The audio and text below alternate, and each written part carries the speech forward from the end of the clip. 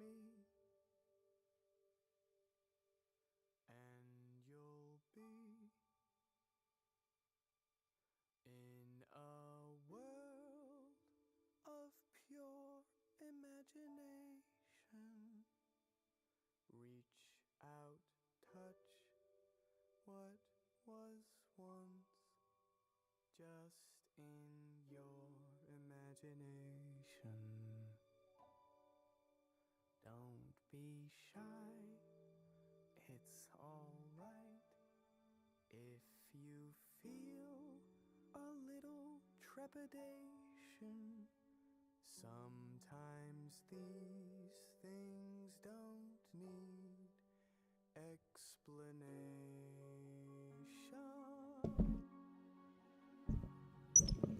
If you want to view paradise, simply look at them and view it.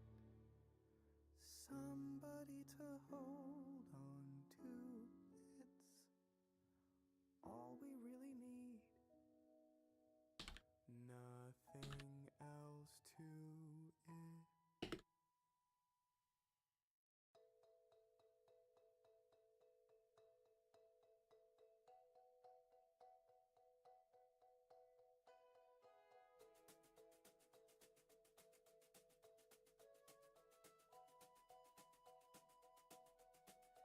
Come with me, and you'll be in a world of pure imagination.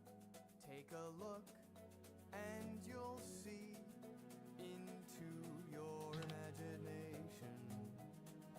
We'll begin with a spin, traveling in the world of my creation. What we'll see will defy explanation.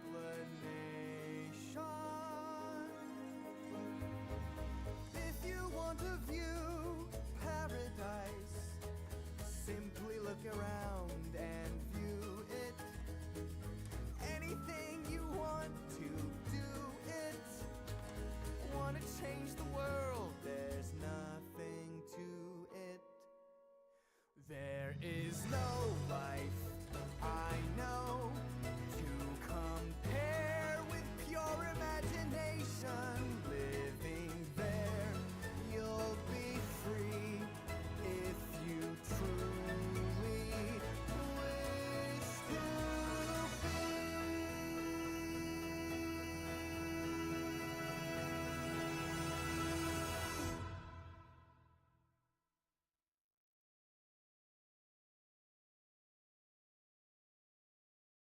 Come with me,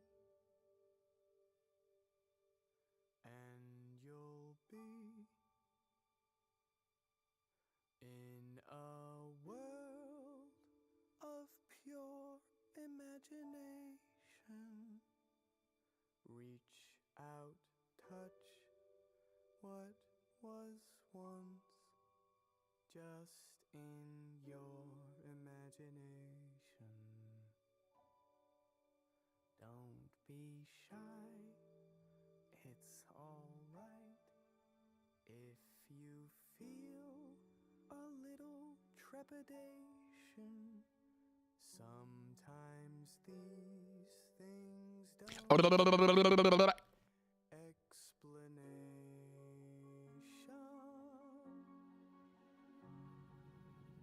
Stramalam. I need to get some coffee, Stream. I got a dot on my face. See that? Y'all see that? Okay, Stream. Welcome. Nothing else to it.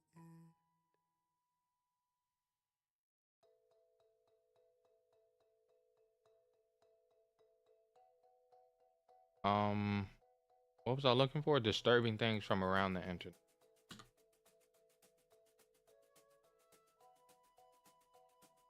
Just type in Expo, huh? Come with me, and you'll be In a world of pure imagination. Take a look, Oh, let me take this out. We'll begin with a spin, traveling in the world of my creation. What we'll see will defy explanation. If you want to view paradise, simply look around and view it. Anything you want to do it. Want to change the world, there's nothing to it. There is no life I know to compare with pure imagination. Living there, you'll be free if you truly wish to be.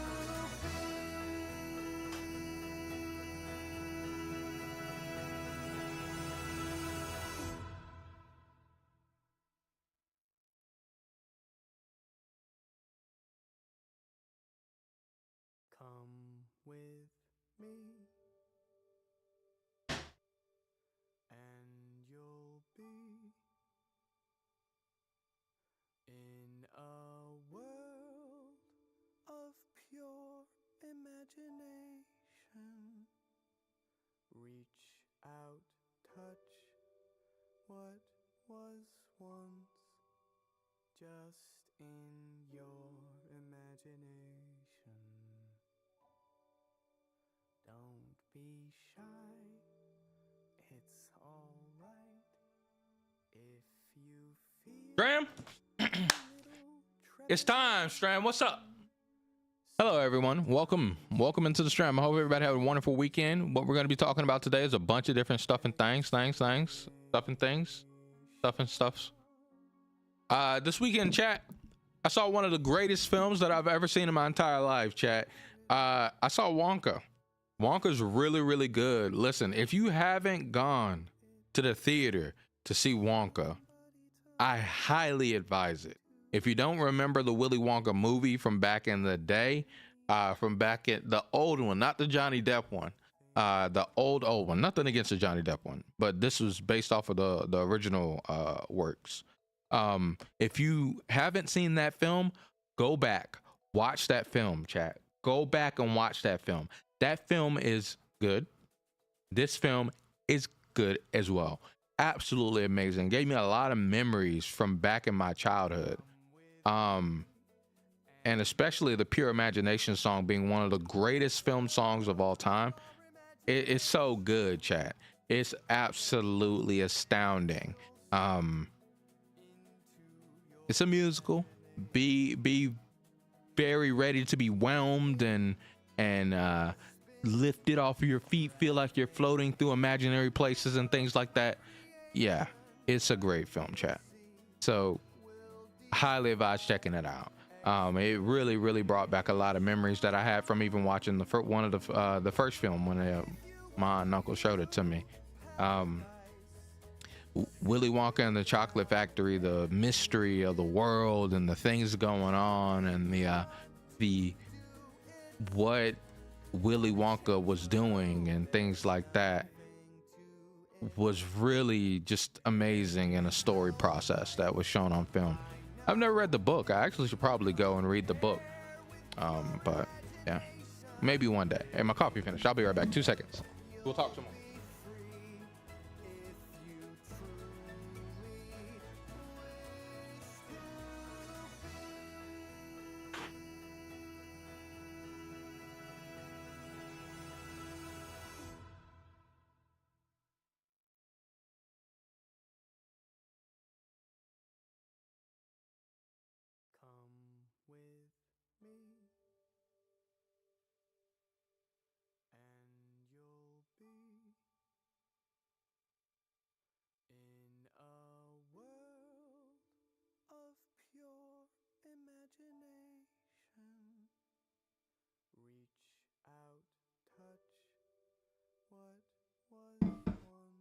Okay, we're back, chat. We're back.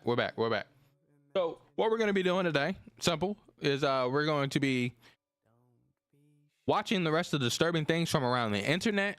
After we finish watching those things from around the internet that are rather disturbing from Nexpo, the deluxe edition, we're then going to more than likely, or we might, depending upon how I feel, we might talk about some things. I think there's this Yu-Gi-Oh topic that's been popping off. I somewhat want to dabble in and put my interest in on. It's like a winter weather advisory chat. I'm checking that out. Anyway, yes, we're gonna be talking about that. We're gonna watch that and then talk about that, and then we might talk about the Yu-Gi-Oh thing. I know I'm saying that a lot, but disturbing things, Yu-Gi-Oh might be talked about. And then after Yu-Gi-Oh, we're going to be playing some video games. So we need to finish up Eastward still. That's still a marker on the goal chat. We're trying to get to Sea of Stars. It's happening. Trust me, it's happening. We're going to get to Sea of Stars. So we want to play some more Eastward. And then we also, today is a special day. The demo over the weekend of Grand Blue Fantasy Relink came out. I've talked about Grand Blue Fantasy on the stream plenty of times. You guys have seen me playing the fighting game. You know that I love the phone game, and that's where it all is based in. I love the fighting game of Grand Blue Fantasy. So the Grand Blue Fantasy Relink is an action-based Grand Blue Fantasy game made by Platinum Games, I believe, or it's something like that. But nonetheless, this game has been in development hell for so long, but it came out with a demo. Me and Brian are going to play this demo live, and we're going to try it out, have fun, and have a good time. We're going to try to, we played part of the demo, and then we played this strong boss in the demo that is very hard. And it's the only thing that we didn't get an S rank on trying. So we're going to try to get an S rank tonight. And after that, we're going to play some more games and stuff like that on the stream, and have a good time, man. I hope you guys had a wonderful weekend. What you guys do this weekend? Hey, what's up, Crow? Welcome into the stream. How do's it does it, my man? How do's it does it?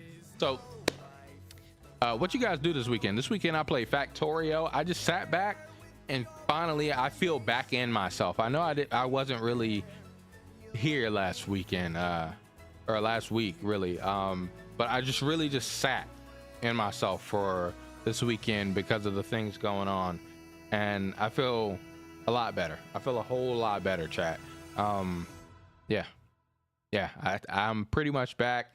We're gonna be back on track to doing things, and just look forward to it. I got a lot of ideas. I downloaded a bunch of music for, like, after I felt a little bit back into myself, I started downloading music for the video and stuff, like for videos that I'm making and stuff like that. Yeah, it's good, chat. It's good. We're back somewhat, not 100%, but we're good enough to go and do the damn thing. Okay, so without further ado, let us grab our drinks, grab our snacks. Let's get over to Nexpo, disturbing things around the internet, watch the rest of that, and then get on to the rest of the things that we plan to do for the night.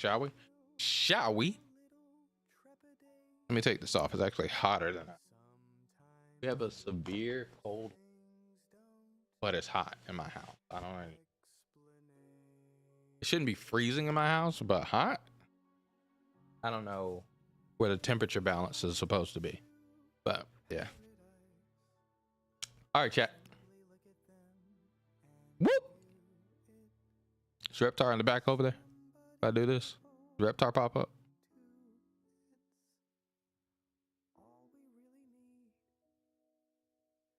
Y'all can see him behind my hand. See that face? Because I'm doing crazy stuff.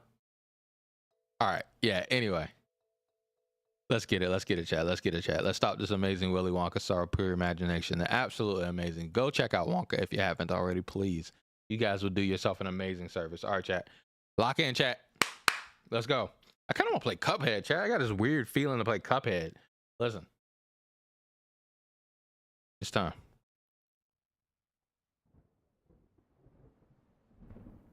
Let me turn up. Do not hang around the restrooms. And if you see any of your playmates about to get into trouble, get help from a police officer or someone you know. You not only have to look out for yourself. Chapter 3, I see you. That's what that says there, chat. Chapter 3, I see you. The little children who don't know any better and can't understand that some people are sick in the mind. Sick in the minds? What the hell is this?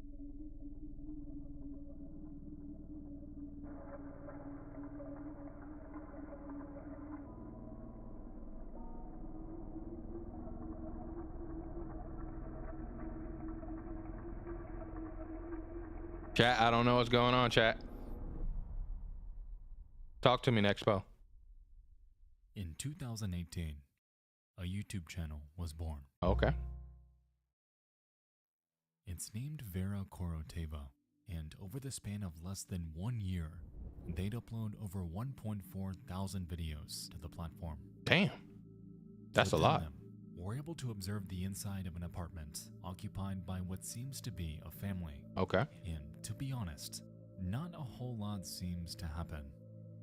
They spend a ton of time watching TV and lounging around. And at first glance, it seems like this channel might be nothing more than an archival page run by them. Okay. Now, this would make sense. However, there's one small problem. This isn't Vera's only camera.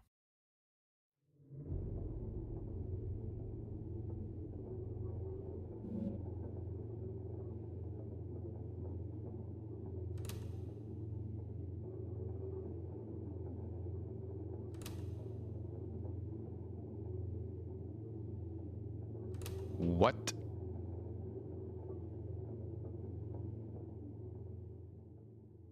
This channel, Vera Koroteva, is likely run by not the tenants, but their landlord. Hey, yo! And they've got eyes everywhere. That's so strange.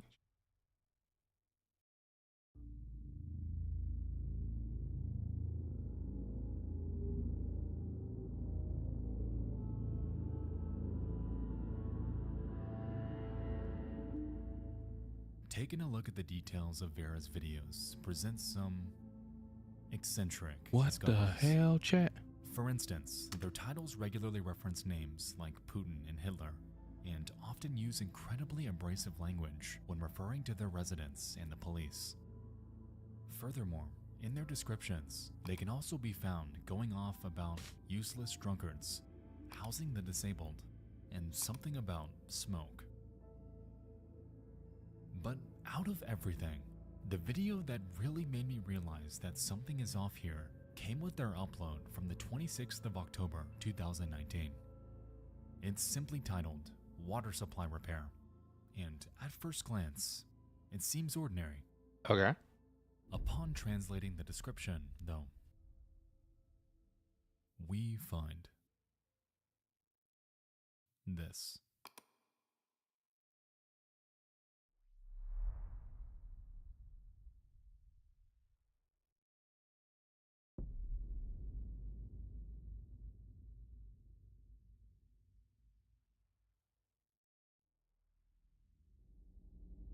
What the hell?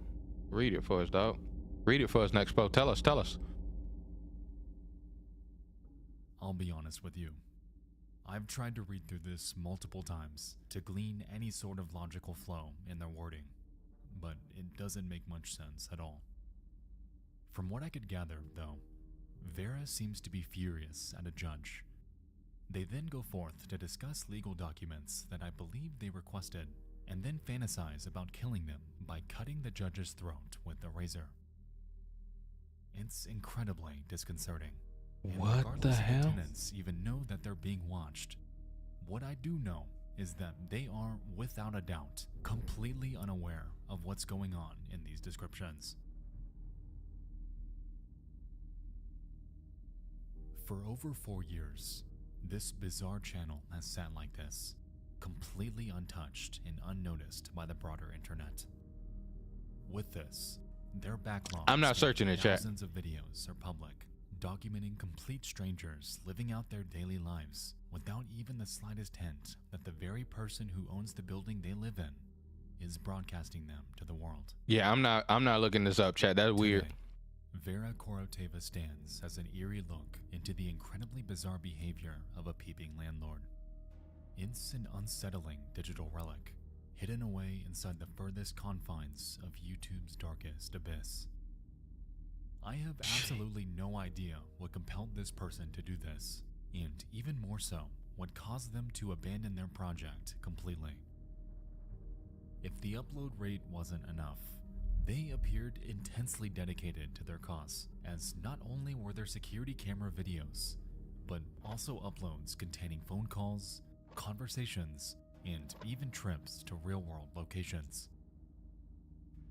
With the language barrier stopping me in my tracks, though, What the hell? unfortunately, deciphering any of this has been ultimately futile.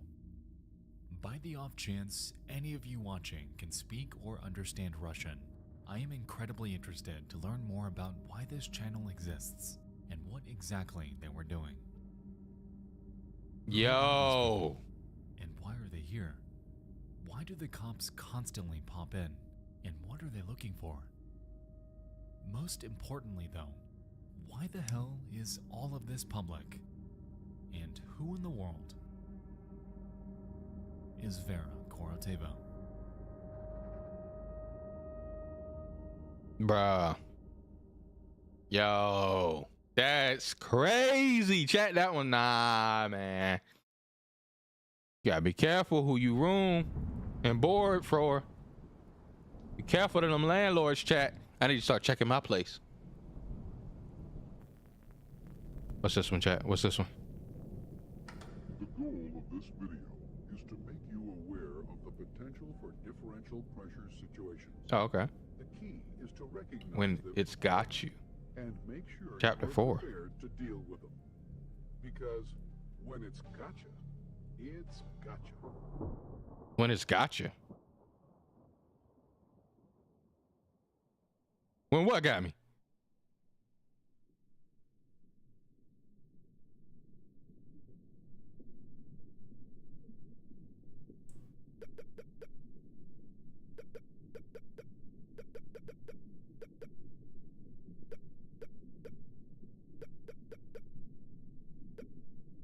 Can you find yourself in the deep?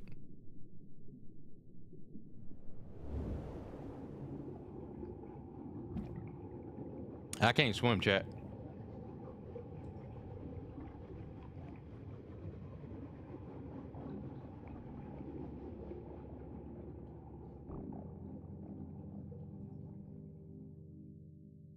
Back in February, we discussed the unquantifiable horrors of the ocean, Okay.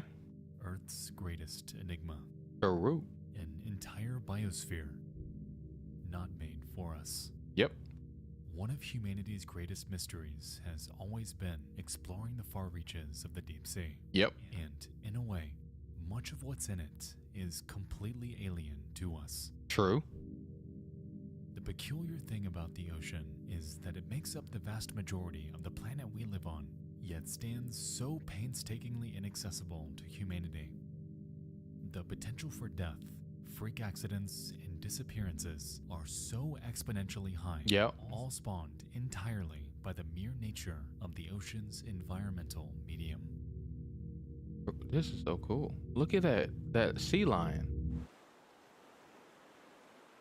I love the idea of the ocean, but I hate the ocean. So large, that it's so much of it. And it can mean the end for you. In February of 2022, 5 divers are commissioned by a field trading company named Peria Okay. to perform maintenance on an oil pipeline. Okay. Located at Punta Pier on the western coast of Trinidad and Tobago, the 30-inch wide pipe stretches from an oil riser named Berth 5, 60 feet vertically down into the ocean, 1,200 feet away from it, and 50 feet back up to the open sea under another oil riser named Berth 6. It was meant to allow ships to transport their reserves to Peria's facilities on land for processing. However, by this point, this particular pipeline was sealed off and hadn't been used since mid-2018. Okay. That day, the 5 men on the job were Faisal Kurban, Kazim Ali Jr., Rishi Nagasar, Yusuf Henry, and Christopher Budrum. That seemed like a And cool they were thing. tasked with heading into an underwater, air-filled habitat at Berth 6 removing a steel cover from the pipe, removing an inflatable plug from inside of it, and installing a connector from the exposed pipe up to the main platform at the berth 6 riser. Oh, okay. At first, everything seemed to be going to plan. Uh-oh. The crew makes their way inside the air-filled chamber and remove their scuba gear so they can effectively perform their work. Booty, chat. Y'all see that? While doing so, however, they notice that the inflatable plug sealing the pipe off isn't coming loose. No matter what they try, it appears to be stuck in place. And so, Kazim volunteers to head out to grab a tool to help with dislodging it.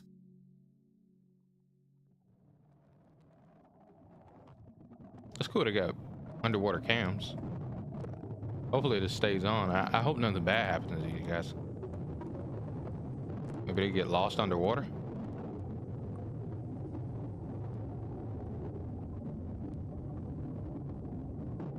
This little air pocket thing, I love that type of stuff underwater.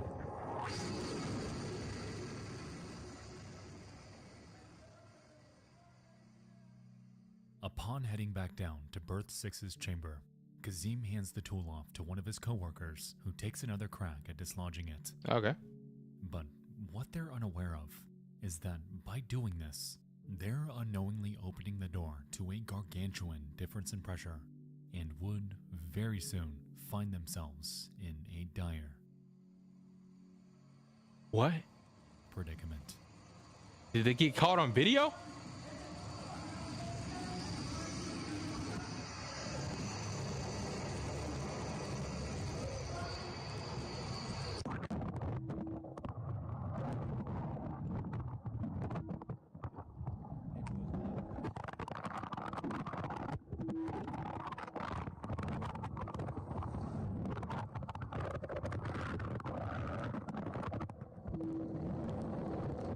Hopefully that's not too loud, chat.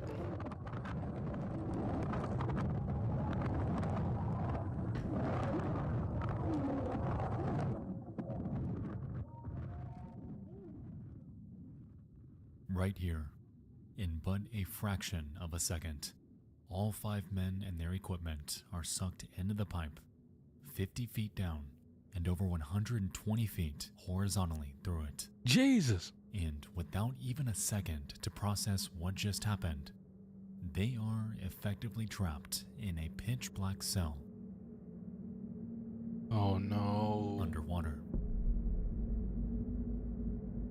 Oh no.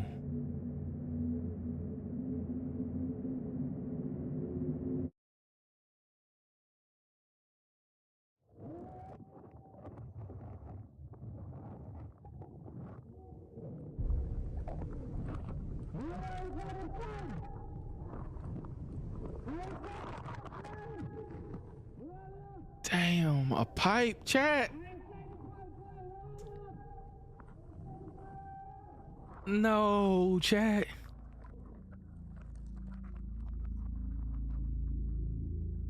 Immediately, they scream for help. They have no idea what the hell just happened, but they're in excruciating pain, and they gotta get out of there.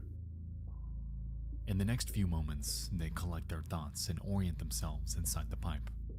They explain to each other their injuries, who's behind who, and try to deduce which side of the pipe they're even facing. With hope quickly fading, Chris begins motivating his crew to try their hardest to get out of there. Okay. Out of that hell they're stuck in. Let's go, Chris. And so, he proposes a plan to link hands with ankles and to inch their way out. It was a 50-50 shot that they'd be heading in the right direction, but at this point, it was one they were willing to take. Yeah. With no light source, no breathing equipment, no sense of direction, they begin to shuffle their way forward.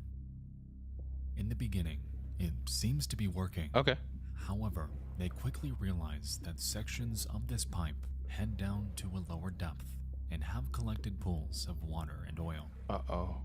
Were they to continue their plan, they'd be making their way through fully submerged sections of pipe, a proposition that, with no knowledge of how long it would go on for, was undoubtedly horrifying. Oh, God. Oh God, With chat. this revelation, Kazim, Rishi, and Yusuf decide to stay back. What? It's a risk that they just can't stomach. And so Chris reassures them that he'll return with help and continues onward with Faisal by his side.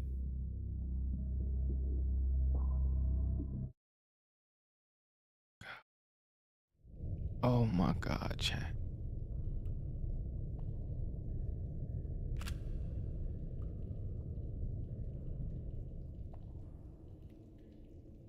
In the following moments, Chris and Faisal encounter 2 scuba tanks lying in an air pocket. They equip them and make their way through fully submerged, extended portions of pipe. What the For hell? a while, they were making steady progress. However, on their journey, Faisal had come to an inconvenient revelation. He is excruciatingly exhausted and informs Chris that he simply can't continue. Oh man. Chris proceeds. Onward and onward, not even sure if he's heading back to the correct opening. Nevertheless, he holds out hope as critical minutes blur by.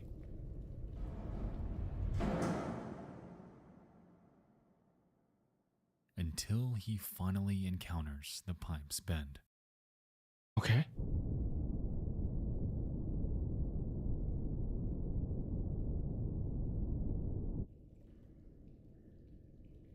He looks up, and it's open. In complete disbelief, he begins to bang on the pipe, screaming and pleading for anyone to hear him. Whew.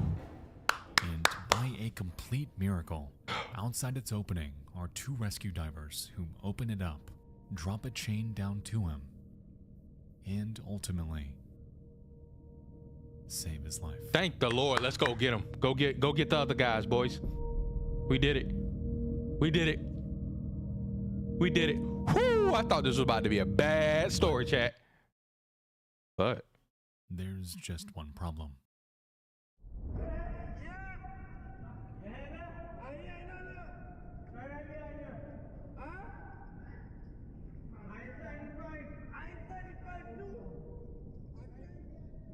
Four men are still down there, still alive, yeah.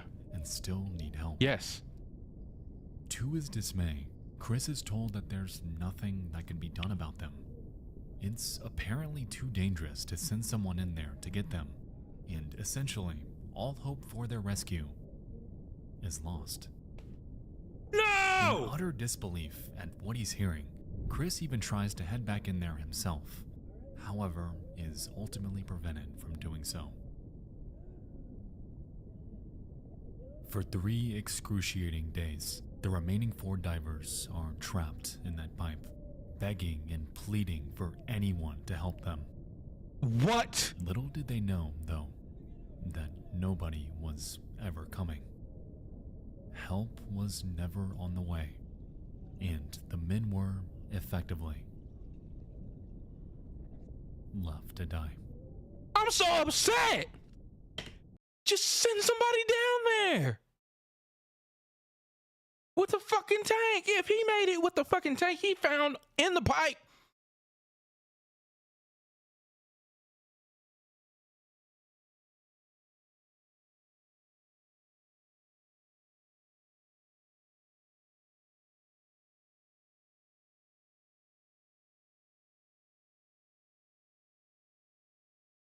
And you'd have to know that they're probably closer to the other side. Like,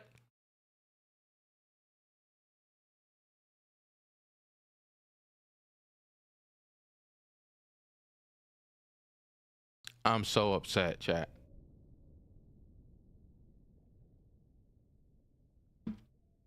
I'm so upset, chat. This is crazy.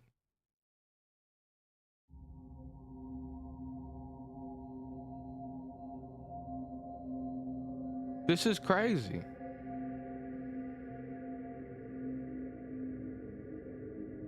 How you just leave 4 men to die? It was 4, right? Or 3?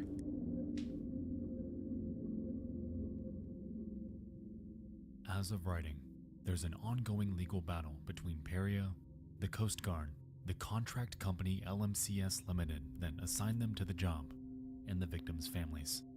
Each of the accused passing off blame and responsibility for their inaction to a different party. No matter what ends up happening, though, I can only hope that the victims' families are given justice, as according to every report available, it seems that little to no effort was made by the companies or Coast Guard to save them. At all. The incident that occurred on that otherwise ordinary day is one of the most haunting freak accidents one could ever find themselves in. What began as an ordinary job had out of nowhere morphed into 3 days of absolute hell. I cannot even begin to fathom the feeling of I can't either, man. Inside of a claustrophobic chamber 60 feet below sea level, and even more so, bearing the apprehensive hope they all held out for help that never came. And they don't got it. I could chat. Boy, I could not, chat. I could not, chat. That's not your boy. That's not your Gobbo Lord, chat. It's not me. Oh man, what is the next one, chat? How could it be? That's the craziest one, chat.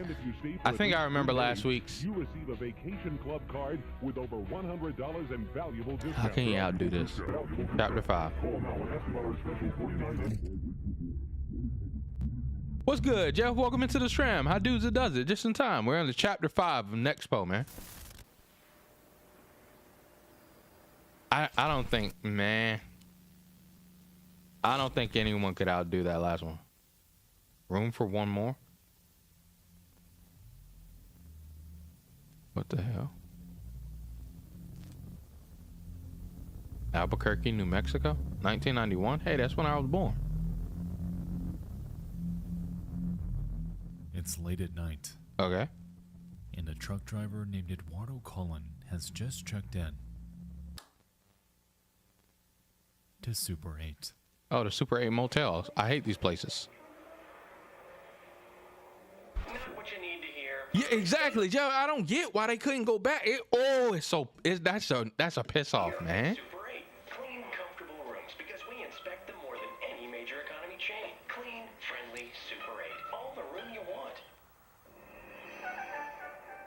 His night is unremarkable. It's about as ordinary as you can imagine. Okay, chill night. He cleans himself up, makes himself a hot meal, All right. and just a couple hours later, falls deep into a much-deserved slumber. Chill. Seems good.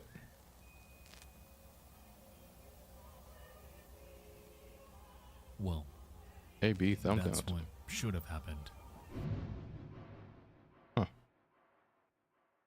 Wait, that's what should have happened.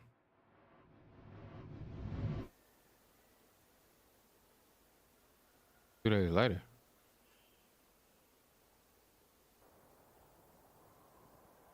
What the fuck?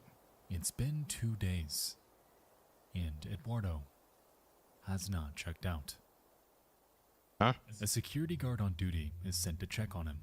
However, a do not disturb placard adorns the handle, and the room is locked from the inside.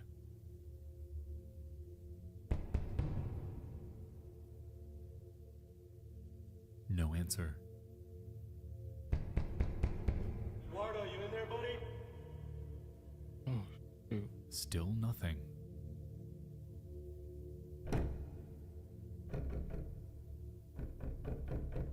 They recorded this back in 1991? He's not there, but it's locked. Suspecting that something is off, the guard manages to unlock the door and make his way in. And at first glance, this room is oddly ordinary. On the floor, the blankets lie haphazard. Okay. On the table, a handbag, a bracelet, a scale adorned with the name George Martinez, and a photograph appear left behind. Okay. Yet, once he makes his way to the room's rear and towards the bathroom, what awaits him A dead body? is completely unexpected.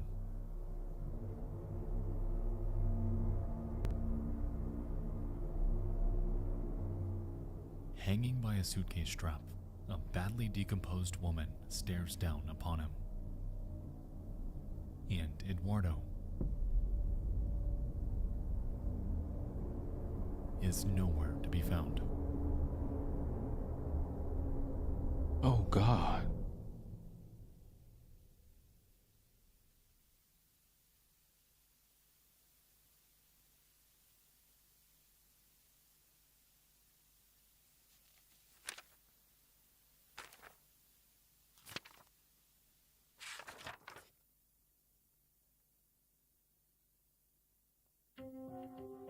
Yo. You know, you would think that this photograph would make this woman's identification a breeze. However, reality has been quite the contrary. Police have since connected her likeness with the woman in the room, yet to this day, her identity remains exactly how it's been from the day she died. She is unknown, What the hell? unidentified. To A this Jane day? Doe.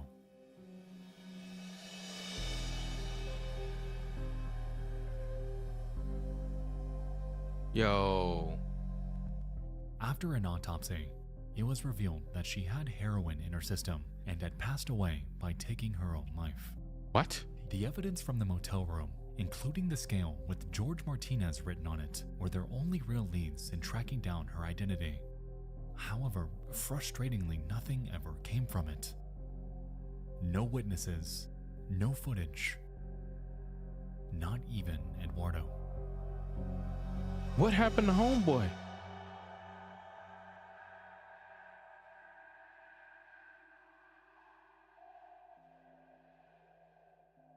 It took 7 entire years before Eduardo's family was contacted by police, and coincidentally, they claimed that he had passed away not long beforehand. What? Upon being shown this mysterious photograph, however, they revealed that they didn't recognize him at all. What? This is not Eduardo, and they have never seen this man in their life.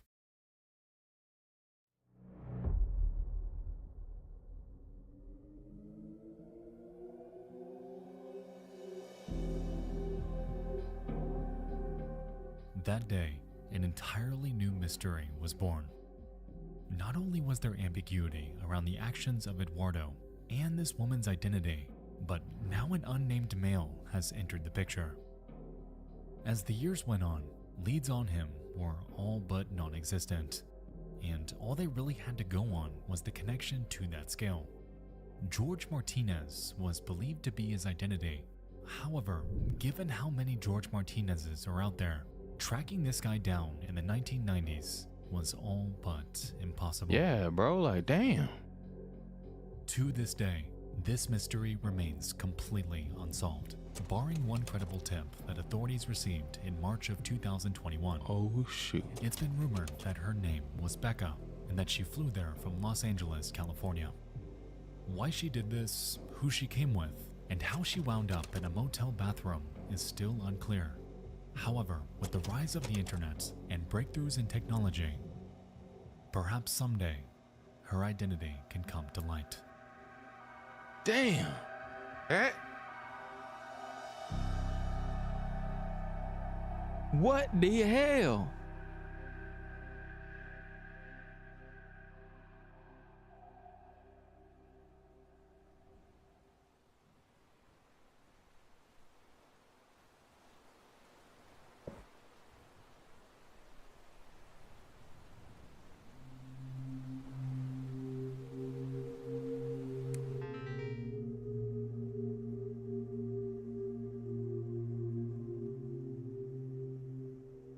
It is hauntingly mind-boggling that not a single soul on this earth has been able to identify this woman for over 30 years. Yes. Much like the case with Joanna Lopez, having such hard photographic evidence of someone, yet knowing absolutely nothing about who they actually are and what happened to them, photo is crazy. Is eerily perplexing. That photo is eerily perplexing. What took place on that fateful night may never be known. And to be honest, a lot of it doesn't even make sense. Eduardo was merely stopping for a place to stay. So how did he become so wrapped up in such a tangled web of mystery? Perhaps there was more to this story, something that he wasn't letting on. Yeah, absolutely. However, given that he's since passed away, that question will painfully remain unanswered. Damn.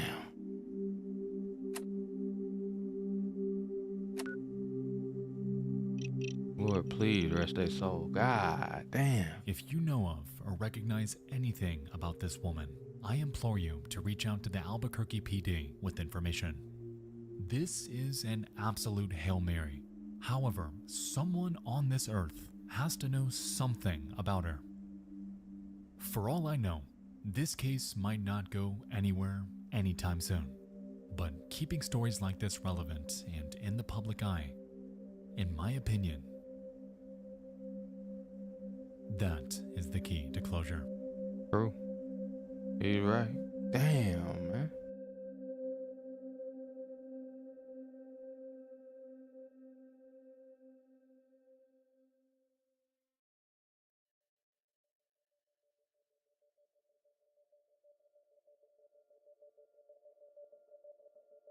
A neighbor with a grim secret. A life lost through inaction. A peeping landlord. Oh yeah, that actually pissed me off the most. The firefighters. Claustrophobic nightmare. And that was really mystery upsetting too. Lasting for over 30 years. Tonight, you and I dove into 5 disturbing things from around the internet. It's been a long couple years, I know, but I promise you this series is back. Sincerely, from the bottom of my heart, thank you all for your love and support. Throughout the years, you guys have stuck by me, and that truly means the world to me. Thank you, Nexpo. With that said, if you guys have any submissions for this series, any disturbing audio, footage, events, anything, feel free to submit them to the show's Dropbox at dtfaisubmissions@gmail.com. Once again, that's dtfaisubmissions@gmail.com. Man, if y'all got anything, send them over.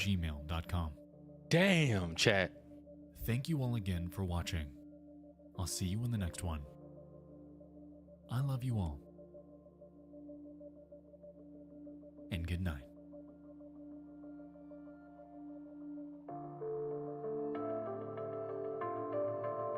Damn, chat. It's so good, chat. Chat.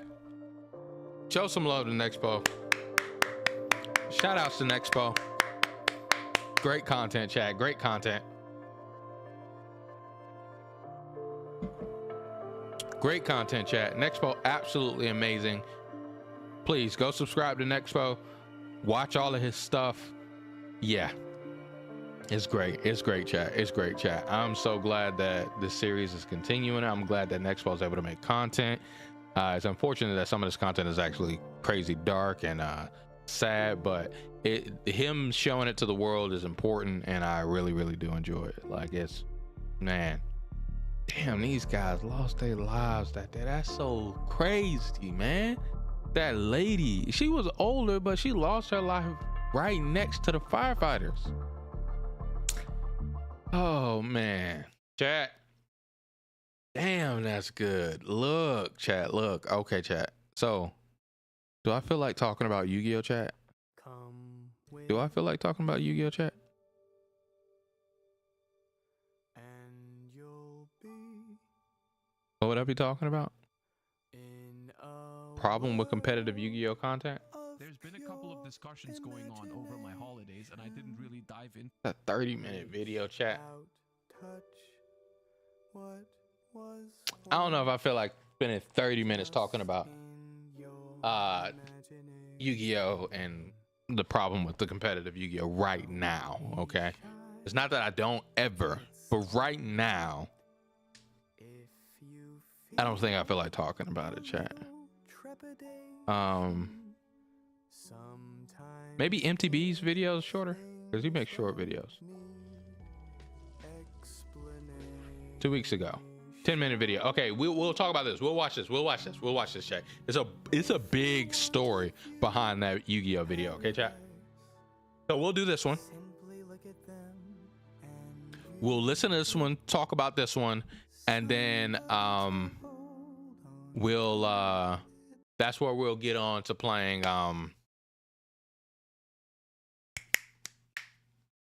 some Eastward, and then from playing Eastward, that's where we'll go into playing Grand Blue Fantasy with Brian and stuff like that later on tonight, because the demo dropped, and Grand Blue Fantasy Relink, the new action RPG Grand Blue Fantasy. Okay, refresh your drinks, refresh your snacks. Guys, you've been here with me for almost an hour now. Hit the like button if you haven't already. Subscribe to the channel if you're new.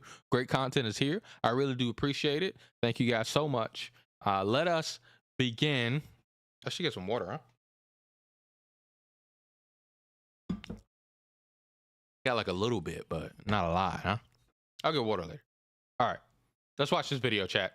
So MTB has posted a video. There's been a discussion on Yu-Gi-Oh Twitter. Okay, I don't pay attention to Yu-Gi-Oh Twitter. I learned through Yu-Gi-Oh YouTube. I'm not part of Yu-Gi-Oh Twitter. I'm part of FGC fighting game content creator Twitter. But anyway, this has been a topic, or there's been a topic on Twitter about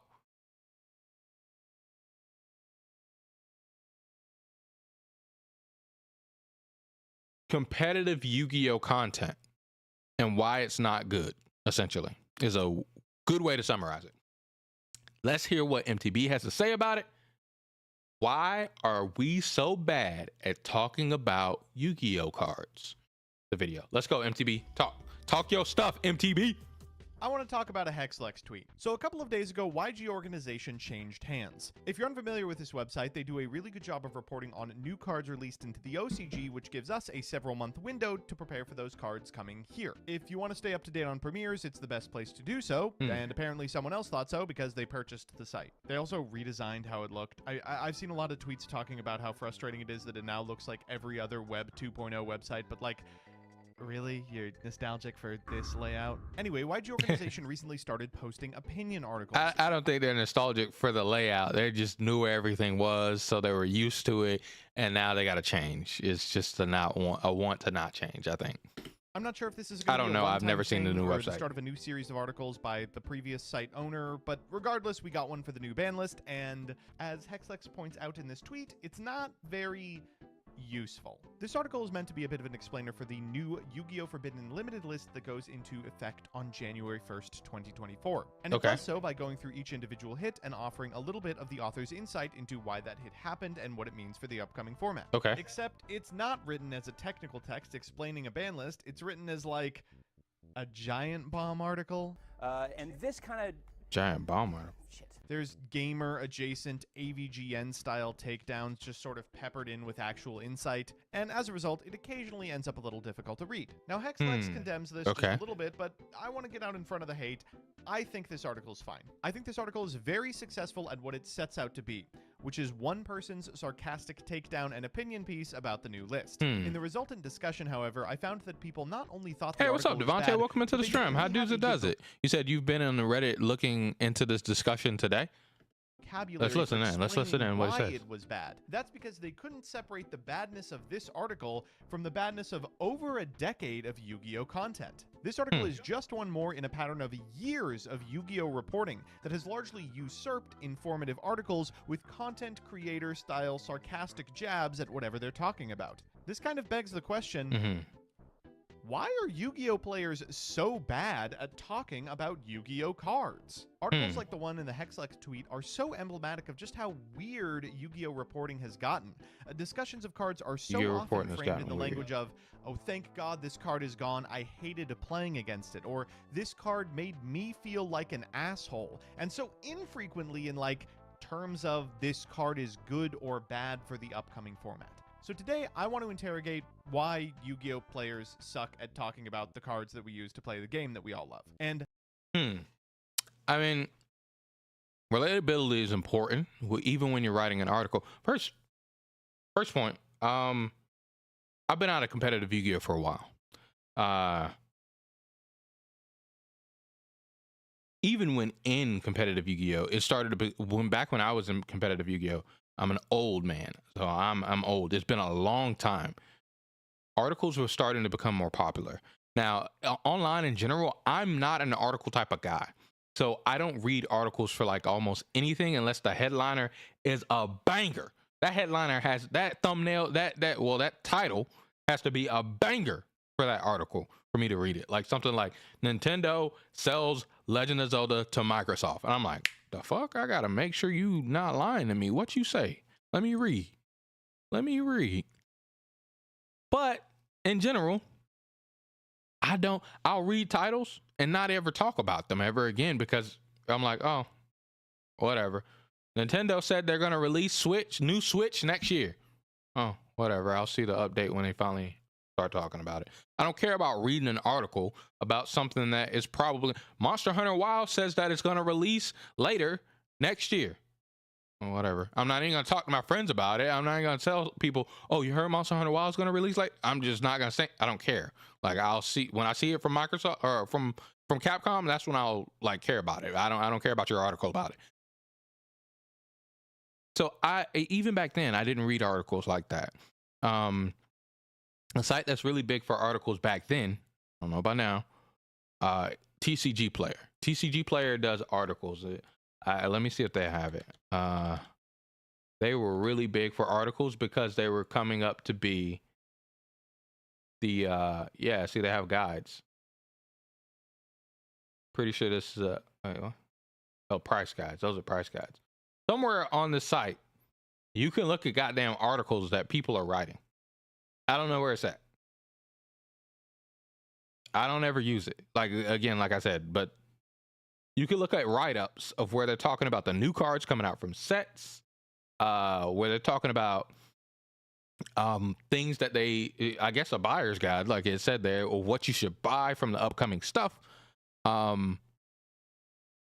Stuff like that. But articles are popular as hell in Yu-Gi-Oh, like in general. Like in general in life too, I guess articles are very important to grab people's attention. Devontae says Pojo also, yeah, Pojo forums. I remember Pojo. I was actually on. I said I don't read articles still. I didn't lie about that. Is Pojo still a thing? Yu-Gi-Oh. Yeah, I forgot about Pojo. Thank you, Devontae. Yeah, so yeah, Pojo forums. I used to be part of Pojo forums. I don't remember my login. I don't remember shit. But boy, oh yeah, today. So Pojo's still a thing. I used to be all over this site. But that's because I was involved. That's the thing that I was more involved in. I was involved in forum posts of where people would come. What's good, coach? Welcome in. Welcome into the stream. How dudes it does it. Where people would come in and be able to discuss things like they would have, like here, the top one right here. Yu-Gi-Oh! TCG discussion, news and gossip. Or someone would post an article. Best Yu-Gi-Oh! Deck is this deck. And I would come in, look at their opinion, and then ask them, why you think this, thoughts on the forbidden limited list, stuff like that. And we just make posts. We would literally just be, this whole place just be us just talking about fucking Yu-Gi-Oh! Cards. And that's exactly what I would come in and do. So articles are very important. I guess they're more important in the Yu-Gi-Oh! Sphere today. I probably still wouldn't read them. I don't need them. But you have to be able to make that article appealing to the people that want to read, or that don't care to read the article, the people like me. Because at a point, articles, let me see how to phrase this. Like being a content creator, you want to, and an article writer, you want it to be able to where it is grabby and catchy for all demographics, regardless, because they know the people that care about it, that want to know the information about the thoughts on why stuff was banned on the ban list, will read it regardless. So it's for the people that will not be entertained or will not hold their attention long to keep their attention longer is what that article is for. That type of style, the jokes and things like that. Now, sure, it does kind of diminish from the hardcore people, the people that will read it, but I don't think it diminishes enough to make them click off enough. If you want that take, if you want that information, you'll be there regardless, I think. So I'm not sure if why is this what he's talking about? Like we're so bad at talking about Yu-Gi-Oh cards. Let's keep listening to him. Thankfully, I think there's 3 reasons for this, which means we can sort them into categories that will be separated categories. by a title card now. Oh, okay. The format. Okay, I hate to harp on this literally every time I talk about Yu-Gi-Oh, but let's check out a parallel card game in Magic the Gathering. Okay. To my understanding, Magic largely doesn't have this problem. Yes, there are content creators that will make articles that sound exactly like what I'm complaining about, and certainly there's no shortage of individuals who will make reaction-style videos when Magic's ban list gets updated, but those are paired alongside a robust infrastructure of individuals talking about what the changes mean for the various impacted formats. In my opinion, the reason Magic the Gathering players are able to have that kind of intelligent discussion is twofold. Firstly, there is a reason to get to know every single card in the set. Yu-Gi-Oh players are usually not particularly literate when it comes to what's legal. This isn't really their fault. There's one format and every card that's ever been printed is legal. You're not going to remember like Taylor of the Fickle exists, for instance, right? Yeah. Yu-Gi-Oh players specialize early. Usually they go to a tier list video, pick a deck they think looks like something they'd enjoy, learn the ins and the outs of the strategy, and just sort of hope whatever your opponent's doing isn't going to interact with you in any sort of meaningful way. If you play a deck like MathMech that occasionally gets new pieces of support but isn't itching for anything new, you could go like literal years without reading or learning any of the new cards. Hold on. Hold on. I don't mean this in any offensive way, but I hate it when we say Yu-Gi-Oh players and we talk about the entire player Yu-Gi-Oh demographic as if they're all the same. A competitive player, a casual player, and a person that I would call a Yu-Gi-Oh player are 3 different things. A Yu-Gi-Oh player is somebody that knows Yu-Gi-Oh, that likes the show, that has some of the cards, that maybe have friends that are competitive players, but they're not as committed. They have real world responsibilities, and they may just hang out with their friends and play. And maybe if they're going with their friend, they'll maybe they pick up a deck once every 6 months. A casual player is a person that probably goes to locals, hangs out with their friends, and then does stuff like that. But they actually know what Yu-Gi-Oh cards do. They know decks and things like that. And they play, but they don't care about ever taking it seriously. They do what MTV referred to here, where they just Google a tier list of what's the best deck. They play the best deck with their friends, or they ask their friends instead of Googling it, and they play, and they know, they're like, hey, what should I put in my sideboard? Da da da da, and that's, or they discuss. They maybe sit down and with a gaggle of friends and then play games that way. But again, I think the main difference between them and just a Yu-Gi-Oh player would be they play locals and they actively understand the format of the game or the meta of the game. Where the Yu-Gi-Oh player, like I said, they have maybe other responsibilities or other things they care about necessarily. They just only do this through the window of a friend. The house of a friend is the only reason why they're doing this, maybe, possibly, or just a pastime, an escape. Same thing for a casual player, but it's just more committed, a little bit more committal. And a competitive player, you guys already know what a competitive player is. I don't even need to explain that. So every time we say Yu-Gi-Oh player, we put all 3 of those together, which a competitive Yu-Gi-Oh player obviously doesn't do anything like this. So that's not why I bring it up. I bring it up because of the casual player and the difference of an actual Yu-Gi-Oh player, or what I would say is a Yu-Gi-Oh player. We can use whatever words we want, really. But a casual player and what I'm calling a basic Yu-Gi-Oh player have 2 entirely different goals in mind, and them looking up a tier, the casual player looking up a tier list, is, I think, yeah, they're not going to understand even what's in the current meta. They're probably not even going to understand the actual cards. But the regular Yu-Gi-Oh player is definitely not going to understand what's in the actual meta. They're just playing some fucking Fire King deck. They bought the structure deck and they're playing it. Fire Kings just had a structure deck. My friends told me about it. That's why I said that. Devontae says, I think someone said on Reddit really resonated with you. The old Pojo forums were so good, along with articles, because that information is forever. Currently, a lot of Yu-Gi-Oh content is on Discords, but if you miss those chats, You literally lose that information. Yeah, that definitely is fair. Information on the forums does sit in that post, and you can just link back to that post anytime like a question is asked or something like that. But yeah, if it's in Discord, oh, that's fair. Yeah, it's in Discord now, so it's in Discord chat. I'm surprised someone doesn't compile, like, because that's a thing that used to happen even with forums, right? Information can get lost, right? Because forums are big, forums are huge, and then sometimes there'll be forum wipes where they wipe away some of the old information and things like that. But people would compile it, and like we saw up there where they had the big huge threads, the Q&A thread, the commonly asked questions thread, they would compile that. Somebody would compile that information, like the moderators are a very helpful person, would compile that information. Not me, I wouldn't do that, but I would compile it for me, not for everybody else. I only did that compiling one time for Toon Link and Smash Brothers. But yeah, like, maybe they should start doing that for Discord. That would make sense. That seems like that would help. Conversely, if you want to play competitive Magic the Gathering, you are working with a much smaller card pool, and as a result, you need to be much more familiar with what cards play what roles. If you want to play one of Magic's limited formats, you are going to need to know what cards are good in that format, why, and in what scenarios you will pick those cards for inclusion into your strategy, which dovetails nicely into the second reason that I think they're able to have this conversation more effectively.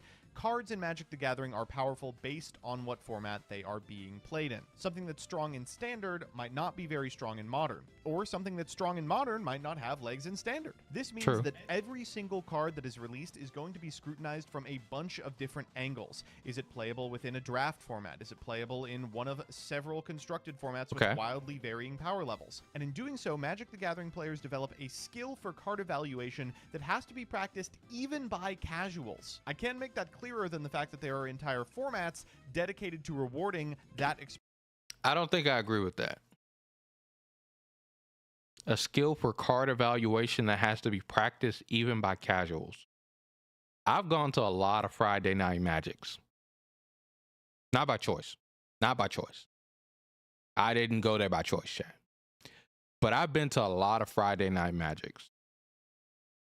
And they don't care what your cards do. They're not playing blue decks. They're not playing decks that interact with the opponent. They're playing their big red-green deck, or their red deck, or their green deck, or their, what's that color? White? Is it white? Yeah, their white deck. Those are the monkey decks of the game if you play Magic. They don't interact with it, or white interacts with the opponent sometimes, but they just play boom, dude that does something, boom, dude that does something, boom, dude that does something. Or red is just like burn, burn, burn, burn, burn, burn, burn, burn, dude that burns you, burn, dude that attacks, kill you. Or green is like, or the green was the boom, dude that does something, boom, dude that does something. And then white is like dude, dude, dude, dude, dude, dude, dude, dude. Dude, dude, dude, dude, dude, dude, dude, dude. Attack with all dudes. Dude, dude, dude, dude, dude, dude, dude. Attack with all dudes. Like, that's what they're doing in Friday Night Magic. They're buying the newest Magic structure or whatever thing, and they're just playing it. They're just having a good time. Friday Night Magic. They're essentially doing what I said about the Yu-Gi-Oh player locals. Friday Night Magic is that player's local. They just go to Friday Night Magic, buy that Magic deck, and have a good time, and get some store credit for winning, because it is free to enter Friday Night Magic. It costs nothing to enter Friday Night Magic. So they just sit down. They don't fucking care. I don't think that this difference that he's talking about actually exists. Now, I could be wrong. I don't play Magic anywhere near as much as I played Yu-Gi-Oh! But I don't see the evidence for this difference to necessarily exist from the people that I've met at one of the biggest locals of Magic back in 2011, 2012, 2013, when I worked at the largest shop on the East Coast. Expression of skill, evaluating cards, and then deck building afterwards. Yu-Gi-Oh players don't. And then they, like, most players don't play draft format. They don't. Because draft format costs money. It straight costs money.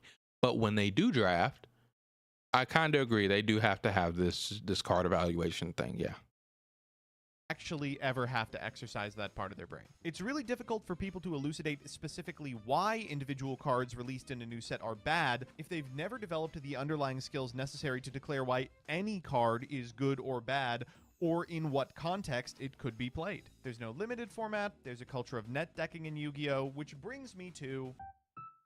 personalities. You know, at some point I'm gonna have to talk about how I'm part of the problem, but not today. So Yu-Gi-Oh! Content has just sort of shaken out in a very specific way over the last 5 years. Since COVID, and I'd argue maybe a couple of years before that, people have cared a lot more about content creators and their opinion than they've cared about the actual underlying card game. Now, I just want to get out ahead of admitting I'm part of the problem. I think that's fine. God knows caring about the Progression series in 2020 was a lot Caring more about fun your than influencer, yeah. whatever Cecil format was, but it comes at the cost of consistent competitive content. I'd argue that a lot of the reason why people don't feel motivated to write something like an article series interrogating the underlying assumptions of the pendulum strategy, why every pendulum deck just loads up on extenders, why people are allergic to non-engine, why for some reason almost every pendulum strategy, regardless of how it's designed, feels like people are trying to force it into the mold of Build-A-Board, is because regardless of what you say in that article, the comment section is going to look the same. People are going to be typing penned best deck because they heard a YouTuber say it once. That's why a lot of these articles mirror the same type of language that you would see in... They're gonna... But would that matter? Why would that matter, though? a YouTuber style breakdown. The people who are writing it are responding to the wants of a community that has largely displayed they want to see the Bussy Boy and Farfa argue for the 50th time more than they want to see a breakdown of what the Sun Avalon combo actually looks like. The domination of individual personalities and the decks that they champion also dovetails nicely into the third problem. Hold on, really quick. The personalities. I don't think the personalities are really like he says there. Like I don't. I mean, if you cover the content, they respond to the content. If you covered competitive content, the people that care about competitive content would be there. But it's a very small portion of Yu-Gi-Oh! I think in general. Like the casual doesn't care about the deep dive into why a deck works. Like the basic player that I differentiated there, like even if we lump them into the casual player that he's talking about, both of those demographics don't care about the deep dive onto why fucking Zodiac are able to Zodiac. They just care about what's the cool deck that I'm gonna play. Like that's it. The competitive player is the only player that cares about that. The competitive player is a very, very small subset. It's very, very small. Competitive anything is very minute compared to the big, broad majority of your fan base. Yu-Gi-Oh's huge. I don't. So of course you're not going to be able to make content to appeal to the majority and the competitive at the same time. That doesn't work because they're not the same. Devontae says, I know that point very well. I'll explain it in a bit. Okay, cool. I think his concern is with the interaction quality. Okay. So you can, as the article, hear feedback from what you're saying, I guess. But I think, again, I don't read articles, but I think my goal as an article writer is different. I don't get response from the comments. The only response from the comments I think you would be getting is this a good article or a bad article? Did I give good information? But if you're seeing people say Penn's best deck, just because you gave a breakdown, we were talking about a breakdown of a certain deck, right? Yeah. I don't think the breakdown of a deck and then people were responding Penn is a certain deck, that's a comment you shouldn't pay attention to. You should be like, oh, okay, people think Penn's the best deck. Keep it moving, right? Coach says, yeah, I'm pretty sure most of Yu-Gi-Oh! Is casual. Yeah, most of every game, every single game you can think of. Well, maybe there's some minute, small games of where they're only competitive, right? But those games are not what I'm talking about. But just about every game, the reason why they exist, let's say every large game, every big game is big because of the casual base. It's because it's casual, because it's accepted casually. Pokemon, Yu-Gi-Oh!, Magic. We can go across days. Even the One Piece TCG, the newer TCGs, even Vanguard, all of these people are casual. And that's why these things exist, because they get money from a casual. Also dovetails nicely into the third problem. The IP. So we talked about Magic in the first third. I'm now going to talk about Pokemon. Yu-Gi-Oh! Has a lot of the same baggage as Pokemon. Competitive Pokemon is super interesting and engaging. But regardless of how interesting or creative the teams that people come up with are, the comment section of every Weedle Twineedle video is going to have a couple of references to a Pimp Night video that released in 2007 where a Magikarp swept a team of Ubers. There's this residual you have to win with your favorites attitude that's very pervasive among the Pokemon and Yu-Gi-Oh! Playing casual fan base, but also kind of leaks into the competitive fan base as well. Sure, a significant amount of comment. Let me hear him out. I don't understand this at all. Are incapable of talking about a card like Mathmech Circular without mentioning that a well-timed Blue Eyes White Dragon can make quick work of any enemy, but a lot of really good players also internalized some lessons from the anime and learned that sticking by your chosen deck is a virtue. There's no way you can have that opinion regarding deck types and also amass the breadth of understanding necessary to speak from a position of authority about a whole bunch of other decks. All of this coalesces into a weird, frustrating mess. There's no articles about the fallout of the list, except for one. I know what it is. We'll keep listening to him, chat, but he's too internet brained. He's a content creator, online content creator, really big, very successful. MTB is awesome, by the way, guys. He's content brain, or not content brain, excuse me. He's Twitter brained. He's Twitter brained. These Twitter people online that talk about being part of the competitive. That's what he's talking about. Because in actual competitive, if you go down to a shop, if you go to a competitive event and you talk to competitive people that are competitive, there is no way. The only stigma that I would say exists, that I could somewhat agree with him in this point slightly on, is the disdain for someone playing what is the best. The disdain for someone playing what is the best. That is a thing in the competitive scene. It is. Or back at least when I played. Maybe it's changed. They see you as sold out sometimes of playing what is the best instead of playing the second best deck or playing a deck that is more agreed upon to be okay, more fair, if you will. Yeah, that deck's more fair, but if you play the best deck, that's unfair. I'm pretty sure a lot of players felt it during the what's that format that Devontae was telling me about? Tier Element. I'm pretty sure a lot of players felt it during the Tier Element format of where they got the Tier Element deck, they were playing it, and their friends are like, you sold your soul. You sold out. You playing the best deck in Yu-Gi-Oh! I remember when you used to just play good decks. You used to play a fair deck, and now you playing this unfair bull trash. That, I think, is a stigma. But play your favorite, play Blue Eyes? Play your favorite card? I don't know about that one.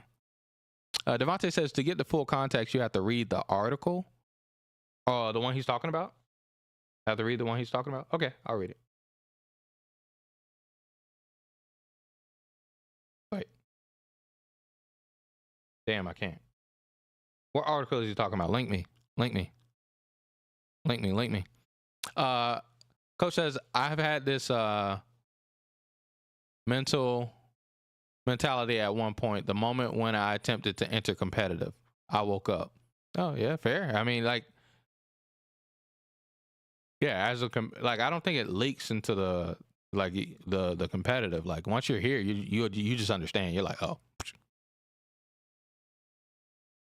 I only needed to get my ass kicked in 3 tournaments. Yeah, exactly. Mermaid Turbo. You silly. By people unfamiliar with what the decks impacted. Link me the article, please, those guys. Articles are published even just put it in the downstairs cafe. I'll read it. Helpful because you gotta publish something. That's how Yu-Gi-Oh content works. They got a Guido. Is Streamlabs gonna kill me if I link? But the end result is the same. It shouldn't, but you're a mod. You wouldn't be killed. Really bad at talking about their game. You can also link it here. I know what you're probably thinking. Okay, Joseph, Yu-Gi-Oh players can't explain themselves in a way that's satisfactory to you. Why is that my problem? Well, I think my whole brain farted on words of what he was talking about there. I was thinking about links. Remember that meme? But the end result, that's published even though they don't contain anything particularly helpful, because you gotta publish something. That's how Yu-Gi-Oh content works. They gotta Guido What am I listening to? Back about up. a whole bunch of other decks. All of this coalesced anime, and learned that sticking by your Okay, here we chosen go. Here we go, deck is a chat. We're back. virtue. Well, I'm There's back no way caught you up. can have that opinion regarding deck types and also amass the breadth of understanding necessary to speak from a position of authority about a whole bunch of other decks. Oh, maybe the article writers are like that. I don't read the articles. Maybe the article writers are like that. They have this pompousness. Maybe. This coalesces into a weird, frustrating mess. There's no articles about the fallout of the list, except for ones by people unfamiliar with what the decks impacted do, but those articles are published even though they don't contain anything particularly helpful, because you gotta publish something. That's how Yu-Gi-Oh content works. They gotta Guido. Remember? I think so. These companies, right? There's only one of them that are. Magic has much more of them. Much more. Magic has many more of them. Yu-Gi-Oh might have grown to having those now. I think I know one off the top of my head, but back in the day, I'm talking from back in 2012. It may exist right now, and I might be blind, and maybe MTB, Perfect Pause, by the way, doesn't know about them as well. I'd imagine that he would, and he would talk about them here, but I don't know about that Yu-Gi-Oh organization page. Pojo Forums was the place where it started, but a lot of these places, the articles that were being written, even TCG Player, the articles that you would see were written by employees of the company. So, for instance, at Super Games, we used to write articles. We used to write articles. Articles used to be on our website. I don't know if they are now. It doesn't matter. But they were not written by a Yu-Gi-Oh competitive player. They were written by someone who worked at the shop. At the time, we did have a very good Yu-Gi-Oh player. But Yu-Gi-Oh was written by just whoever at the shop was an employee. So these employees aren't as committed to competitive Yu-Gi-Oh because you're not incentivized to, as a worker of a card shop, to be a competitive player in the card group that you work or for working for the card shop. You're supposed to care about the card business, not about the card game, because caring about the card game can create conflicts of interest. So like, for instance, if you're a competitive top Yu-Gi-Oh player, new deck comes out, your shop sells it. A lot of people are smart and won't jeopardize the integrity of their job for getting the new cards. But sometimes people are not perfect, and they will. And I don't mean stealing when I say this. I mean like jeopardize the integrity. Like, the shop cares about being able to sell cards to the people, right? You, as the person who worked there, technically have first dibs, because once you step from behind the counter, you are a common person too. So you know how many you have, but you short your market of people being able to come in because you are able to buy, because you know that you just opened the set. So you are able to beat the actual customers that will bring in market value to the punch. This creates conflict of interest for the business, because it looks like they only have, it looks like, damn, they barely opened any of the set. They only got 2 of the new secret rare. Really, they had 7 of the new secret rare, but employees bought 2 and 2 and 1, and now they're left with 2. You know, like, so it's like, why would a business, a lot of card shops, when you're an employee of that card shop, you cannot buy cards from that card shop. You just can't. You cannot buy, just like you said there, Coach, holding a deck for yourself. You cannot buy. And I'm not talking about stealing. I'm not talking about anything dealing with like actual criminal activity. Criminal activity, you deserve to go to jail. Fuck you. But we're talking about specifically the conflict of interest. So that's a big example, a huge example of conflict of interest there. And working at that card shop is not, that's why you would not have a care for that card game. And a lot of times these places would. What I was bringing up is the only place that I knew of back when I played is, I don't know if they still exist, ARG Yeah, so they still exist. Alter Reality Games. I know the owner, or I don't know if he's the owner anymore of ARG, but they would write articles. They would write articles, and they had some of the best Yu-Gi-Oh players as part of their teams, and they would also run Yu-Gi-Oh circuits entirely. ARG was really big inside of Yu-Gi-Oh. I don't know if they are anymore. It's been in fucking years. One of the best players in the world, Patrick Hoban, was a player for ARG. I was about to be a player for ARG. Like I said, I know the previous owner of ARG. His name is Jim. He's a cool guy.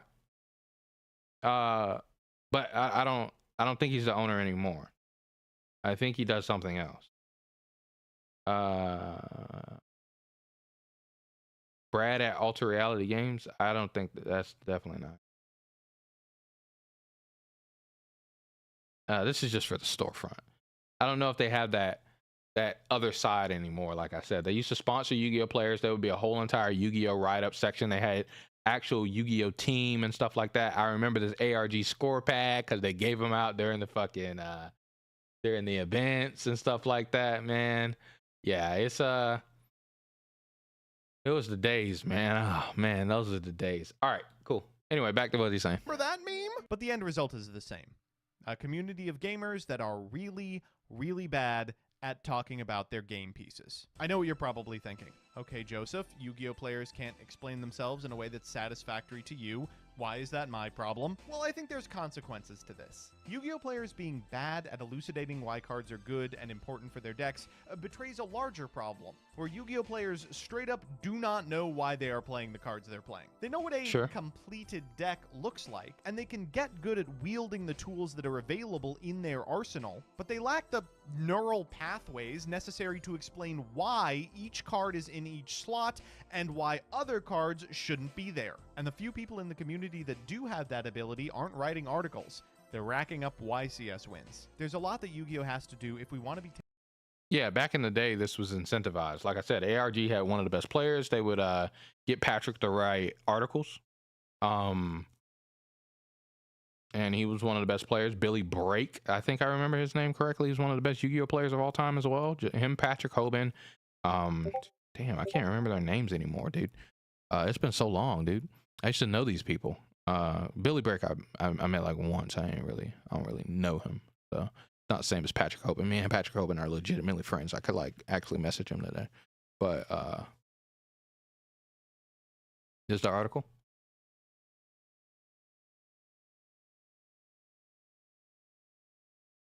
Article is in the Twitter thread.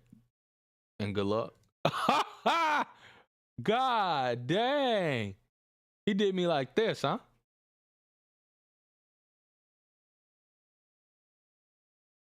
Is this?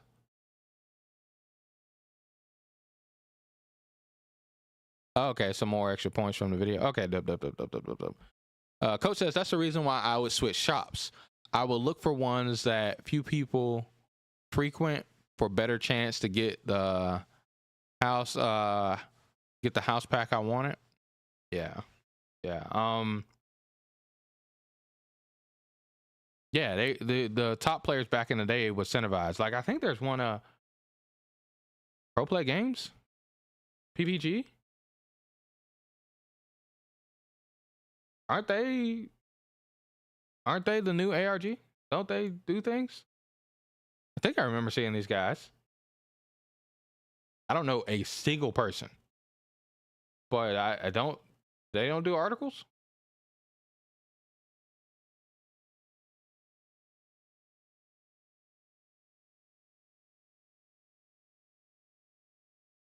Deck builder tool, advanced search, new arrivals, weekly schedule. Nope. They're just Miami, Florida store.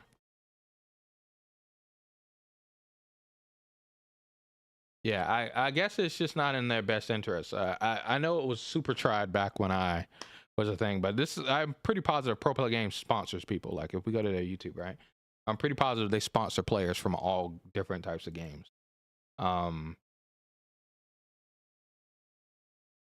Because I remember seeing PPG, like it was a whole controversy of PPG picking up players and stuff like that. And my boy who was starting one, the card guys, and oh yeah, see, like One Piece ban list opinions here. Of course, this is more geared toward content, and I'm not saying anything against MPD by saying this. So like they sponsor players and stuff like that, and make videos and stuff. Well, anyway, they exist. All right, let's finish listening. Taken as seriously as a game like Magic the Gathering when it comes to competitive play. Certainly as players, a lot of that is out of our hands. Giving the platform necessary to individuals who know what they're talking about and are able to describe it is something that we're not going to be able to do at a local level. But one thing we absolutely can change from the perspective of an individual duelist is our mindset. It is good to practice skills like card evaluation that usually don't get tested. It's a strength to be able to elucidate why every single card in your deck is important without pointing whoever's asking to a Jesse Cotton video. And only when that understanding is commonplace will we finally receive Yu-Gi-Oh! Reporting that doesn't read like a Maddox article from 2009. That's it. See ya. That's a good video. I have a different take on it because of I guess I get where he's coming from. However, I don't think, how should I say this?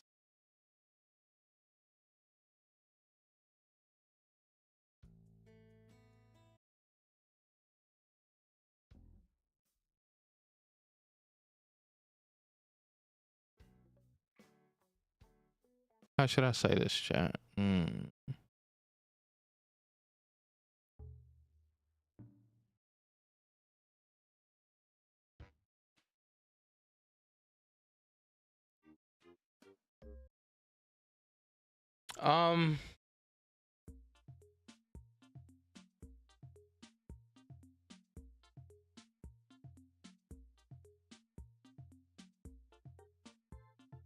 So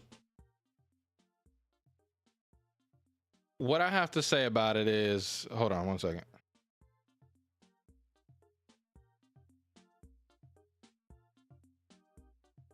One second, let me make sure you guys get that subtle background music.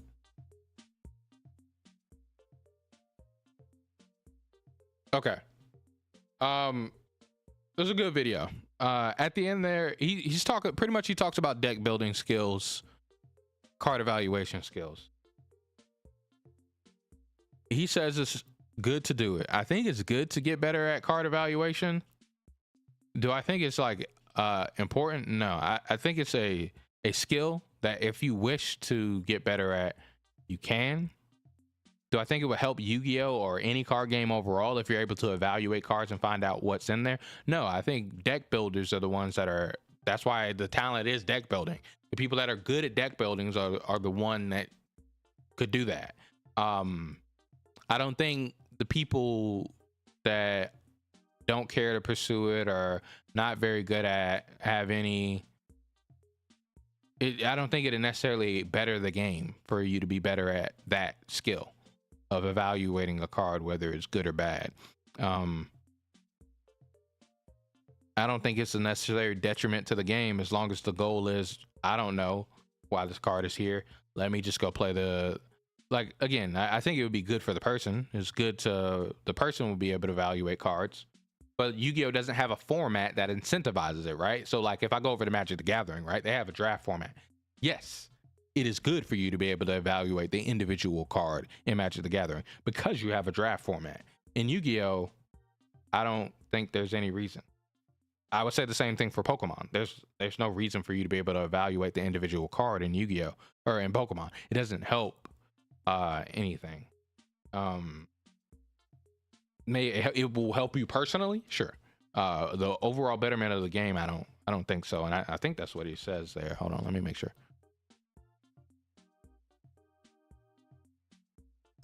It's a strength to be able to elucidate why every single card in your deck is important.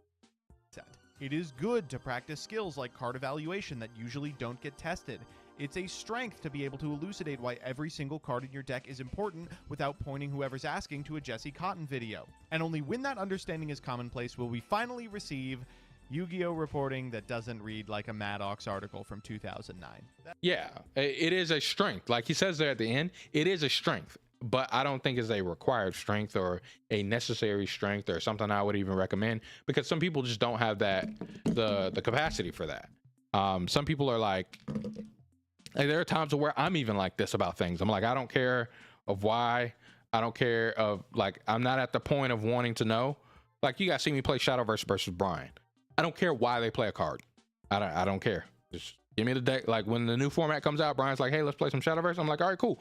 I don't care why they're playing it. I don't care what they're thinking about when they play it. I just want to play the deck that they say play. I'm gonna just play it. I'm gonna just play it.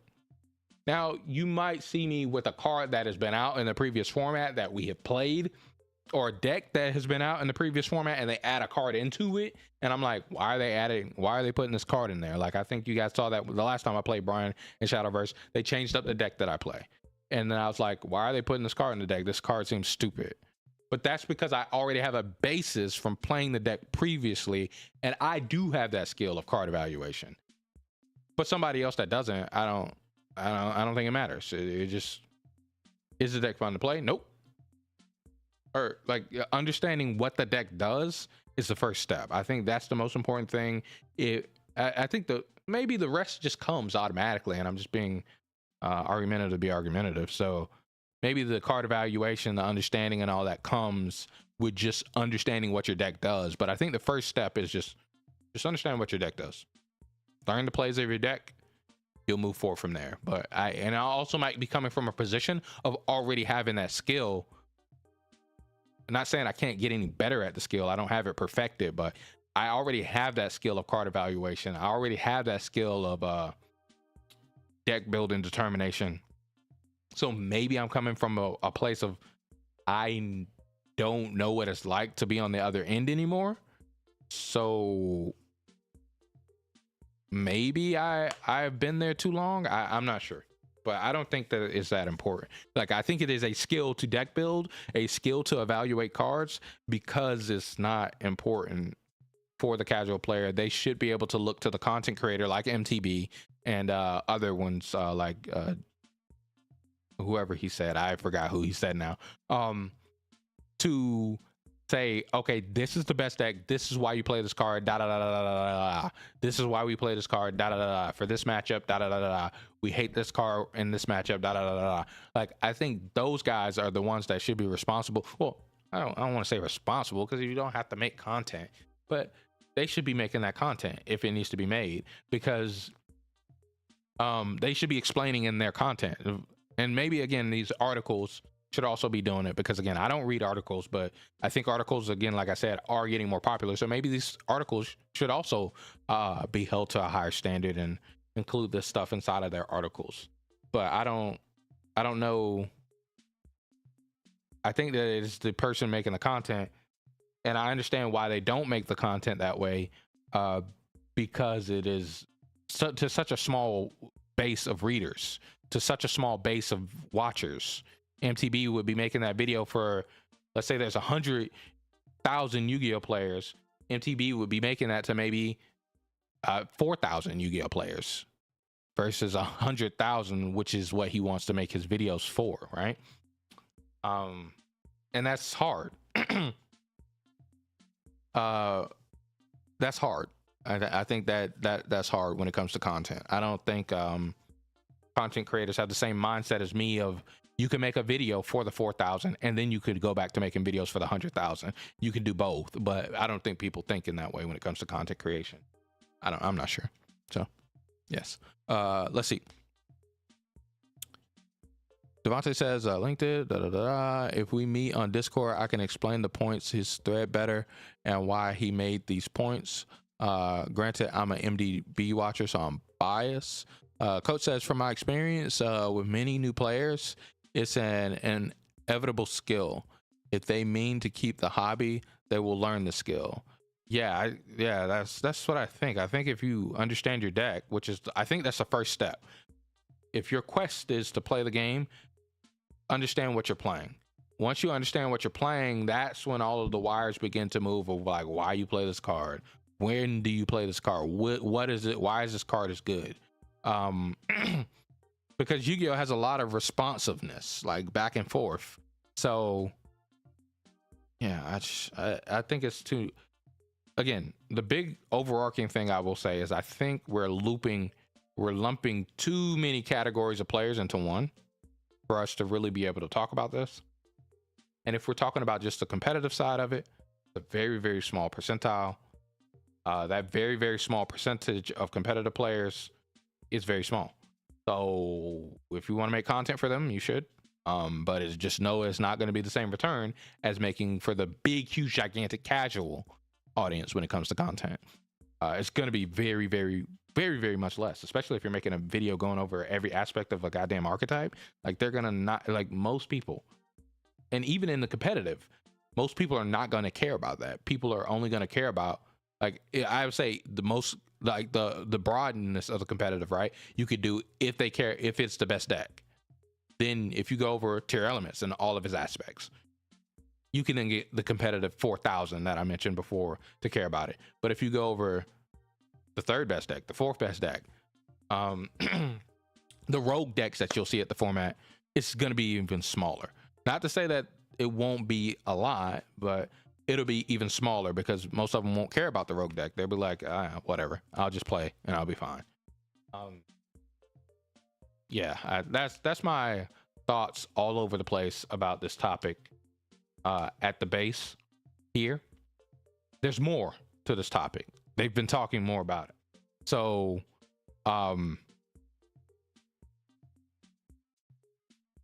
wait, I should never play this song. Hold on 1 second, chat.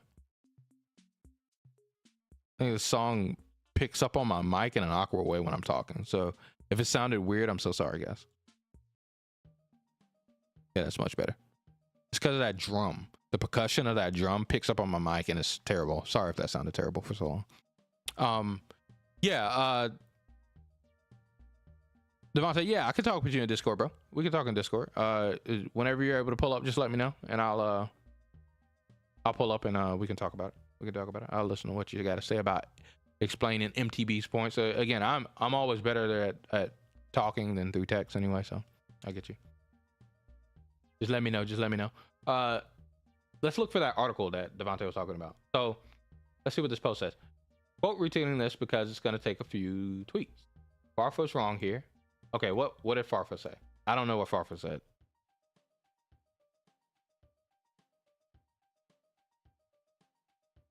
Okay, yeah, this started from Joshua Smith. That's where I saw this is where I saw the beginning of it, right? My problem with competitive Yu-Gi-Oh content now up on YouTube. Again, we'll get to that later. It's just a lot. That's a fucking 30-minute video, chat.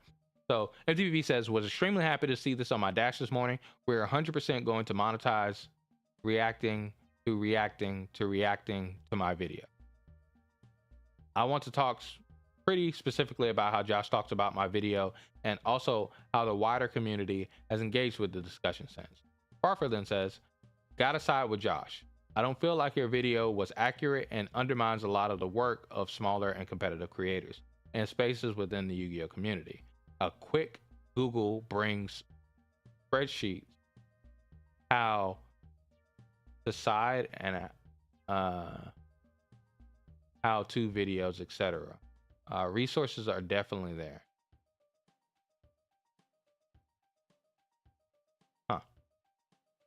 And then MTB says, quote retweeting this because it's gonna take a few tweets. Farfa's wrong here, but I think he's wrong for a weird reason. There are creators who are making competitive content, but he's misguided about how good things could be. Let's use an off-meta deck as an example. VW. What is VW? Oh, you're on Discord. I'm coming in.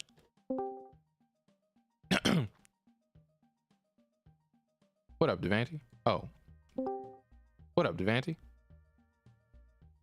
How does it? Oh, you'll jump in too? Come on in, coach. Come on in, dog. Speak y'all true. Devanti, what's VW? I don't know what VW is.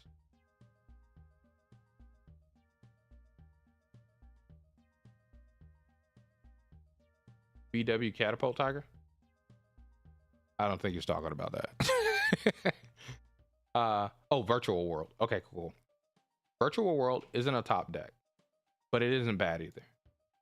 Since the release of armor cards, it's gotten a few tops. It's one of the most efficient Beatrice decks in the meta. What is a Beatrice?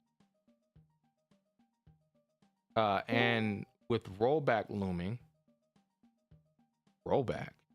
it's hard to imagine someone who wants to get better at that deck.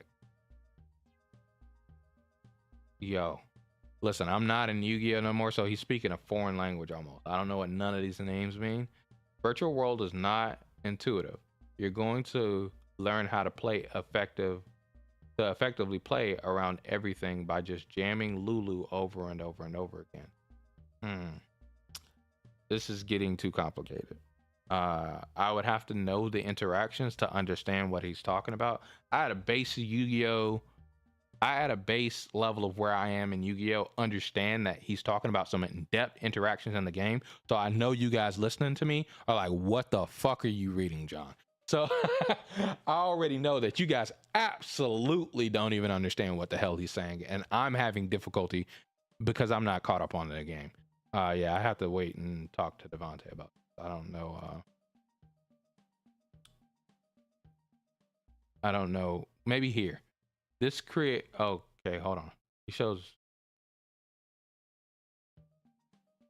When we get this, a 46-minute video explaining the ins and outs, this one is perfect. Exactly what Farfa is alluding to, I'm guessing. Ultimate Beginner's Guide to Virtual World.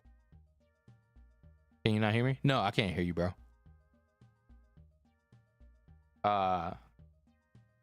This creator. Wait, where did it go? This creator explains that this video is explicitly for beginners and does not explain any advanced combo. Okay. Says this exact sentence, which I think exemplifies the issue with the video content. This guide ... is only valid as long as VFD is unbanned. Oh, I see what he's saying.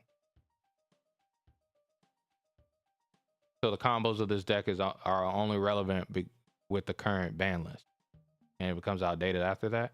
So after that, we've got some Master Duel specific combo videos, followed by some content, a dual logs stream highlight, a card market ban list discussion. Okay. Why can't I be heard? Check your settings on your Discord on your phone. Maybe it's tripping and not picking up your camera or your phone microphone. I'm not sure. Here, disconnect, reconnect. Try that.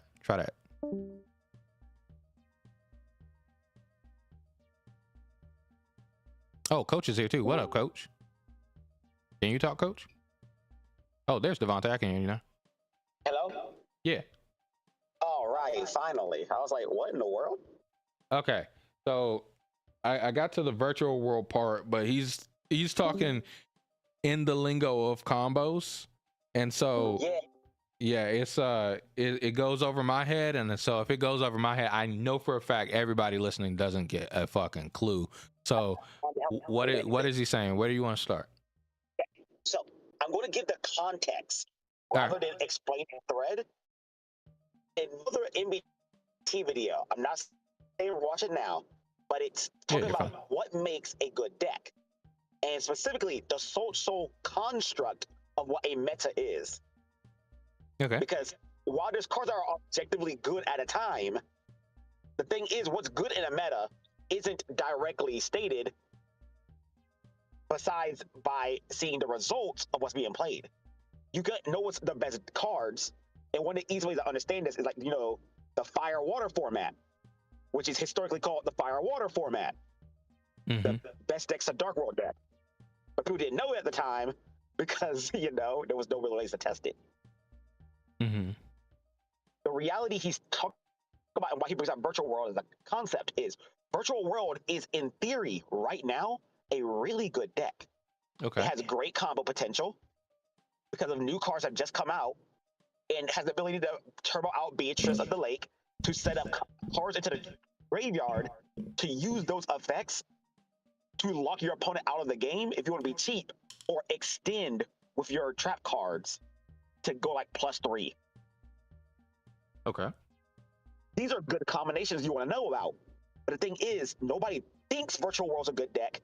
And the only people who really know about Virtual World being pretty decent right now are either people on the Virtual World Discord, where good luck being in the conversation at the right time, or the people who are just trying it out because they personally love Virtual World. The reality becomes then that because there isn't this discussion of people breaking down in depth about these types of cards, no one ever tries Virtual World out because no one's saying that deck's top tier. And this results in a situation where there's casual players that would dip into competitive potentially if they knew better about how to play their deck. They look up how to play Virtual World online, and they get 2020 decks playing banned cards. Mm-hmm. They don't get any kind of real context, and this is what he means when he says that information in Yu-Gi-Oh! Is terrible, because these resources just don't exist. As you go a little further down the thread, he starts talking about this mermaid deck in Magic the Gathering, which has been updated every month of every year since the deck has come out. Yeah, so this is similar to okay, so yeah, there's no Duel Links meta for actual Yu-Gi-Oh. Is that like a good way to say it? That's a nice way to put it. It's not the best way, but it's a nice way to understand kind of what he's going for. Of these resources don't exist, and the reason why he calls it the whole big U of Yu-Gi-Oh is because there's a lot of people who are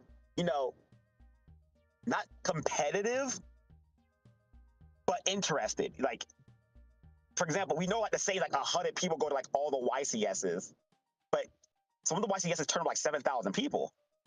These people aren't going to go across the world. They're not that dedicated, let's be real, right? Mm-hmm.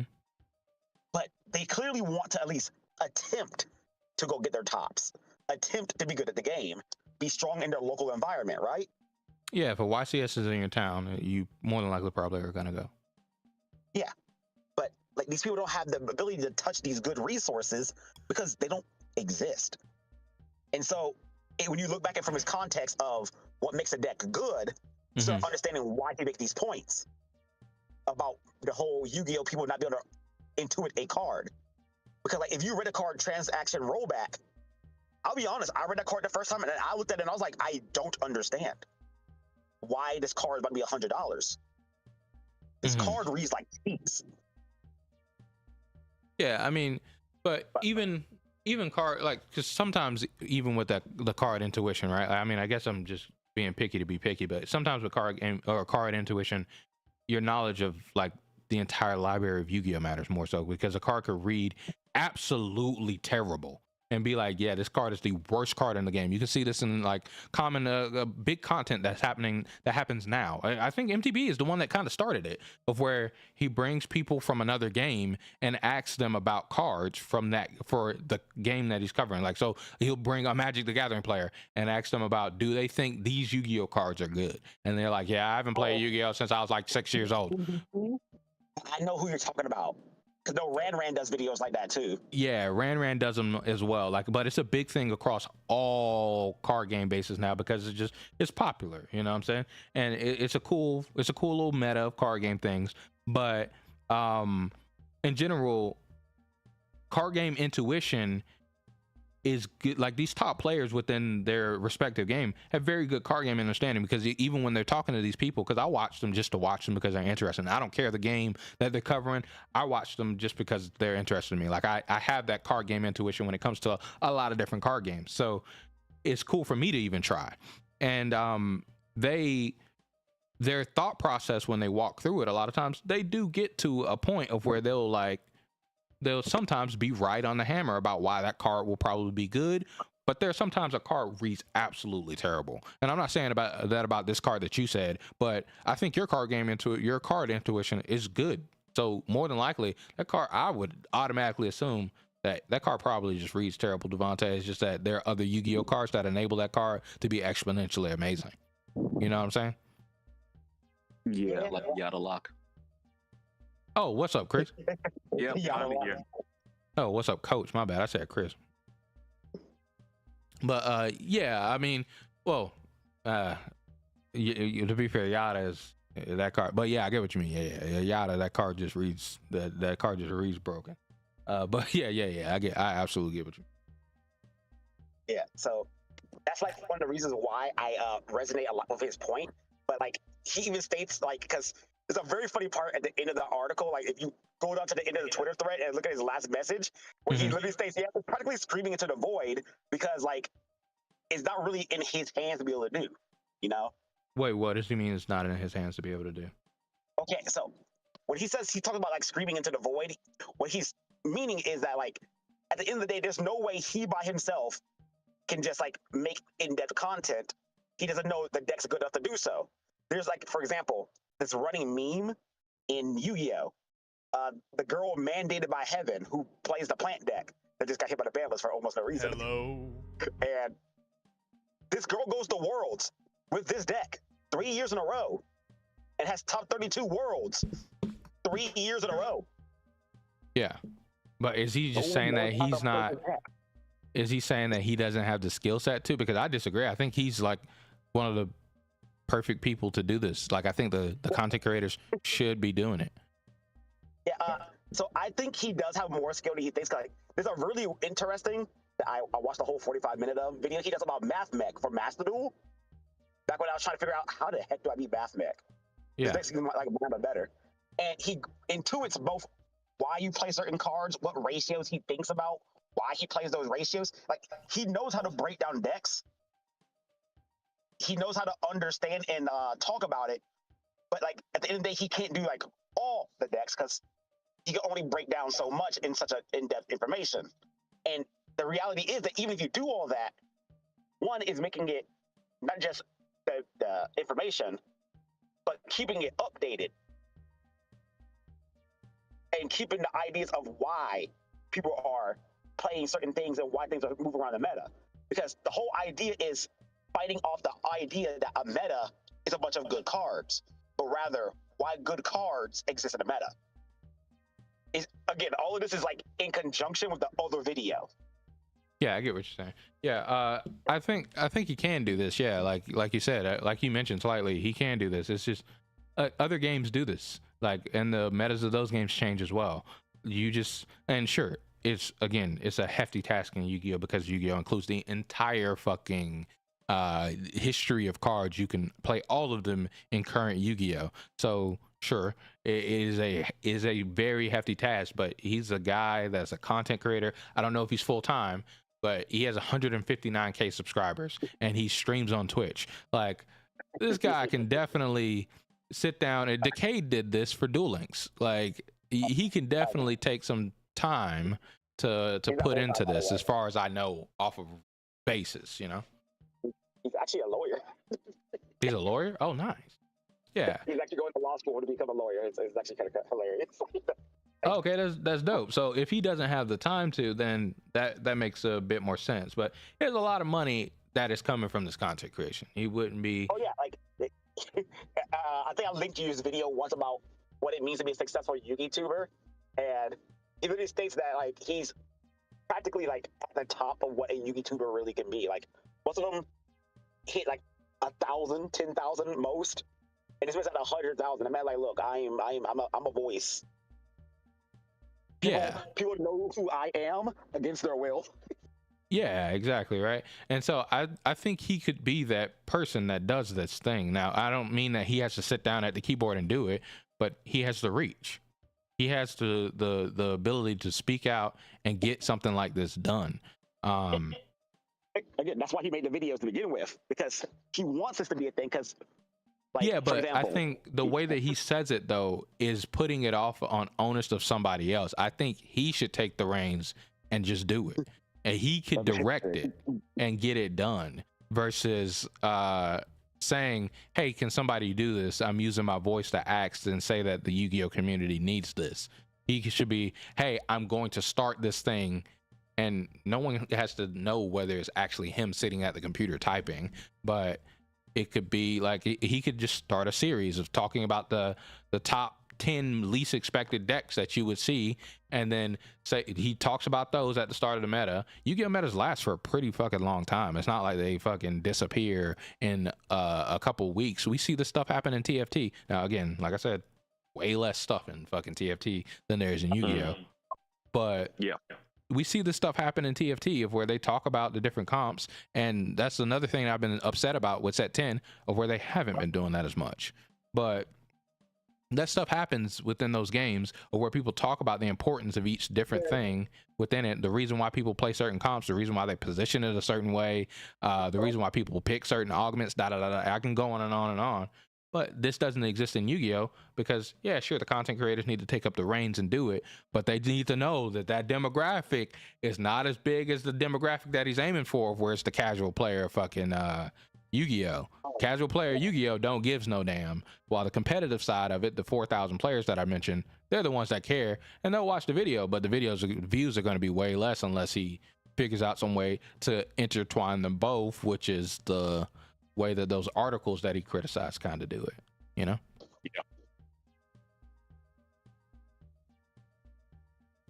Yeah, that makes sense. Anyway, wait. Like I don't know if he's the person that needs to do it, but there's another player, that guy that I originally posted the video for. I listened to his videos on Yu-Gi-Oh quite a bit. Well, not quite a bit, but sometimes. And Joshua Smith. I listen to his video, and there's another guy too that's like a top player right now. I listen to his videos every now and again on Yu-Gi-Oh.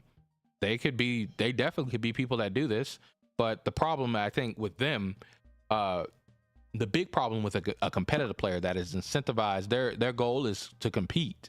The problem with them, and you could argue Yu-Gi-Oh for this, or you could argue with the competitive player for this, but revealing their deck for the event or what they intend to play for the event is not helpful for them whatsoever. Nah. What? First thing everyone's doing is when they're looking at these articles is research. So it's like, oh. Did you ever hear about the situation that happened with the Pokemon player Frieza? No, what happened with Frieza? Oh, dude. So let me tell you about the saddest debacle I've ever seen in my life. He's trying to compete for the Pokemon World Tournament. Word. And, you know... TCG, right? Huh? TCG, right? No. The actual game. Oh, VGC, okay. Yeah, and so he's like working hard building his team. He's doing the hard work. He's labbing combos out with his friend and this guy that they met on the Discord together. Mm-hmm. Now, he goes to the tournament. He's been playing his team for a while. Okay. When he runs into the mirror match. All right. Somebody with his exact team. Except he's losing every speed tie. So it's an open sheet format because of, the game. So he goes to look into the thing to try to understand what's going on. This person moved 4 EVs and from all the other stats into speed for every Pokemon. So that he wins the speed tie every time. And he's sitting there trying to figure out, why does this guy have my exact team? Except for the fucking 4 EVs. Like, why is this team my team with 1+ speed on everybody? Turns out one of the people he labbed with shared the team spread on his Patreon. Fucking yo, I'd have whooped this. And that man was actually heated in the video. He's like, I will never lab with this guy again. Beep him. That man said, his name is, and he put the man's name on blast. He's like, damn! This guy. Yo, yeah, that's right, I kind of don't blame him. I would have been just as heated. That's crazy. Because that man's like, why would you put it on Patreon? If someone's willing to pay money to look at your Pokemon competitive information on Patreon, that means they're probably willing to take the tournament. Yeah. No, man, why? Yeah, I get his frustration. I 100% understand his frustration. Again, I used to be in the same situation, or in a similar situation of where I didn't play the VGC, but I played these card games competitively. I didn't want people to know my list. beforehand, or know what I'm side decking beforehand, or know my ratios beforehand. You know, and even like go over into other card games where it's like less matterful, but I still took it with me. It's something that I don't care about now, and I think in general, I don't think it should be cared about. I think you playing the game should be what matters, not how well you play the game, not how well somebody knows your list. I mean, that's part of it, I guess, or able to figure out your list, I guess. But like in Vanguard, I would make sure that I had all of the same, or all different crits, because having all different crits means that it's harder to know how many crits you play in your deck. Things like that. Like I don't know. I don't think it's a healthy thing of card games for that to be there, of people to top players especially, not wanting to give away information. I don't think that's helpful for any game whatsoever, and that's essentially what these events incentivize. It's not, but I think that comes with just about anything that's competitive. It's like when you know a certain type of information can give your opponent an edge over you, you tend to guard that information. True. Because you don't want to give them something that's going to beat you. Like and again, it's when you find out that that's the reason they beat you, it don't feel good. It don't feel good, because the first thing that comes to your mind is like, I could have prevented this.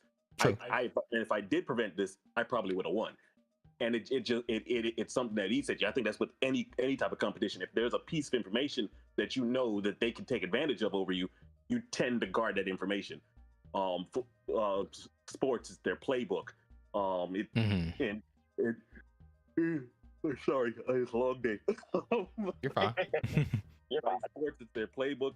For what's it called? Gym. What was it called? Track and field. I think it's like their training regimen or something like that. But they generally training regimen or techniques or stuff like that. Certain things that they know that if people found out and started using, it could give them an edge. It's like they hide it and they hold it to their chest until they either don't care whether you have it because they got their gold medals for the victories, or they or it happens to get out, or they figure out something better.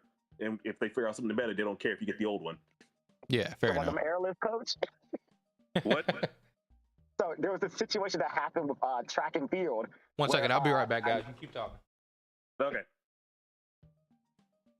Track and field, where Nike was commissioned to make a special type of shoe called the airlift, which had an air, which will help spring your steps as you was running from the shape of the shoe, and it reduced the impact friction on your knees by like 15% because of the design of the shoe.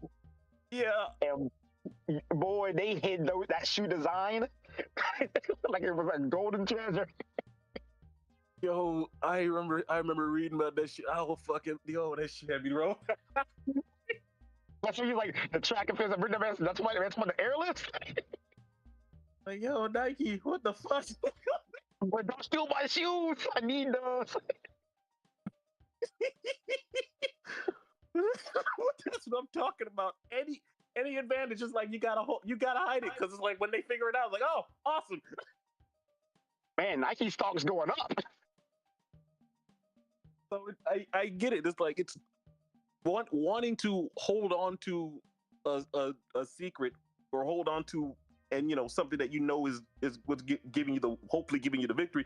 That's just a competitive thing. It's like the moment it starts becoming competitive, it only takes one person figuring this out for it to essentially grow into the sport again, because people are going to realize, oh wait, he didn't tell it. Like when that person starts winning, the first question they're going to ask is like, why does he keep winning? Especially when it works consistently. If that person keeps winning consistently, the first thing they're going to start asking is, why does this person keep winning consistently? And then they're going to start digging for answers. And then they're going to run into that one question that they keep getting blocked on. And they're going to realize that must be the secret. He's hiding it. And they're going to start doing the same thing, because when they figure out a secret and they start winning, they're like, oh, I was working my ass off to try and find his secret. I'm pretty sure everyone's doing the same thing to me. Let me make sure I hide this. It's inevitable. people are gonna hide secrets in competitive foray in forums. In competitive forums, they're gonna hide whatever they believe is giving them their edge. You're right, It's Coach. inevitable. Yeah, it will. I don't like it, but you're 100% right. They will. I think the best competition is when everybody has an equal playing field and has the knowledge of everything. But even in everything that you can think of, if the people hide mix-ups and fighting games, because if the opponent knows how to block it, they can make the right choice. You'd rather have them not make the right choice 100% of the time versus the chances of the actual mix-up. You know, if your opponent doesn't know what's coming, that's just the you know, the hero. I guess you could say the fair, the sportsmanship in me of you know, competing, of like, hey, you should know that you should do this play instead of doing the other play, which will lose you the game. Like, if you do this play, we'll continue to play, and whoever drew better cards will win. But I understand, like, again, I was in it and I would hide information as well. But it's just something that I like you said, I don't think they can solve personally. No, it's even if you started a brand new sport, it may not be there initially, but it would eventually find its way in there. It's just an inevitability of anything competitive. It'll grow into it. It's like it's essentially puberty. It's inevitable. You're gonna run into it. You're not gonna like it. It's gonna be, and what's left after it, you're just gonna be stuck with it for the rest of your life. Yeah. Hey, what's up, man? I was welcome into the stream. How does it does it?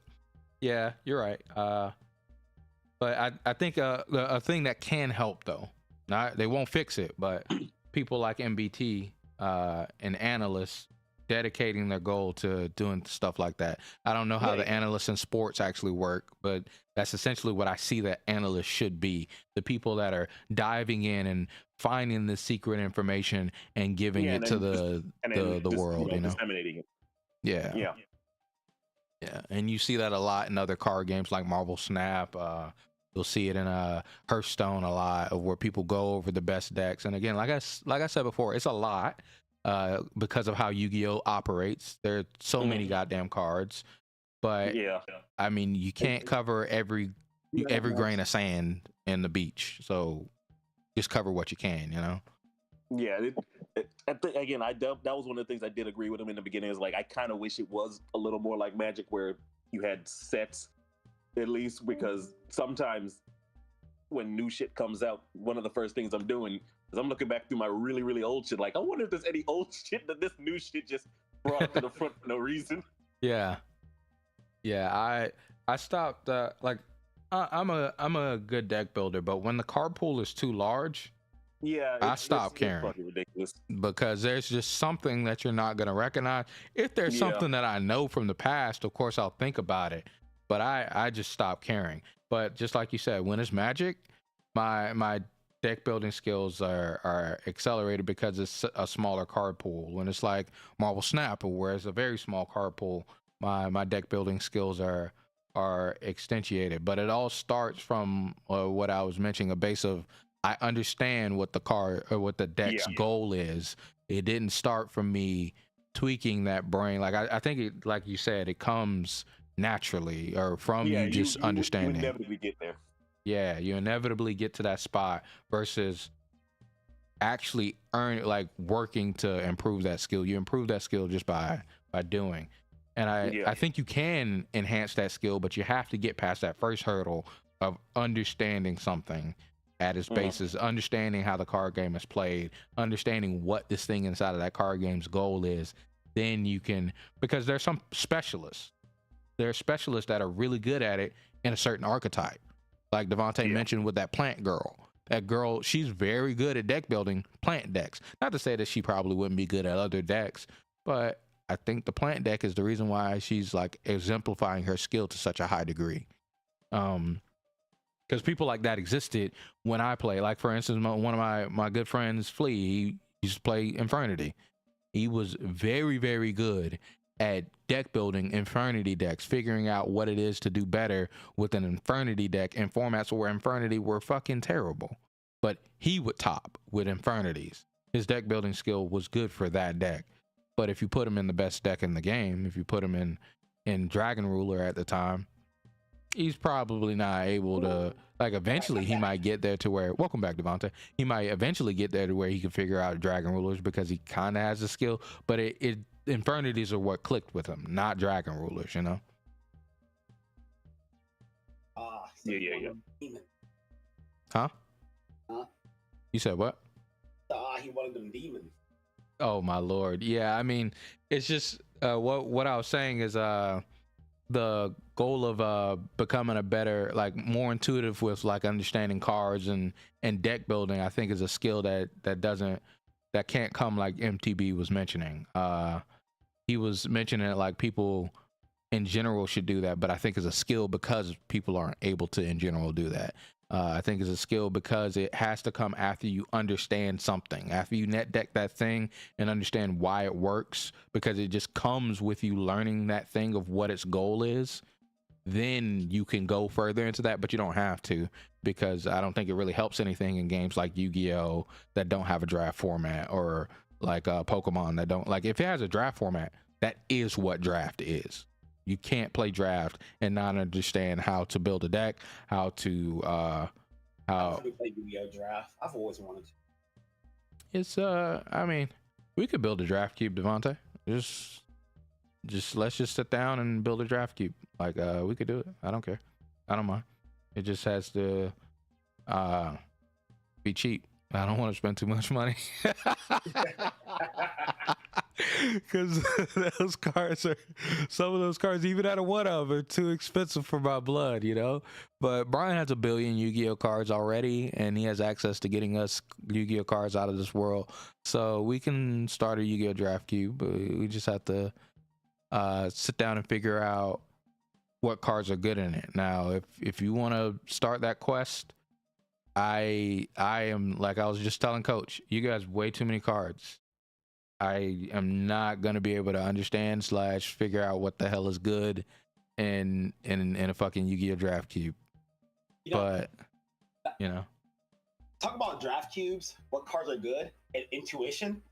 I will state, one of the things that's kind of resonates with that video about it as well is this certain deck that was meta, like the best deck in the format, Unchained, about 2 months ago, before the ban list murdered it. And one of the things really funny is that in Japan, that deck never caught on. Like, it came up, blocked, died in a ditch, got left behind. But this certain Yu-Gi-Oh player, once world champion in PAX, broke that deck wide open with really cool combos that help it fight through interaction so that it can build boards past what the opponent was doing. And one of the reasons people like that, you know, it's the world champ difference, right? Yeah. But looking through it, I don't think it's the world champ difference. The real reason why he was able to intuit the combo is because there was another meme called the spreadsheet. Back when his deck DDD came out, so complicated that people were literally buying his $5 spreadsheet to figure out how to play the gosh dang deck. So you think the Unchained deck was just complicated? No. The DDD deck was complicated. Unchained is simple. But how does this relate to the Unchained then? Well, he put the DDD cards in Unchained.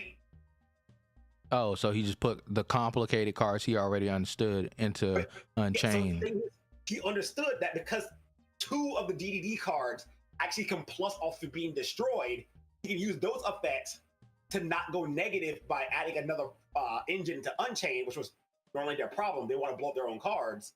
Only the Unchained cards float. But these DDD cards did float, and if you did it right, you could link them off into interaction to protect your combos that extend further with Unchained. And it's something that never made sense to anybody else. In fact, you might remember me and Brian talking about the cards. Brian was like, he used DDDs as an umbrella. Yeah.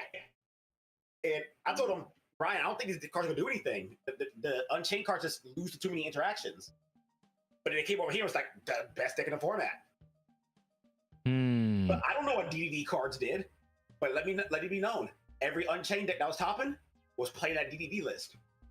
I mean, those DDD techs, because they just umbrellaed, as Coach put it, from so many other problems the deck had.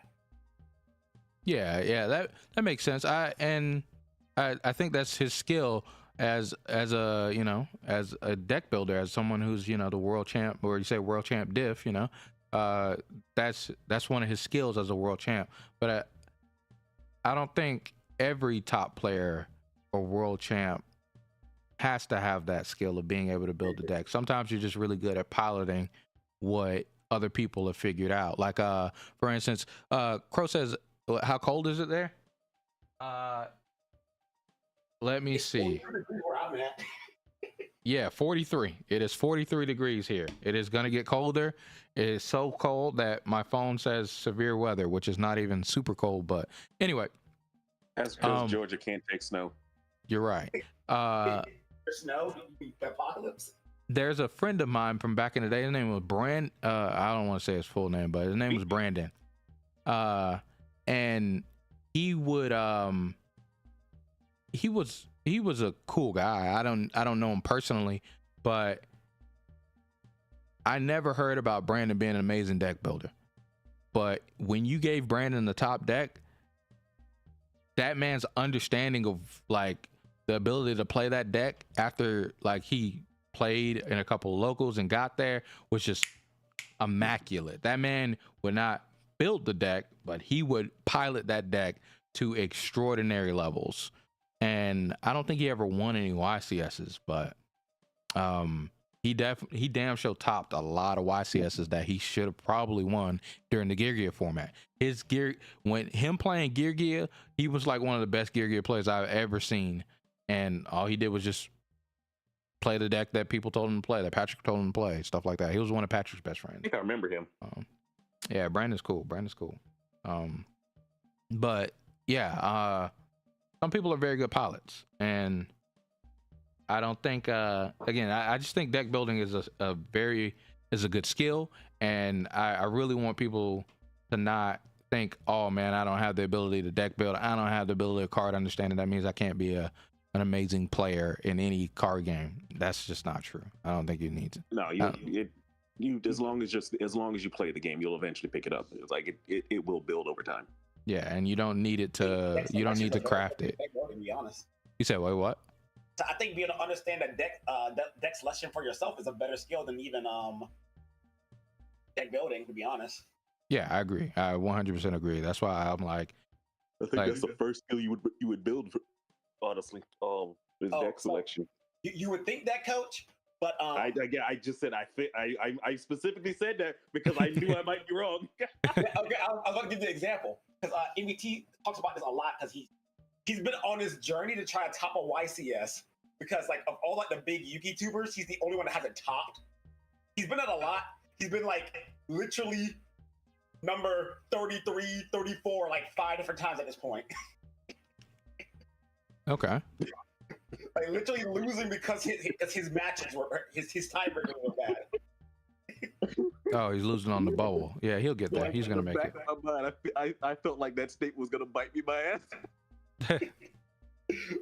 But one of the things he actually tells people is that when he picks a deck to take it to a YCS, it's not just his understanding of the deck that's important, but what he calls the fatigue of the deck. And it's a thing I see a lot of people make mistakes of. It's like John's seen a lot too, like when Brian was playing a deck, where if he gets put in a situation where he just kind of stares at his cards, thinking to himself, what do I do? Mm-hmm. And you can't do that at a tournament. You'll get called for slow play, and trying to rush through those interactions is just going to tire your brain out of trying to handle all that stress that you're handing now. Yeah. A simpler deck would be what Brian would ever say when he take to a tournament, not the top tier deck he took a list off of the YCS. Yeah. Even though that YCS deck might be better, because the brain fog that will happen from trying to understand all the intricate combos they're trying to put through would hurt him. Mm-hmm. A simpler understanding a deck that you can intuit doesn't just help you, of course, not get tired, but it also gives you the ability to understand what do I do in this random off situation. That's like the separation between the good player and the great player. John will tell you a lot that I will randomly like, I just found out a combo in my deck that I did not know existed until exactly today. that just opens up so many pick puzzles that I couldn't beat before. And think about until you're in that exact situation. But then you can orchestrate those situations to make your opponent misplay their cards. But these aren't things you'd understand until you're really good at picking a deck that you can work through. So that skill is a lot more complicated than it looks like, despite it being something as simple as, no, seriously, there's 4 decks I know how to play. Which one do I take to the YC? Yeah. Yeah, YCS deck picking is a little hard. It's a lot in it, but it all depends on what your real goal is as well. Hey, what up, Brian? Welcome into the stream. How dudes it does it, buddy? Yeah, it kind of a lot depends on what your goal is, right? Like if you just want a day 2, then just take the simplest deck, like Devontae said. I like that fire water format that Devontae talked about. Yeah, Dark World was one of the best decks. It was like it was definitely the best deck, especially once it came out. That structure deck was broken, but the best deck to take to YCS out the Fire Fist. You could just literally normal summon Bear. It was fucking retarded. Like that's the people will like look at Fire Fist and be like, I don't know, like they're just normal summoning a card. How is it so good? Like that card's just so strong. Like, it's just good. Like, you literally normal summon Bear set 4. Like you play Tinky, search Bear, normal summon them set 4. Like it's literally just so strong. Like you could just literally autopilot the whole entire YCS in day 2. Not win, but you're day 2. So stuff like decks like that do exist in formats. They're hard to find probably, but yeah, mental fatigue is definitely very, very, very big, and a lot of reasons of why I don't play some decks, even though they may be the best deck in the format. It may be the definitive best deck in the format, but I won't play that deck because it's mental. Its options are too many. There's no reason for it to have that many options, or I don't like making all those choices. I want it to be as little mental stress as possible and still able to react to the situation. Like if you can beat the situation, you don't need to have 15 options to beat the situation. Even if you only have 1 option to beat the situation, you don't have to think about the 1 option. You just choose the 1 option. You have to think about the 15 because it may lead to something different. I don't want to have that in my deck.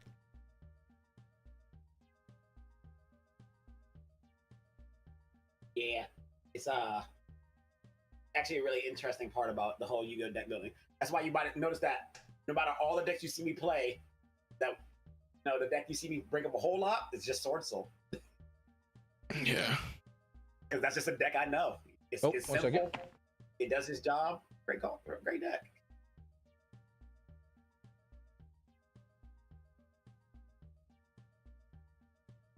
Jobs website is still down.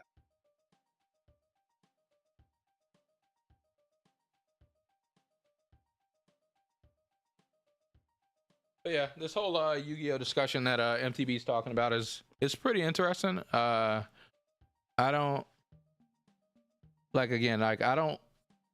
think it should have started with him talking about trying to work on the project and do the project. I think someone in his place can do it. I do understand that a lot of the Yu-Gi-Oh content of way it's made is it's not evergreen. It's nowhere near evergreen. But in general, when talking about competitive in anything, it's hard to be evergreen. I would dare say nigh impossible. I would dare say nigh impossible to be evergreen because things will change in the game. And if you look up, especially with a game like Yu-Gi-Oh, if you're looking up your Spiral deck of 2024, you're definitely gonna find a lot of outdated shit because Spirals have been banned up and down the list, right? Like, so yeah. Again, that's one of the things that he laments, because I understand that exact pain as somebody who plays Sword Soul a lot. Because like you'll look at somebody and go, hey, I'm going to play Sword Soul in 2024. What am I doing? Be right back. I think, we see it a bit. I think the way they build decks currently is wrong. Like, after playing like with Will a bunch against his decks, because he also has a few meta decks.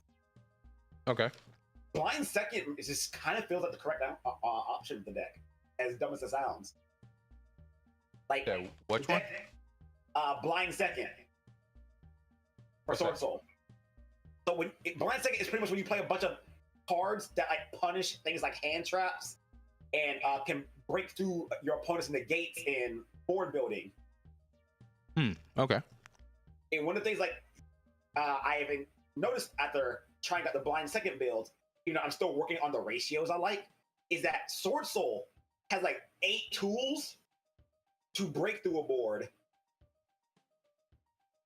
but the in board's always just the same 2 monsters. Because they're the only 2 with a negate. And so it's like, you could go first. It's against some decks, you know, that's enough. But so often, I'll just set like 2 guys up, and then like Unchained will walk through me like I wasn't there.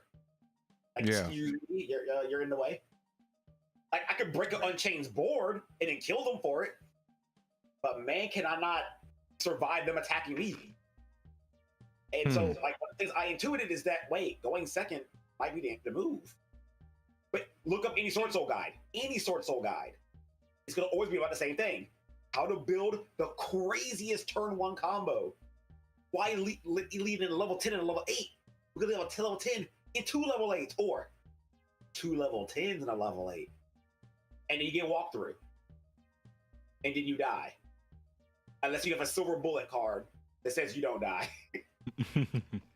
I think that's just because that's the common players. The common people's thought process of Yu-Gi-Oh! Is go first, kill your opponent. Go first, set up unbreakable board. Yeah. It's so funny because there's so many decks that just walk through that.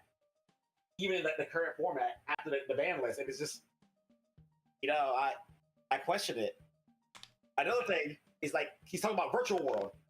Almost every Virtual World guide right now is like, end on a rank 9. Why?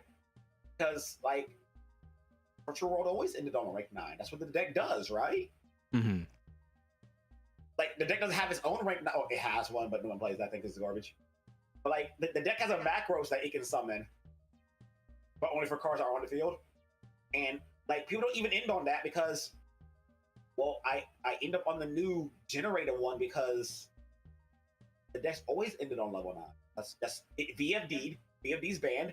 We now make this second best rank 9.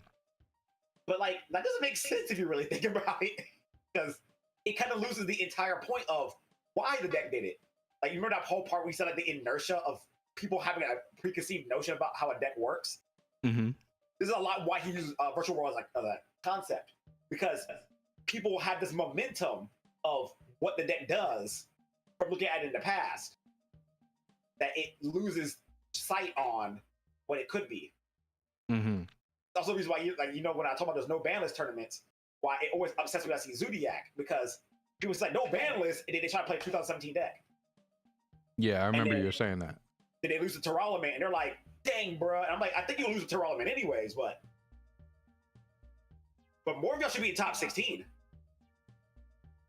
The guy if y'all were playing a more updated deck, yeah.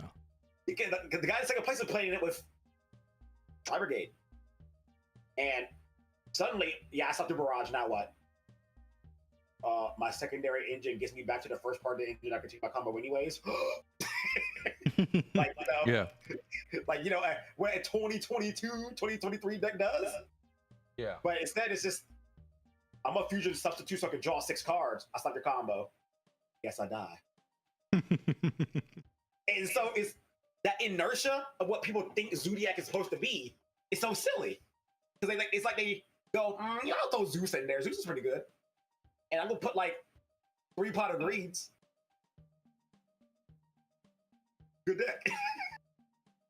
You said good deck, yeah. And then it gets stepped on by the deck that's like, hey, I know this is your turn, but Havness, Mill 3, Sheeran, Rhino Heart, Kaleidoscope, scream, crime. Here's a negate on your turn and a banish on your turn. Quick, continue playing your deck now. Yeah, right. Yeah, Well, that's definitely fair, right? Fair and fun. Zodiac Barrage, I'm gonna banish it. Shake hand. So it's like I get, like, again, that's the reason I say I'm biased, because I get a lot of what he's talking about from my point of view. Is that just there's that inertia and that kind of thought process that results in getting this information being very hard. Like, I want to know how to play the new Virtual World deck.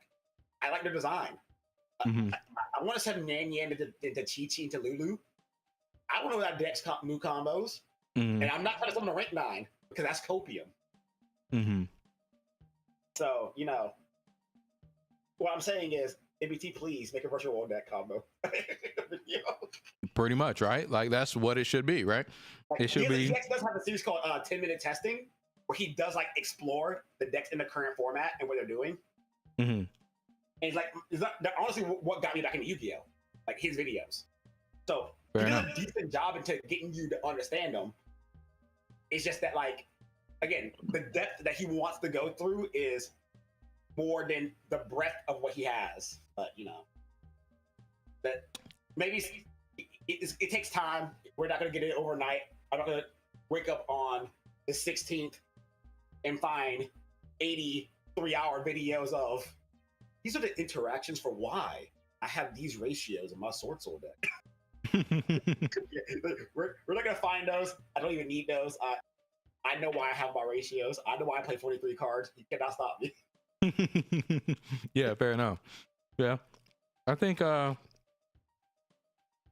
on the right path. Like, literally, MBT or someone of the sort is definitely the person that should make that type of content. But again, I understand why someone like MBT wouldn't. It's because it's not going to be here. His average is around like a 60K video. 66K is around his average. He has like 100K or here, but he's usually getting around like 60K views of video, or 70K. I'll be even more honest. His 70K views is around his average for videos of the past, what seems like a couple months. But that video is not going to be a 70K video, more than likely. Or even if it is a 70K video, it's not going to be the watch retention of one of his normal 70K videos, which is fair, but that just goes in deeper into content creation in itself of, so what? The people that you made it for will watch it 100%, because you made it for a reason. You made it for you didn't make it for the YouTube algorithm. You made it for those people that need it. Like, Mr. Beast doesn't make his philanthropy videos for everybody. He makes his everybody Mr. Beast videos for everybody. And then his philanthropy videos, he puts on his philanthropy channels, which gets infinitely less views. But both channels are Mr. Beast. They both have his face. They both know they're Mr. Beast channels. They're both subscribed to like a ridiculous amount. But it's different goals of now you don't have to have an entire another channel. I'm not saying MTB should make another channel, but it's video. YouTube is video based. It's not based on your channel anymore. It's been a long time since YouTube is like, I'm recommending your channel to somebody. They're recommending your video, your good video. And so the YouTube recommended function of the feed of your homepage, if your virtual world video is good and a well-watched virtual world video, then people that have been searching virtual world decks will see your virtual world guide. So I hope he comes around to doing that stuff and gets to that stuff. But again, it's impossible to make something like that evergreen in a game like Yu-Gi-Oh! Unfortunately, because of the dynamic of the ban list. And even if they did have rotation, it would be that same case of it's not going to be evergreen because of the rotation. So that's just the life of competitive, changing, evolving games. But a game like Magic, where they have tried their hardest to preserve evergreen content more by having decks of Modern, which is a format that barely changes, or of Legacy, which is a format that doesn't change, or, you know, stuff like that, or Commander, or a format that really doesn't change too often. It's something that has longer lasting content than Yu-Gi-Oh, but it's still not the shortest content because Yu-Gi-Oh, again, like I said, their formats last for a pretty long time. Doesn't Yu-Gi-Oh get like maybe one ban list every 6 months or something like that? Yeah, it gets one ban list every 6 months, and you know, sometimes we get that last ban list and you're like, yeah, baby, and then sometimes you get. I'll talk about those over here. Yeah, man, this ban list changes nothing. Why? Yeah, and that's another thing too, where he's talking about this. I think he lumps a lot of like I mentioned before, the demographic. I think he's lumping too many demographics into one, because what the casual player is looking for is vastly different from the competitive player. Because the casual player is never going to watch that video of you diving into how Sword Soul works for 3 hours in this format. We break down all the source different. I'm gonna put memes in the video. I keep the viewer retention past 10 minutes and get ad revenue. Yeah, right. Yeah, I think it just goes to making where people have to stop caring about that and make good content. What's that? Let me go see if I can find my favorite MBT video. Just because what you said. So you continue. I'm gonna go see if I can find it. Okay. Yeah, it's just people have to make good content. Like it boils down to, yeah, your YouTubers need to make good content. Like I listened to a little bit of this Jason, whatever the heck his name is, Jason something video, Jason Smith.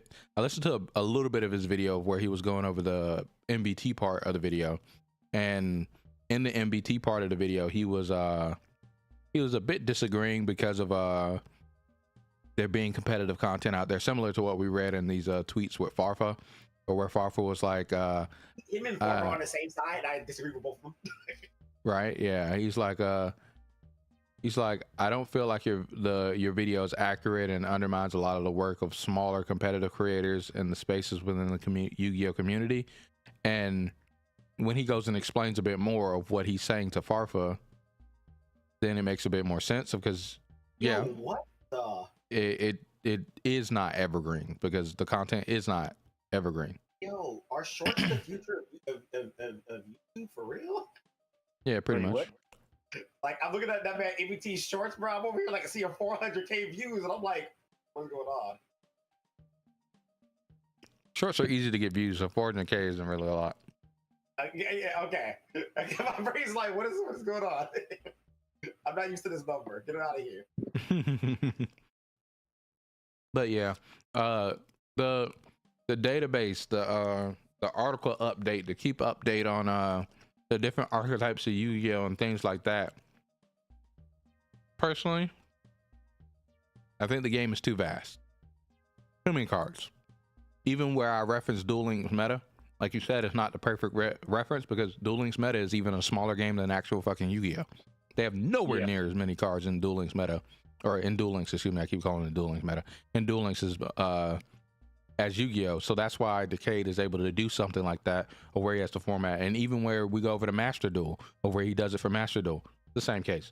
Nowhere near as many cards as actual Yu-Gi-Oh. And Master Duel has more cards than Duel Links, but he's already established the format. They just port the format over, and it just holds more information. So doing it for Yu-Gi-Oh, a game that's ancient, is like getting the government to update their systems from paper. It's like, it's hard. It's not something that can be done overnight. But again, like I mentioned multiple times now, MBT and the other content creators are the people who should be, or who could do this, not should, but they're the people that could be doing this.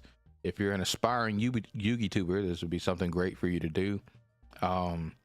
And these people that are the content creators currently, they're the ones with the power, the pull, the strings to actually just have it happen, especially MBT being, I think he's the biggest one now. I don't think there's anybody bigger than him, funny enough, because Decade doesn't do normal Yu-Gi-Oh content.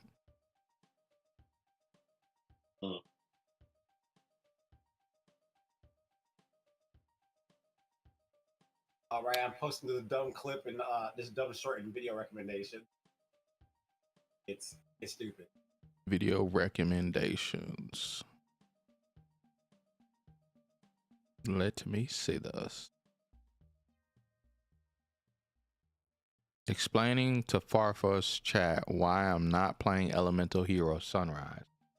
For the God. MBT viewers, I'll explain why no sunrise. For the Farfa viewers, I have these keys, and I'm just going to jangle them over here, okay? Oh my So lord. I'm not playing sunrise for a couple of particular reasons. You don't want to play more than one polymerization in this deck, right? You want to search it off the Vion, and you want for your polymerization to be able to summon DPE. That's going first or second, because DPE is just as powerful on the crackback as it is turn 1. If you are going for a Sunriser line, you're using your polymerization on the Sunriser. You get to search the Miracle Fusion, but the targets for Miracle Fusion are pretty few and far between. They're not very good unless you're going for exactly Ab-Zero, which means you've weaved the Liquid Lad into your combo, which is not particularly easy to do. The way that our deck is set up, we're polymerizing for a DPE, and then rather than using the poly to get to Sunriser, we're using a hero monster search to get to Malicious Bane. Oh and I my find goodness. that much easier, much more It's accessible, like and something that opponent is probably not equipped people to deal are with gonna at watch the end of long combo. videos because Okay, everyone got it? they don't For want the that kind of content. Yeah, I mean, hey, what's up, Patrice? Welcome into the stream. How does it does it, girl? How does it does it? Yeah. This one reminded me of. It's just like, Yeah, people aren't gonna watch it, man. But for everybody else, here's these keys. People aren't gonna watch it, man. Like it's just what it is. Like you have to do that, and that's essentially what those articles are doing, where they make those witty puns and those jokes. They're dangling keys because that's what they have to do in order to get other people to at least even be along for the ride, to have the clicks on the article, to have the time that they sat on that web page, stuff like that. But again, to curate better content, you have to make it. Like if you just kind of accost the other content creators for it, or say that casual shouldn't be casual, which is a kind of very small way of saying his whole entire statements, is saying, hey, casual player, stop being casual, be better. Then you're not going to get anywhere. It's not really going to help the influencer space, because that's the big thing, right? Of him being an influencer, it's not going to help the influence. You should just influence by making the content. I think that's the best way to for him to exercise that influence, and he can do it. For the MBT viewers, He absolutely can do it. He's a great content creator too. And when I search Yu-Gi-Oh, oh, I guess it's Joshua Smith. Well, that's because I think I'm subscribed to him. I thought I was subscribed to MBT. I guess I'm not. I'll subscribe to him when I find him again. APS is also a big one. Joshua right now. I find his videos very boring. Hey guys, Paul here. Yeah, he's a basic guy. He's literally basic. He's literally a Yu-Gi-Oh top player, not entertaining in the sort. It hurts me too, because like he has this one YouTube series he's been making recently, where like he tries out a deck that's about to come out for like an hour with his stream chat, and those videos are actually pretty enjoyable. Oh, a lot is Team APS. Team APS is the biggest YouTube channel. How many subscribers they got? 588K. Whoa, that's crazy. Or 558K, excuse me. Like, they make skits and stuff when it comes to Yu-Gi-Oh. They're really big. There's another guy too, now that I think about it. I forgot his name. I think his channel is pretty large as well. And the only thing he does is he makes skits. This guy, I can't remember his name. Oh, Milo the Duelist. Oh, he's not as big as I thought he was, but he's really big on TikTok. He only has 50K on YouTube, but he's really large on TikTok. That's where his skits started. Milano the Duelist. Yeah, that guy's funny. But yeah, the Yu-Gi-Tubing, or YouTube in general, right? You are posting, so like a lot of people post videos and content on YouTube, and they think I'm posting a video for somebody to find it. That's not what you're posting. You're posting a video for YouTube to send that video to the person that wants to watch it. Vastly different way that you should post videos, and MBT knows this. He knows this because his channel is successful. Channel's nowhere near bad. So he knows this. And so you should just do that with every single piece of content that you make. Whether it be him, like another thing of where he's talking about these deck deep dives, right? He could do it in a series of shorts, like a 3-hour video. If he cut that up into, I don't know, 50,000 shorts, because that's way too much fucking time. But if he cut that up into a bunch of different shorts, it would perform infinitely better than if he just posted a singular 3-hour video. But he could just do both. He could post a 3-hour video and also post a billion different shorts. And the shorts will perform, again, super better, but also the long form video will perform better because in YouTube, you can now link it back to the long form video. So you can just give them, if they're like, ooh, I like that. I didn't like, they wouldn't find the combo at 2 hours in, but they see the videos 3 hours. They're like, oh, I'm not going to watch that video. They see the first one. They're like, oh, I'm not going to watch that video really. Then after that, they see a short that shows it and they're like, oh, snap, that combo's in the video. And then they click the short link to go to the long form video. It's 2 hours in. They would have never saw that at the beginning of the video. They would have clicked off. So, but they find it, and now they want to watch more of the video because they're like, oh, that's in there. That's in the video. So that's exactly what happened to me. I run into a few videos like that where they put the most interesting part in a short form, and I specifically clicked the link on the short form video trying to find the full video because I'm like, wait, I want to see what the hell they'll talk about. Exactly. Like, and he knows about these content strategies. I'm positive he knows. He's a very successful content creator. So he just has to do that. That's the type of stuff that he has to do. I'm not sure why he doesn't feel like he's the one to do it, because that's what it seems like maybe from that video. But I think he's the one with the Infinity Gauntlet in his hand, and he's asking other people to pick it up, you know? I ain't trying to snap, bro. He said, I'm not trying to snap 50% of the population away, man. Somebody else, please do it. Chris says, I'm here tired of shit, but at least I get to relax. Yeah, I heard you guys just moved, right? Congratulations. I'm glad you guys got into the new place. Whoop, whoop. Shout outs. Damn. Get them kids to unpack them boxes. Yeah, child labor. Legal child labor. Let's go. But yeah, or you could make it, Devontae. You could become a Yugi tuber. Become a big Yugi tuber. Bruh, I would set up a camera, go to editing process, hear my own voice, delete the video, never come back. You wouldn't edit. It would be me editing. What are you talking about? Have somebody else edit. You would be making another video. But I'm doing good, Patrice. I'm chilling. I'm feeling a lot better, and you know, we're on to the next week. It's just cold as hell. I hate the cold. It's 43 degrees or something like that right now. It's gonna get colder. It's gonna be even colder tomorrow. Fuck the weather. Yep, that's about it. Trying to intuit the combo from. Oh, and other news, we found out that Neptune is actually not the deep blue color that we thought it was. I've heard. Oh yeah, I saw that. It's the same color as Uranus. Yeah. I'm very excited about that. I'm childish. Finally finished moving the last bit of stuff earlier today. Hey, now the box unpacking. That's the funnest part. Oh yeah, and then there's this other guy too.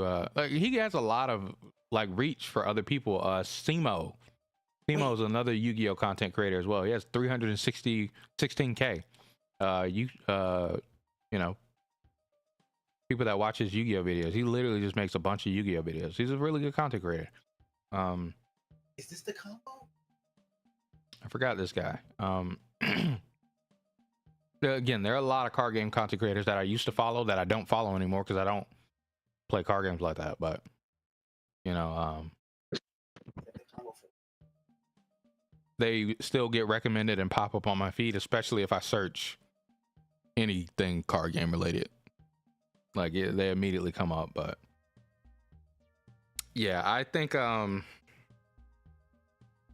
I think it can be done. Like if I was still in the card games, listening to that videos, if I was still in the card games, I would probably do it. I would probably be the one to be able to give out this content because it's I think it's very important. Like the One Piece card game, when it first started, people would do that. They would do 2-hour deck dives on how a leader works and what cards you could play with them. Now they don't do that as much anymore.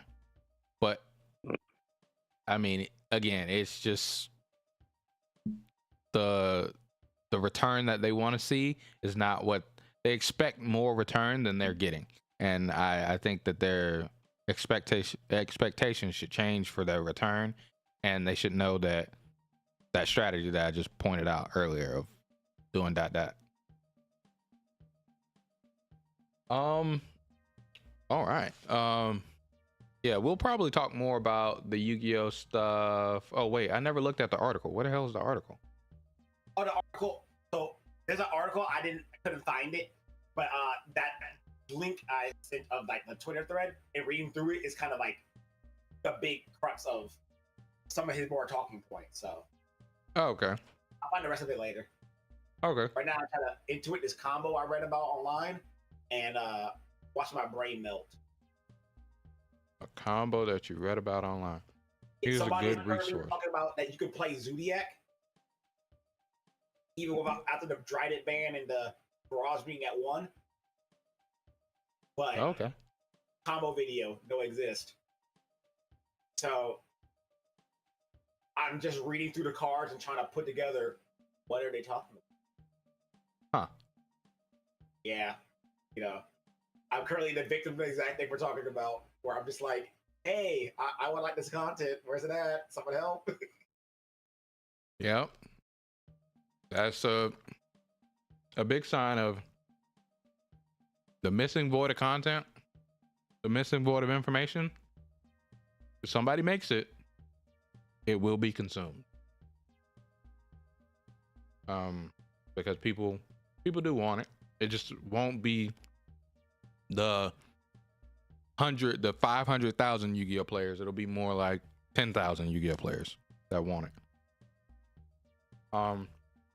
Maybe I'll think about it and see if I care enough and see if it interests me enough. If it interests me enough, I could do it.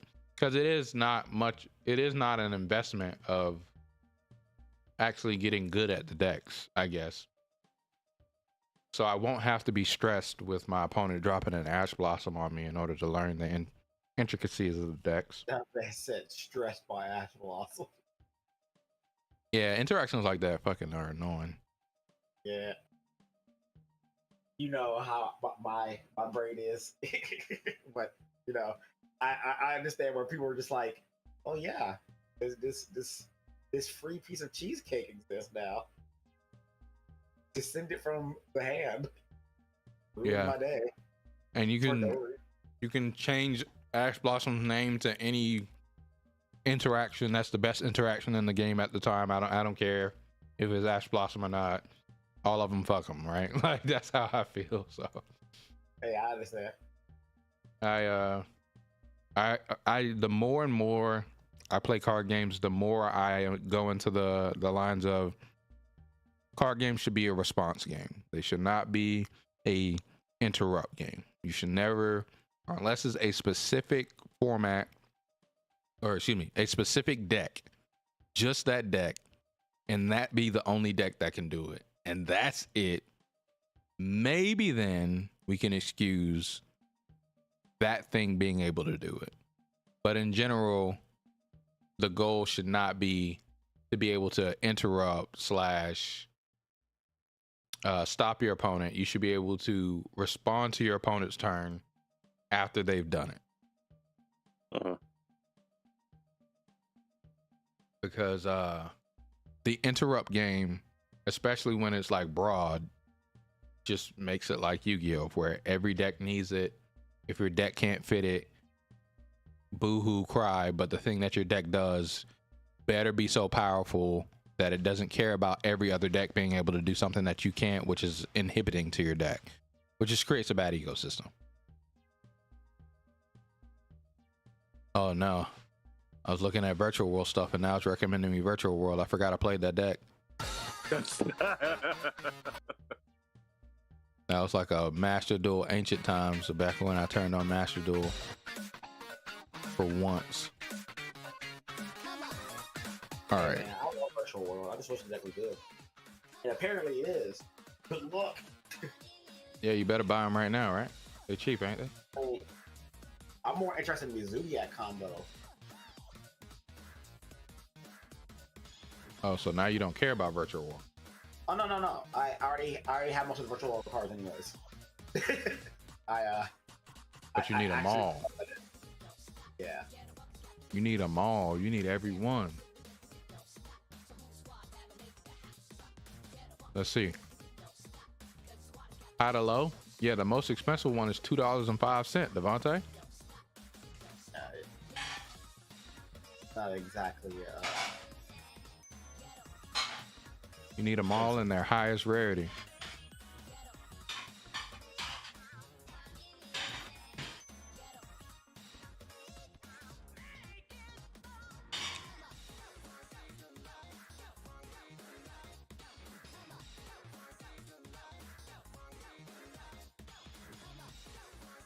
And you said it's the virtual world interaction with what cards? Virtual world interaction with what cards? What cards make the virtual world cards good? Oh, so there's a virtual world combo where you make the rank 8 Beatrice of the Burning Abyss monster. You send the card transaction rollback, and then you use it to copy. Give me 1 second to go look at the card.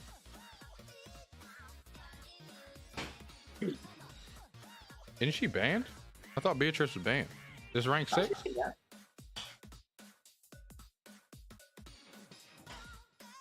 That's she, man.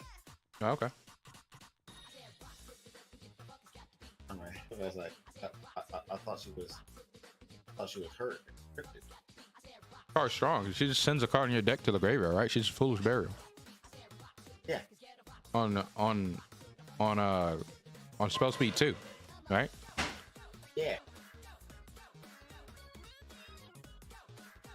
Problem. You can attach one material from this card, send one card from your deck to the graveyard. Yeah, this card's broken. It's not at 1 or nothing. It's just literally you can play it at 3. I think it's at 1. Ah, it's at 1. Okay, so something is touched on this card. Gosh dang it. I don't know which card I'm supposed to copy. Again, I'm trying to figure out what it is. It's something with the interaction with transaction rollback. Transaction rollback? Yeah. Transaction rollback combo.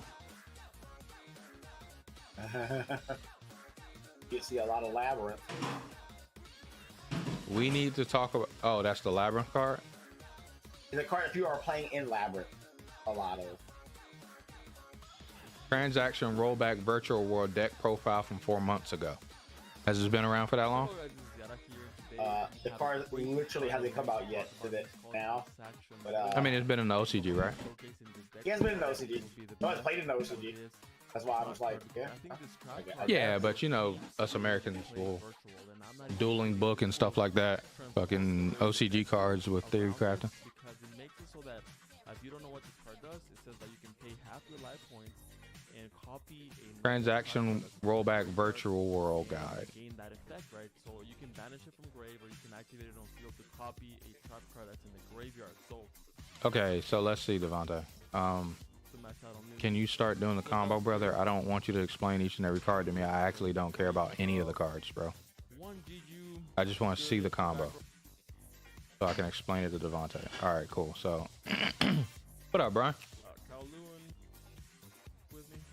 Doing good, doing good. All right, so he's starting off. We're gonna add a couple of random cards over here. So we're gonna add this. What the hell is he doing? Right? It could literally be anything. So, all right, so he activate Virtual World City. Setting out the He put out the trap card. Chi. Why did he put her in the spell and trap zone? Of the Qinglong and add a copy of. He activated the little girl to get the monkey. Special summon that. Activate GG.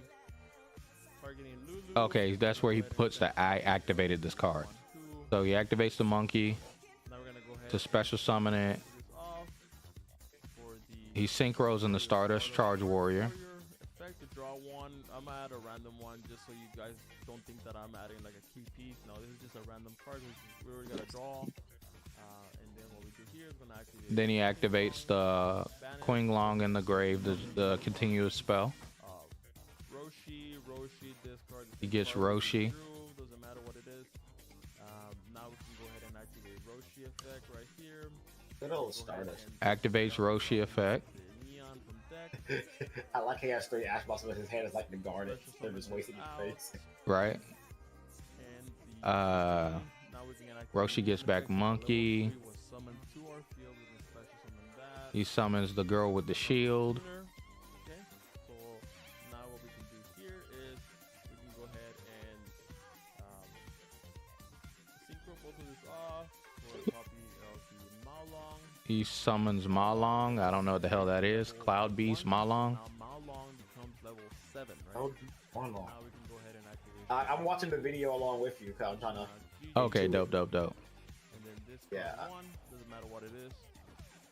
So now we have a level 7 tuner and a level 3 non-tuner. So you know what that makes, right? That makes the one and only Baron the Floor. So we have an Omni Negate. So now we can go ahead and overlay both of this for a copy of the Beatrice. All right.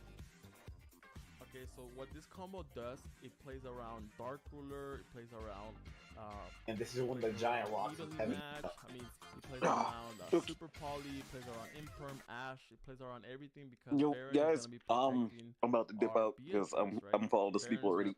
All right, Coach. Have a great night. Thanks for coming through, man. Good seeing you. So Yep. now, Later, man. Beatrice Y'all will have a go good ahead night. and send You one too, of the buddy. combo pieces, which is gonna be the transactional rollback. All right, sends the rollback. Now, during the end phase of this turn, we can go ahead and, since we activated GG effect, we can go ahead and add back Lulu. Okay? Okay. So we have follow-up. We have, so far we have a Baron Omni Negate, a trap card, a Chuchi that can pop a face-up card. We have follow-up through Lulu, and we have materials to be able to have Chuchi live, right? So now, you might be like, is that it? Is that it? No, there's more. So now during our opponent's turn, during the draw phase, right, as soon as they start their turn, we're going to go ahead and activate Beatrice effect again to go ahead and send a copy of the Ghost Meets Girl, the Mayakashi trap card. Turn. So now we're going to go ahead and activate Transaction. Okay. So I don't know what these two cards do. So Ghost Meets Girl. You know what that card is? To go ahead and send a copy of the trap card. No, that is not the combo. Is that really the combo? Says All tribute right, cut the one. video off. I get Why? it now. Cut the video off. I'm disgusted. Okay. What does it do? I thought you were just gonna look up Ghost Meets Girl when you heard my response. Okay, I'm about to. Ghost Meets Girl Yu-Gi-Oh. What do you know? Okay. Let's see. Tribute one Mayaksha or Shiranui Synchro or Link monster. Neither player can special summon monsters from the hand deck or extra deck for the rest of I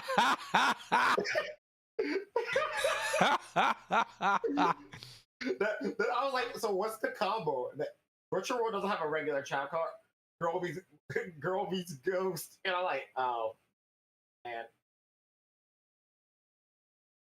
This entire time, I'm thinking they're like intuiting this super cool combo that's big brain. And it's just Floodgate Turbo. Floodgate Turbo. Hell yeah.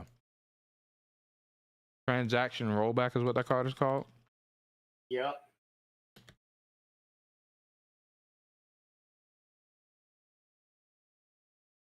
Pay half your life points, then target one normal trap in your opponent's graveyard, except transaction rollback. This effect becomes that card's activation effect. You can banish this card from your graveyard to pay half your life points, then target one normal trap in your graveyard. except transaction rollback. This effect becomes that card's activation effect. You can only use one transaction rollback effect per turn and only once that turn. How do you do this? You just send both the cards with Beatrice, and then you just copy your own Mayakashi manuscript. Because it only covers the activating effect, but not the cost. You lock your opponent out without having any Mayakashi cards. Oh, it's a quick. Oh yeah, I forgot. You can activate breakthrough skill on your opponent's turn. So yeah, never mind. Yeah. So you do that on the Nemesis girl by paying half your life points, and you make where people can't play the game. Can't play the game combos. Let's go, baby. Yes, sir. There's a rollback combo with Virtual World that's super consistent because they can make a rank 6 for free. Okay. Well, what are we doing? Ghost meets girl. Wow. I just need to read the name. I already where we're going. Y'all, that's disgusting. I'm sad. So now we're gonna go ahead. Yes, sir. I thought it would be something interesting and cool in a combo. Paying half it is. Life points. We're gonna go. Oh, it's a combo, all right. You're right. Mayakashi. It is intro.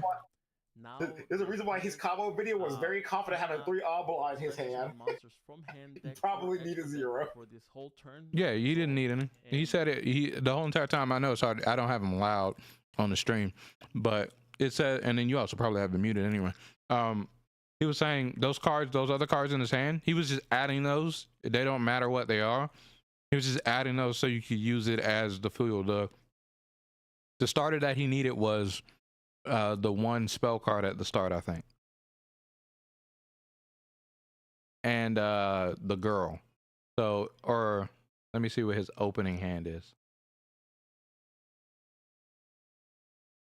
So his opening start is, the spell card and the girl. Qui, whatever. I'm so sad to have seen. Hey man, you like it? That's Yu-Gi-Oh. Lulu, that's who it was. The spell card and Lulu. This is opening hand with 3 Obla because he said those cards don't matter. So I am so sad. And then I guess you just kill your opponent next time? Yep. But what happens when you go second?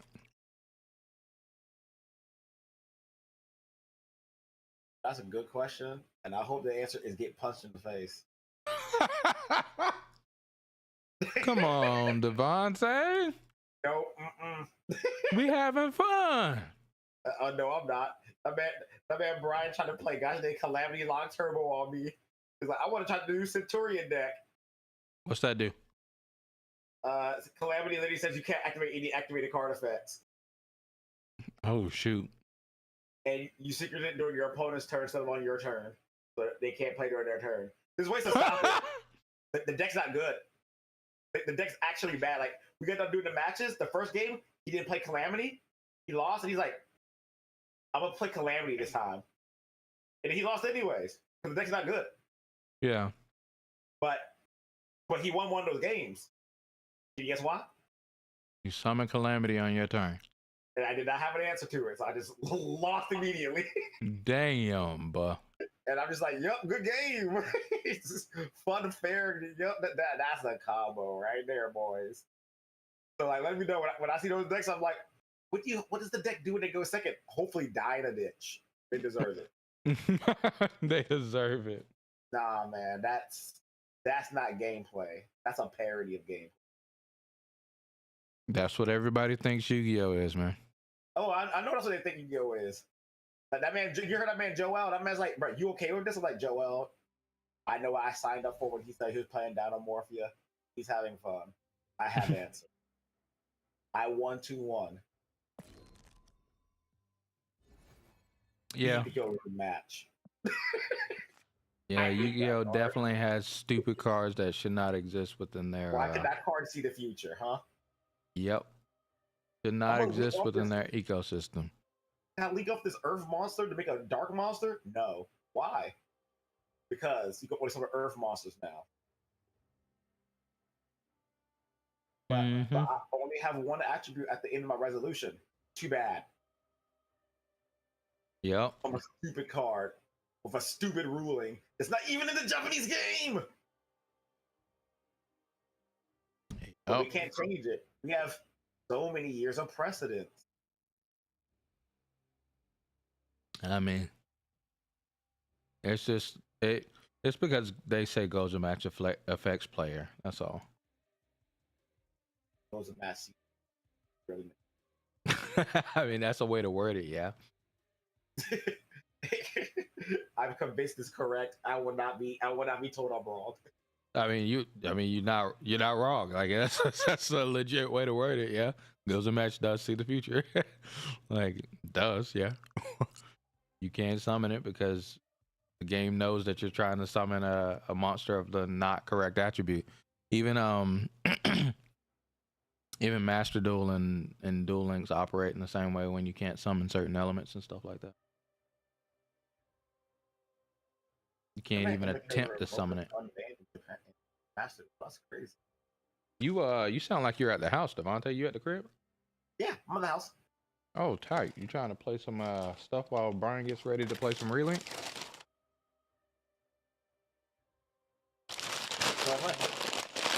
You said what? Hey, what you want to play? Let's play some Slay the Pyre.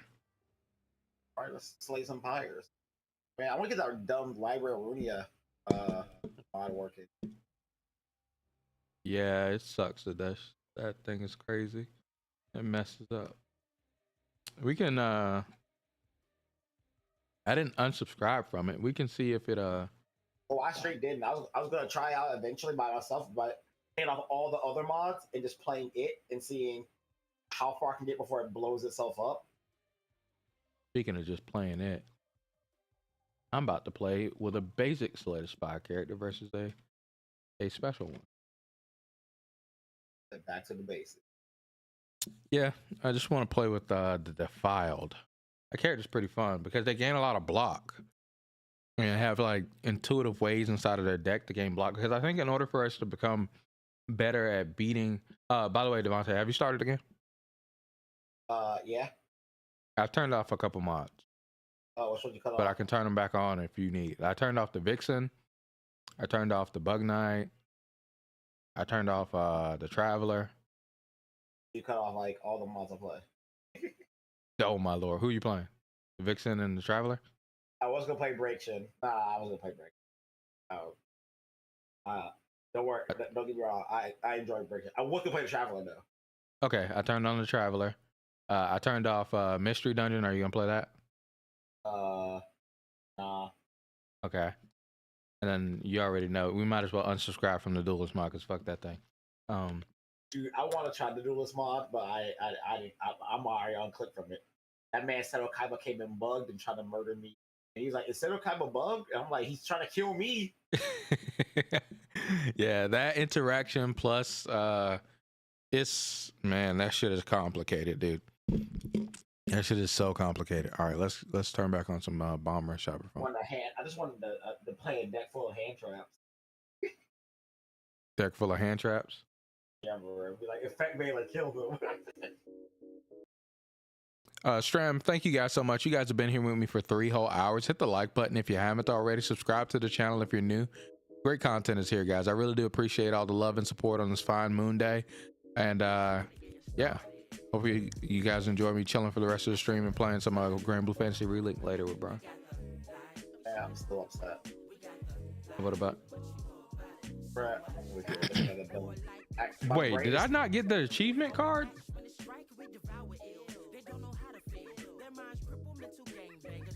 I beat the Awakened one. The Awakened.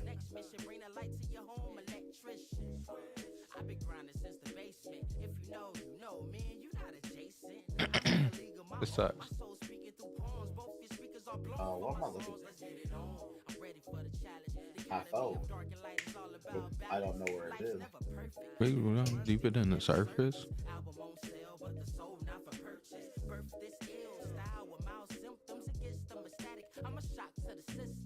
Wait, was that card? That one that we just read, that trap card, was that the one that you said you didn't think was good at first? Transmission rollback? Yeah, was that the one or was it a different card?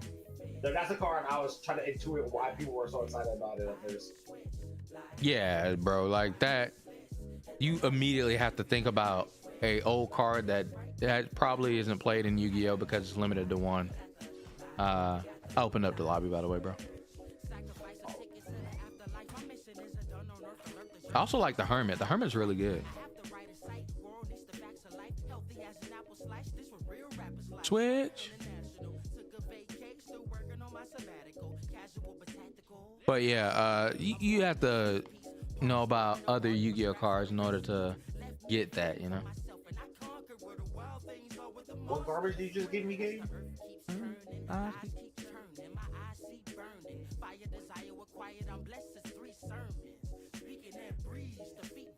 Hey, I got the pyramid to hold on the cards.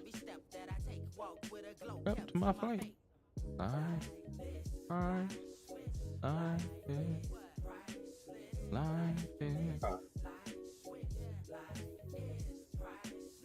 We got a three. We got a 3-fer.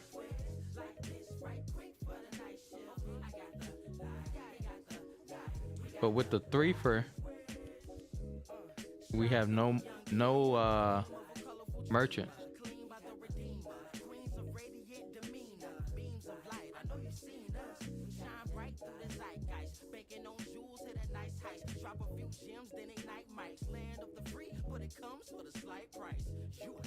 Merchant. Rapper won a battle. But only one fire as the last. If you want more fireplaces, this path is like the best fire amount. Shine all in your face. I got the switch. And it has 2 elite.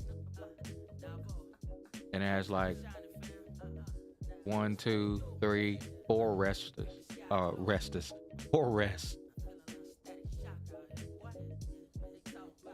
But the elites aren't until the end.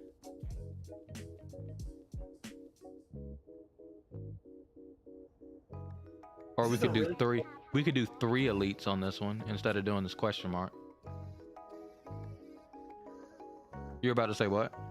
This is a really cool path. It just doesn't have a merchant, so we can't take cards out of our deck. True. But like,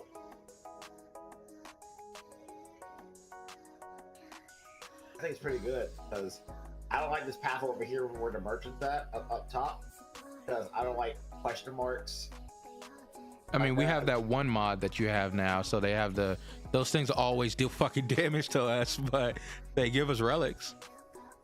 True. But yeah, I'm clear that path you made. All right. My friend. How are you? Oh yeah, we in there. My hand is literally a bajillion blocks.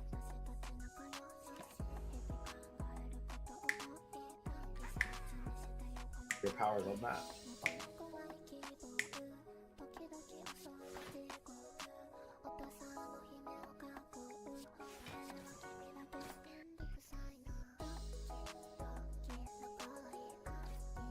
All my blocks were my first part of my hand. Not a single block was my second part. Whatever.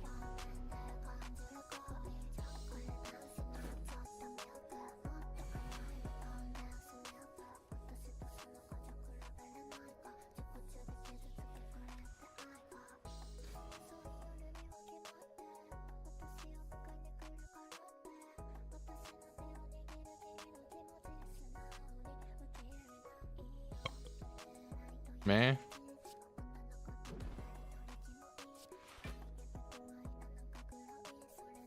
I keep playing the wrong block card.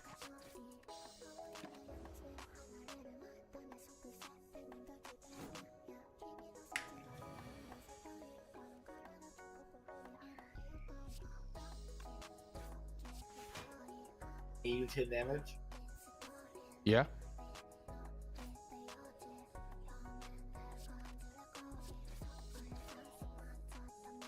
Oh.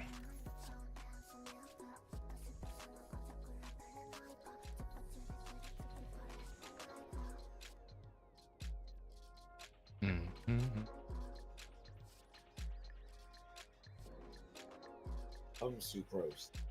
Yeah. I'm earned. Ooh.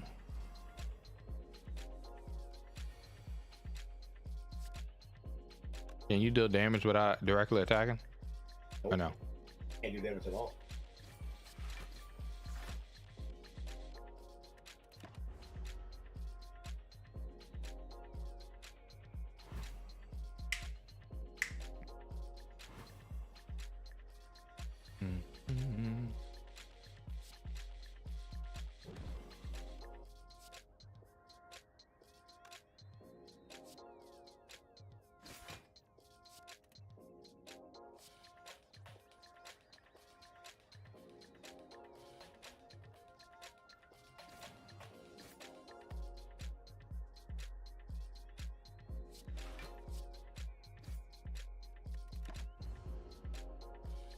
And now you shall die.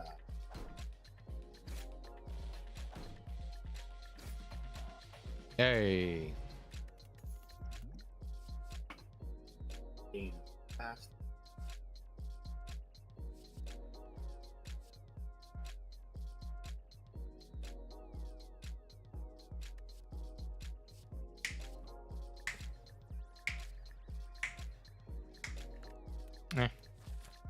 I ain't picking up no cards, man. What the hell? I'm picking up cards in hopes that I find this question mark is just dude. Guys.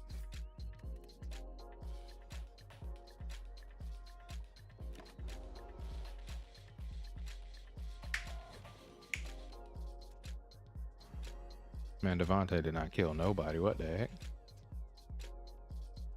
Don't worry.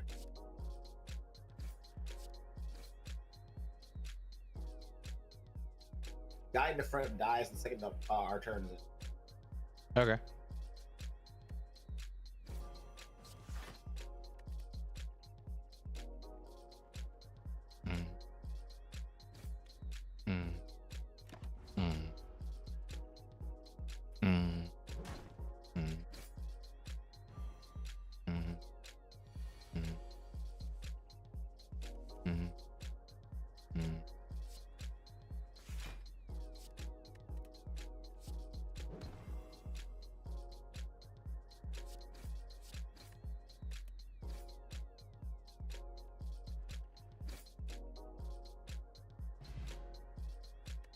Come on, game. Give me something good.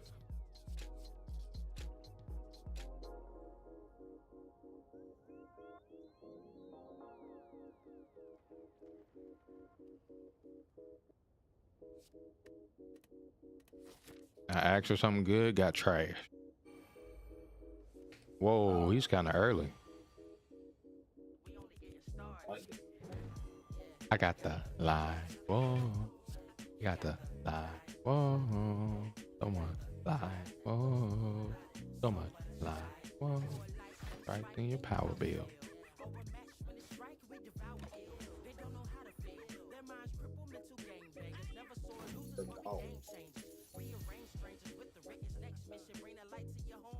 I got a bunch of damage. I got 18 damage. I don't.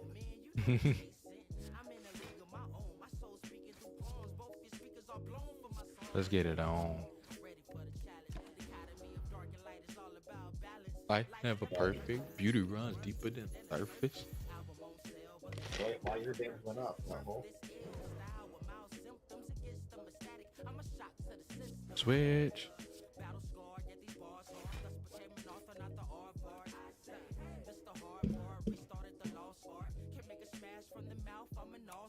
Life is, life is, life is, life is. Hit the light switch if you need a light switch.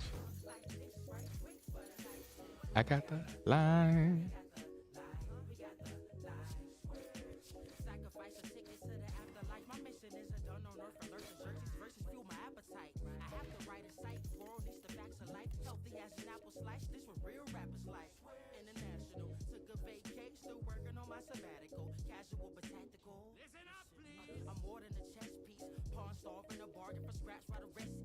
Oh, this card is broken. Wait. Hey. What happened? You'll see. That's cool. Kept to my face. Life is. Life is. Life is. Life is. Hit the light switch if you need a light switch. I got the light. We got the light switch. Shine on, young king.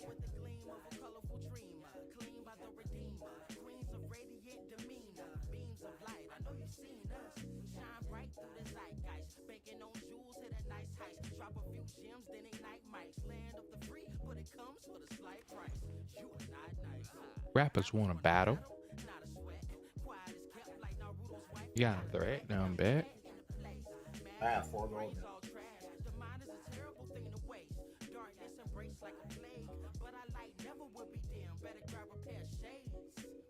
Shine all in your face. I got the light. We got the light. What? I don't remember the cards of this character anymore. I don't know why my brain is farting. Be careful, John. We're fighting a dangerous opponent. Huh? What is this character called? The Silent?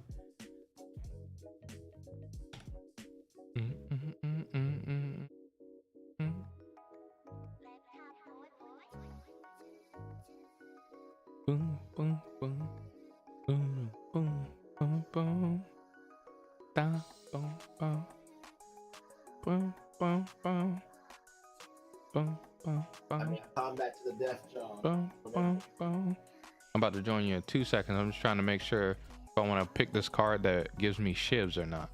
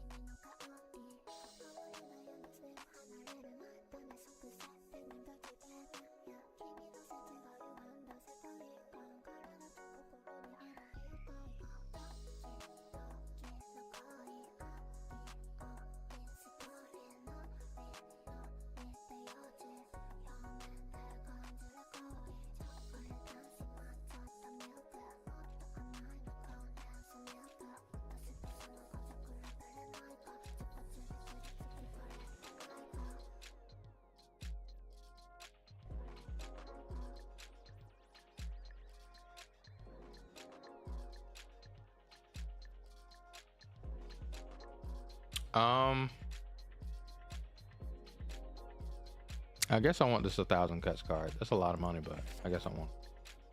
All right, we're moving on. Who are we fighting? Is it me? A vicious opponent. Oh, so it isn't me. I'm not a vicious anything.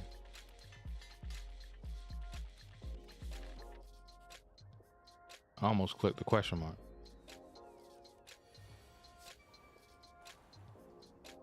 I got 3 attacks. Oh wait, I can only play 1 in that turn. Unless you can go crazy, then go crazy. It just won't include me. I only got 1 energy. I forgot I played that card that cost 2. But it says every time I play a card, I deal 2 damage. So the more cards I play, the better.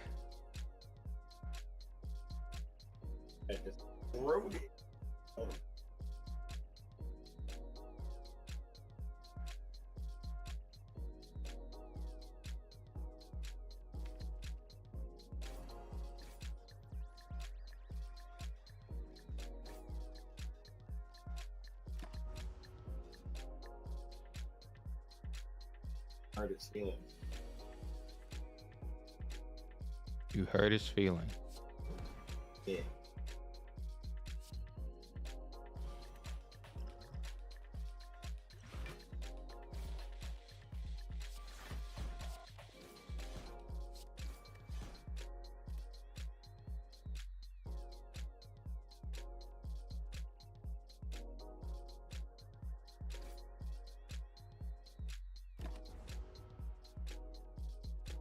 Now I'm gonna start adding shivs to my deck.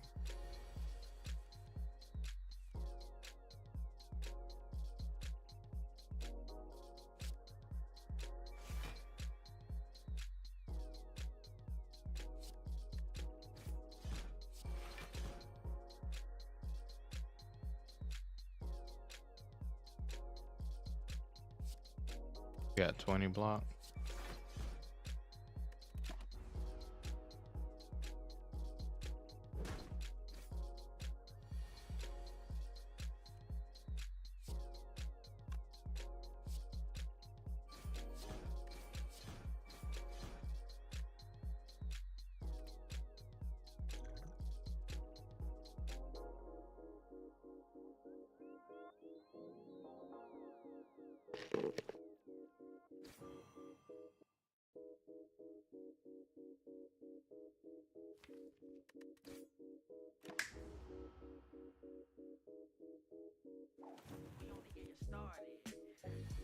I got the line.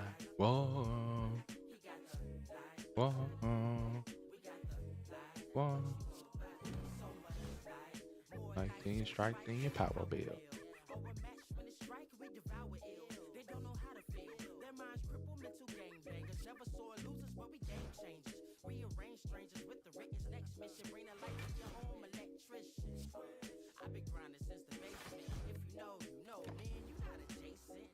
Look at my own. Let's get it on. Life's never perfect. Beauty runs deeper than this.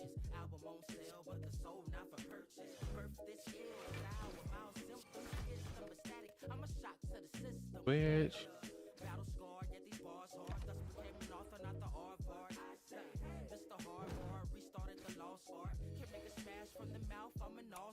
Life is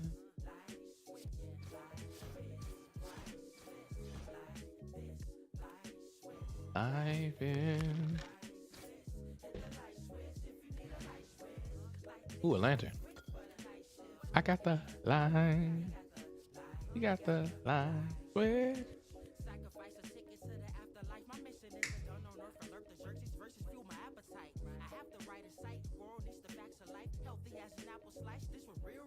Switch. This is 6 and 8 damage. 3 cards played.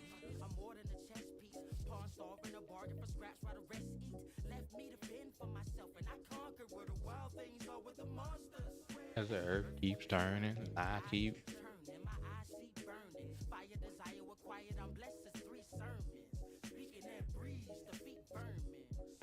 Billie Jean. Yeah, we'll take it up to my face. I did.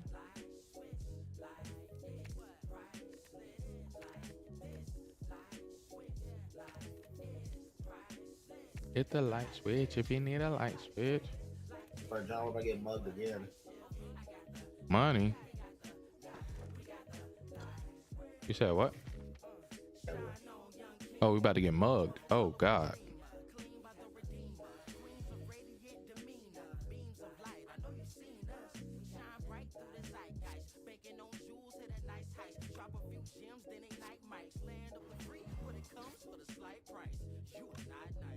Rappers want to battle?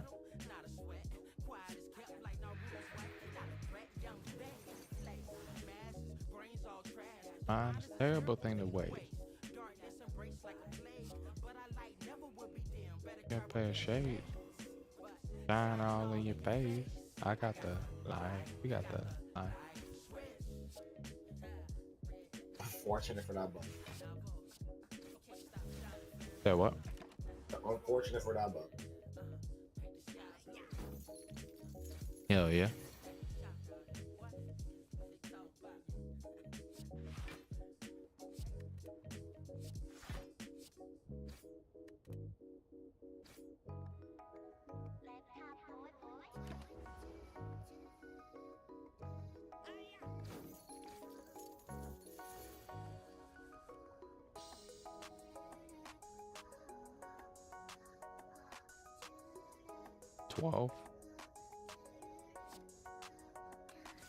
The worst animal is Hyoirei.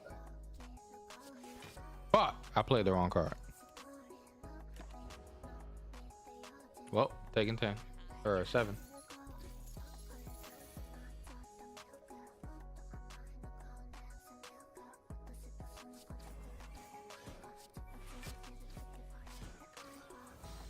Yeah, he dead. I ain't have to take that damage though.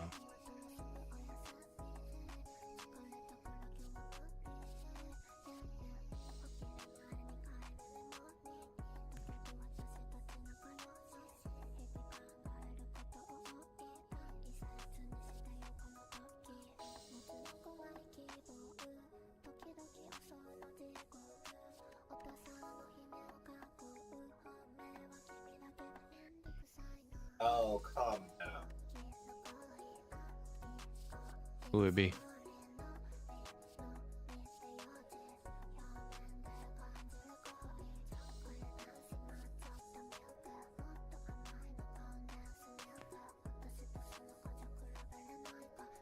Nah, I don't want to do that.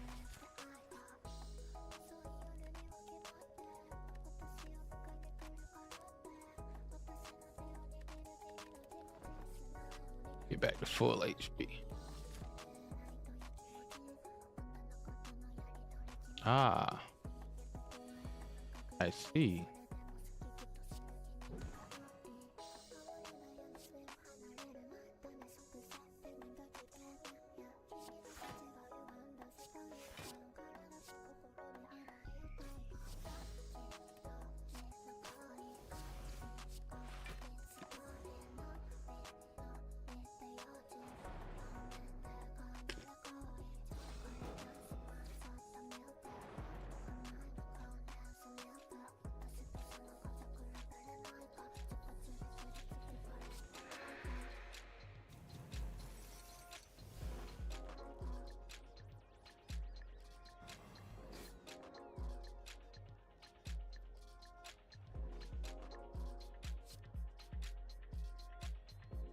I guess I'll take 6.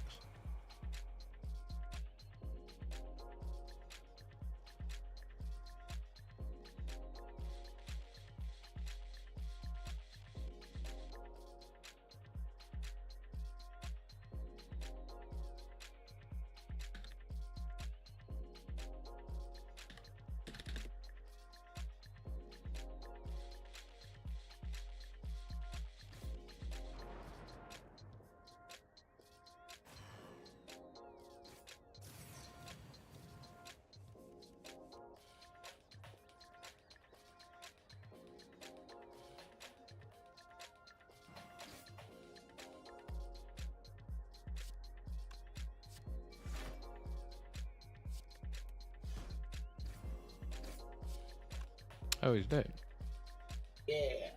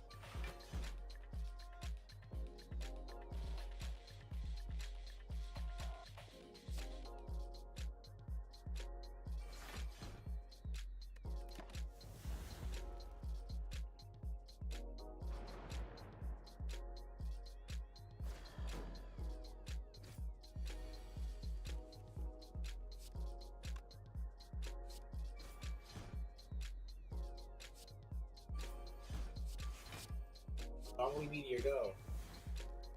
Zhongli Meteor Go. I took it from you.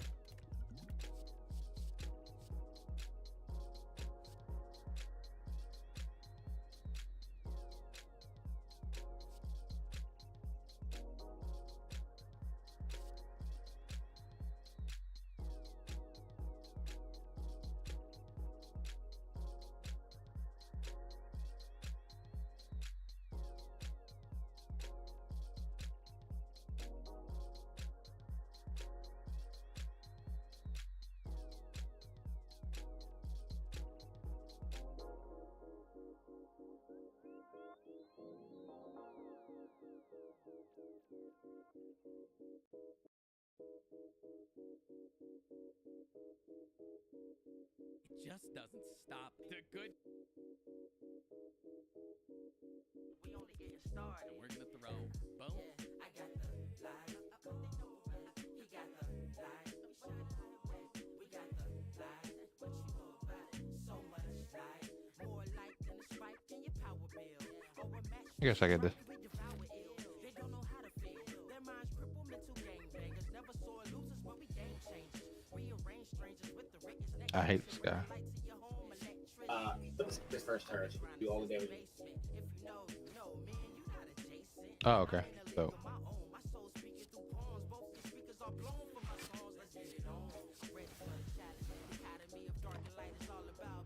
Life's never perfect. Beauty runs deeper than the surface.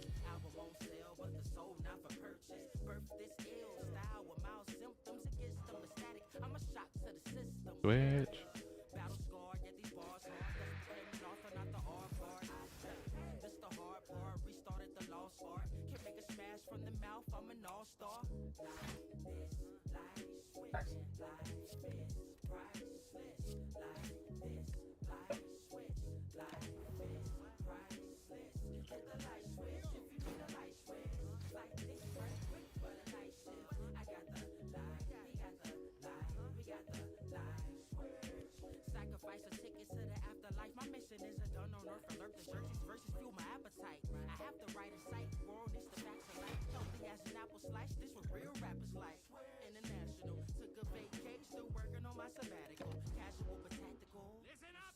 More than a check.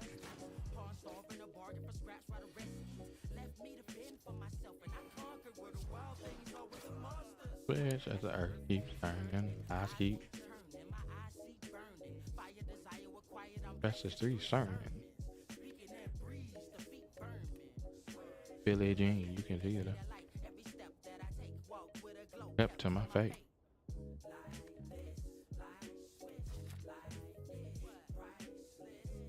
Oh wow.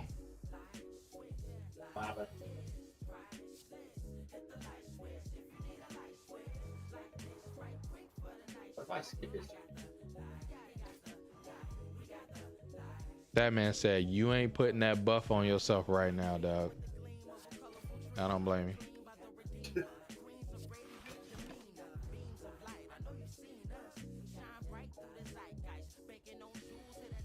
Oh no, he's gonna do it anyways. Rappers want a battle, not a threat.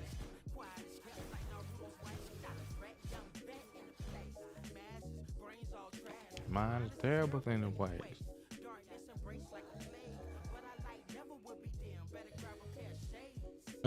Shine all in your face. I got the light.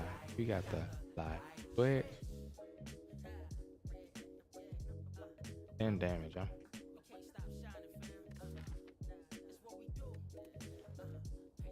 I'm about to turn that to 12. That Harvard also dropped it. Oh my god, this man Devontae's trying to kill us. I don't want to take 9. Guess I gotta.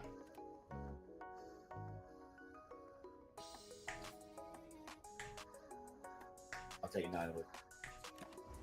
Even though I had 3 blocks in my head. Oh my lord, this man was about to kill me.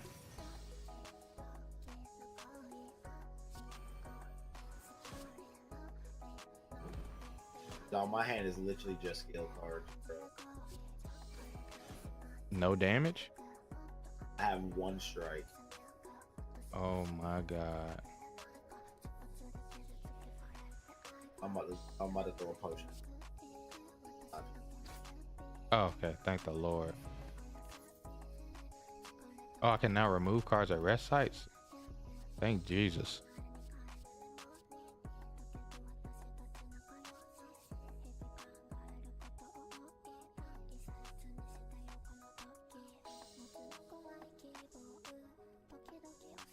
I am now gonna go take a nap. The boss fight ahead.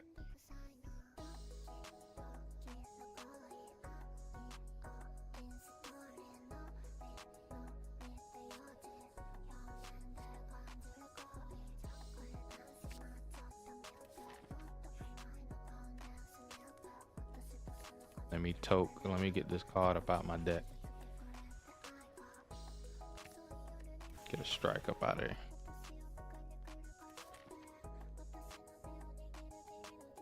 We about to have a perfect size deck this round, chat. I skipped this first turn, so feel free to punch. What was his first turn?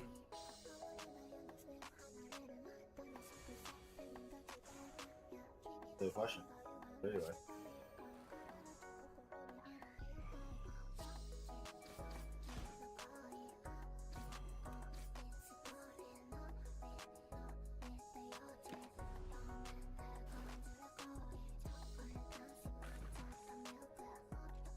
Oh.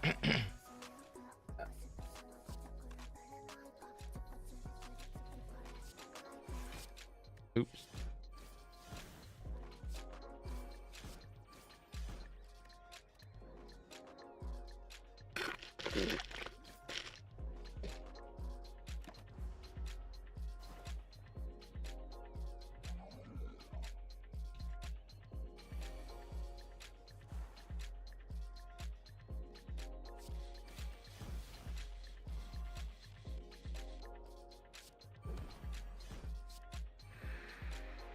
Oh, I didn't mean to do that now. Well,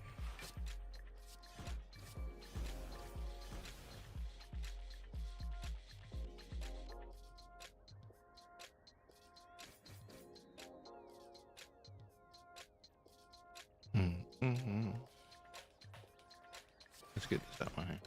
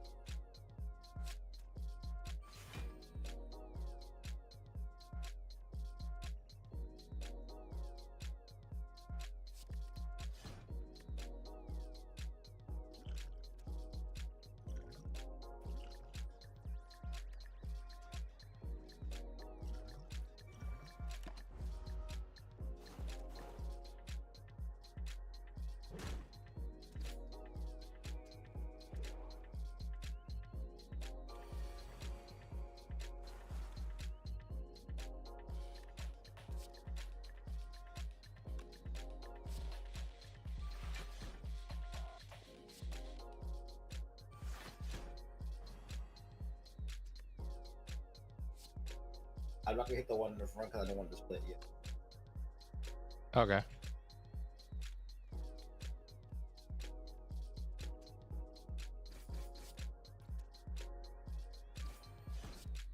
Oh, whoops. When does it split? It splits when it gets to half HP, so about like,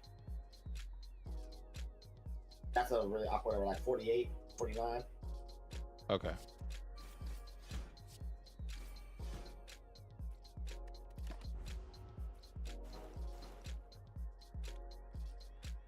Well, that was awkward. I forgot they were poison. I want to go home. I want to go home right now. I don't blame you.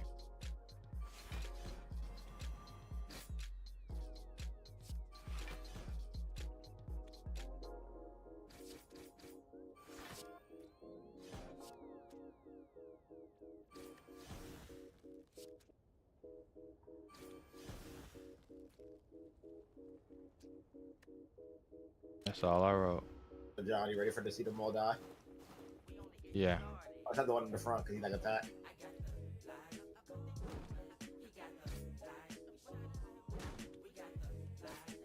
Oh my goodness. I lie.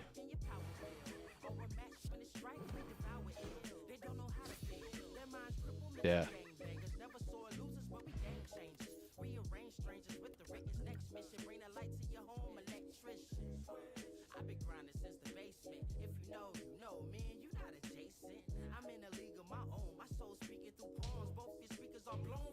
Let's get it on. Nice, no perfect. Beauty runs deeper than the surface.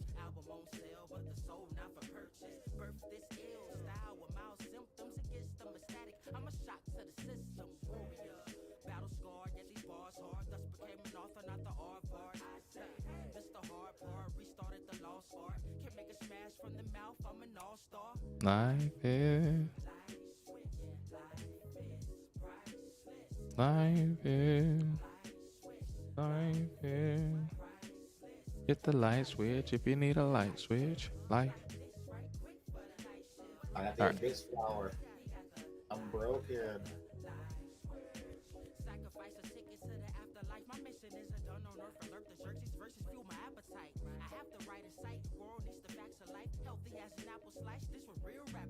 I got a philosopher's stone.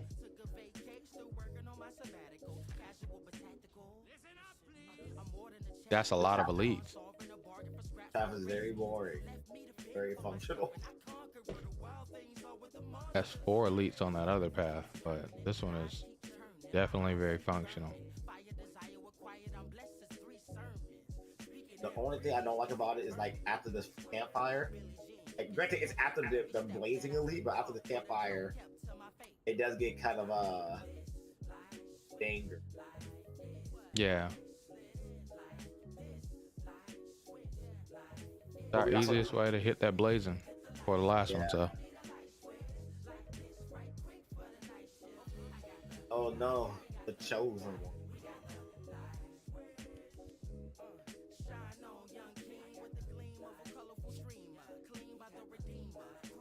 I now have the endless waltz.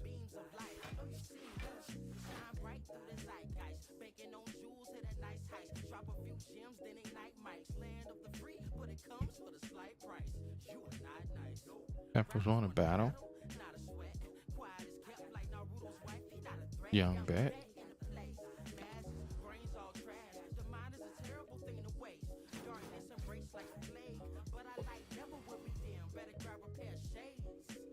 Shine all in your face. I got the switch.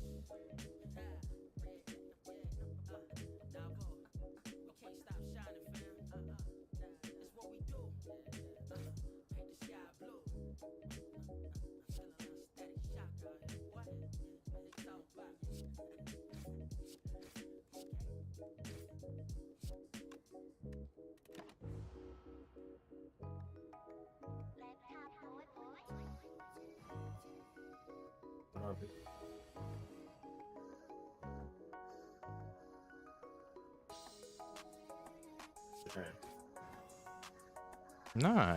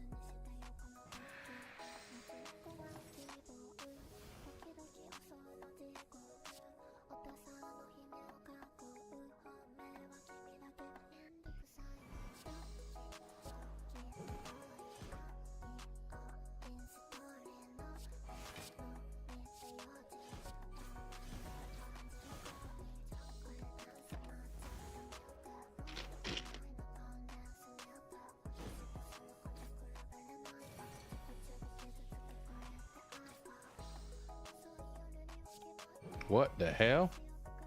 What happened? Look at him. For the 21 damage? Yeah. Yeah, it's pretty crazy, ain't it?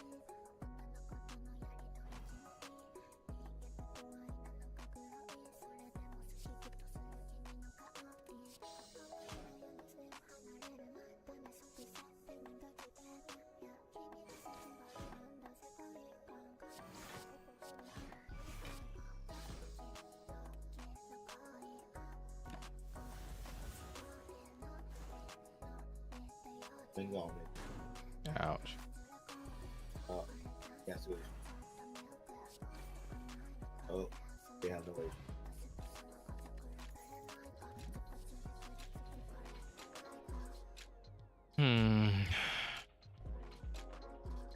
I think I want more cloak and dagger. Dagger.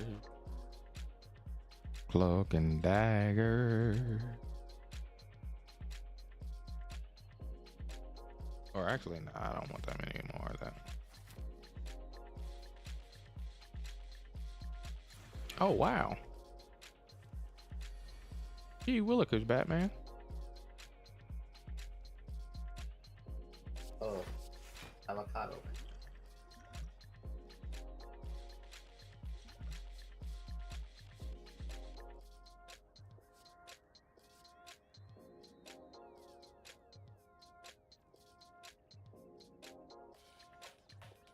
I accidentally ended my turn.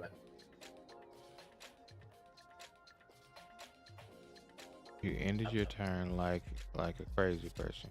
Okay. I have a card that calls 0 in my hand. I wanted to play it. I didn't play it. I called it.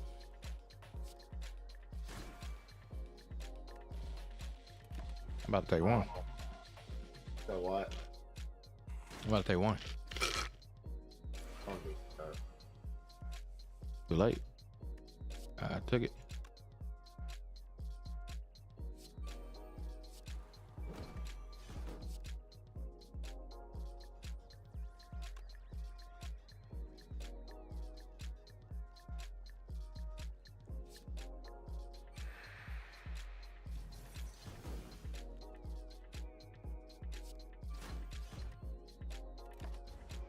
Damn, this thing got a lot of health.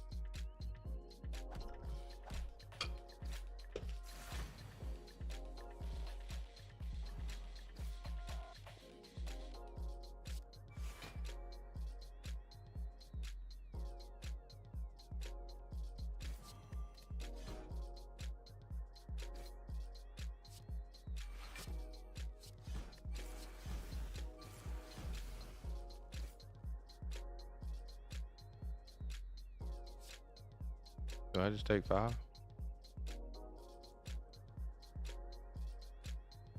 Give me the 61. Sure. I'll get rid of these cards because I accidentally messed up and added them to my hand.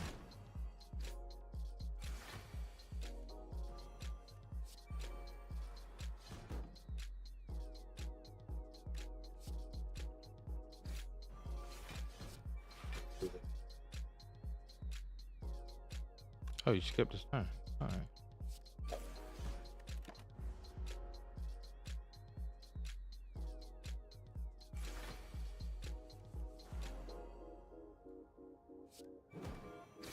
He is deaders.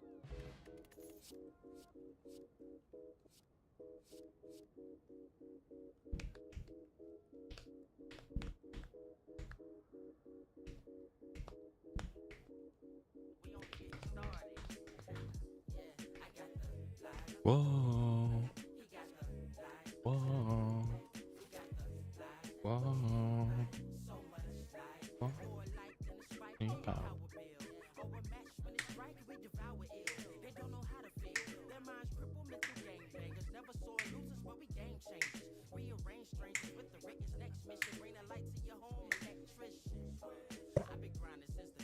If you know, you know, you know.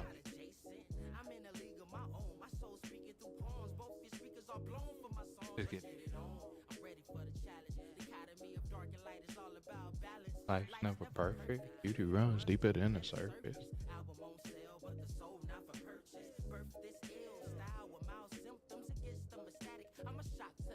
Sweat.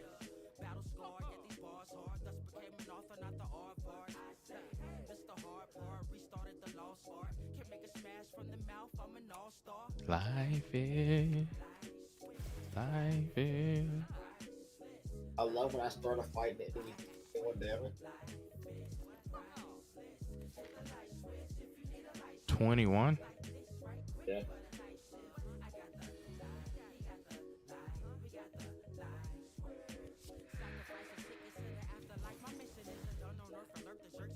That better? Yeah.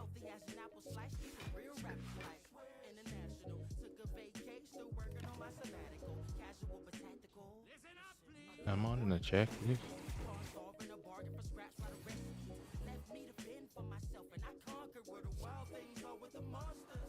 The earth keeps turning. Lies keep.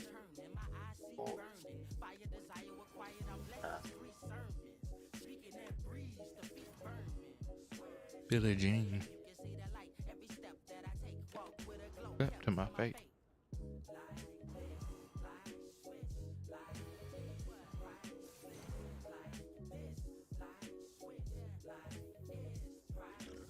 Hit the light switch if you need a light.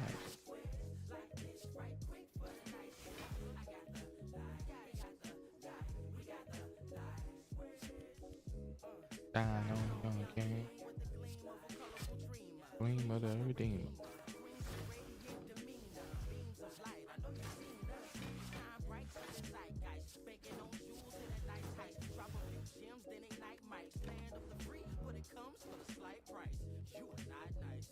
Rappers want a battle, not a sweat. You're not a threat, young bet. Mine is a terrible thing to weigh.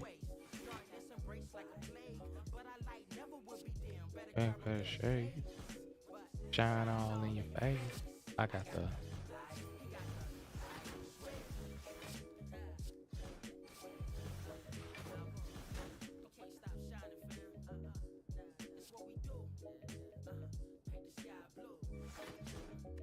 take one, I guess.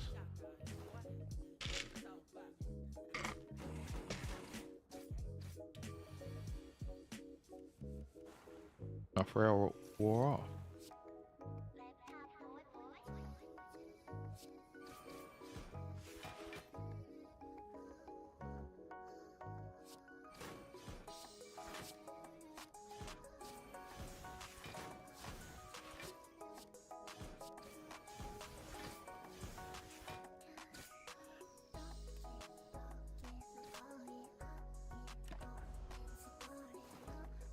Let's change up songs, chat.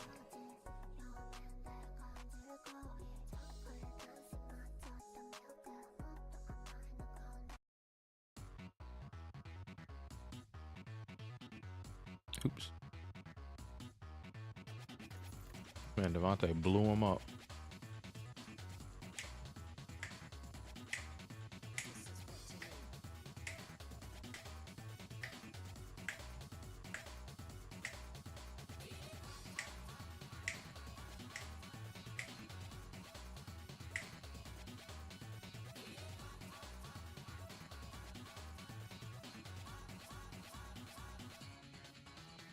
Don't stop the proceeds, 'cause this is what you need. Don't stop the proceeds, cause this is what you need. Don't stop the proceeds, cause this is what you need. This is what you need.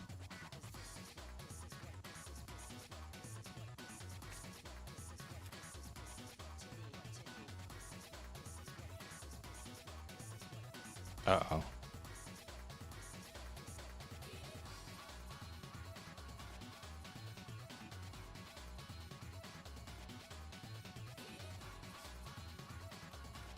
My hand is trash. Oh, mine was too. All that damage I did to it.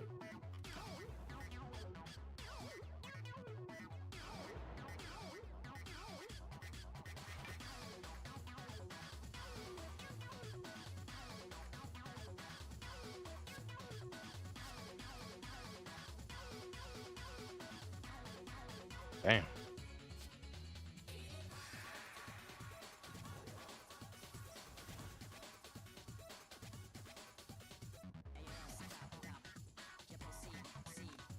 This is what you need. Don't stop. Proceed. This is what you need. This is what you need.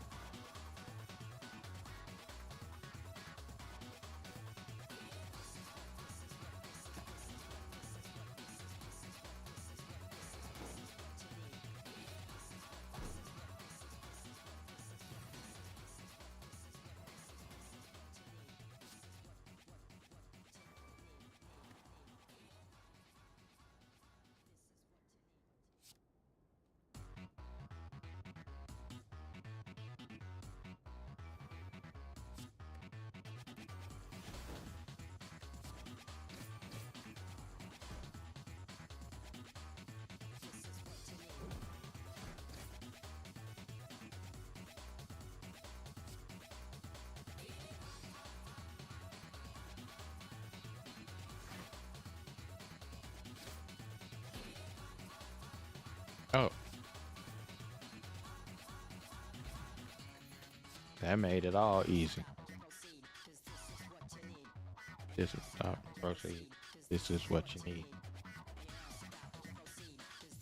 Alright. It's time, John. It's time. What a time for? I bet.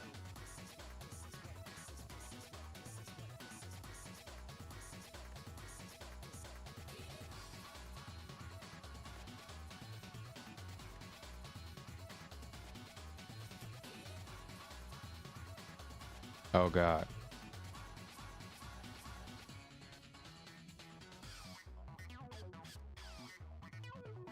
I hate this.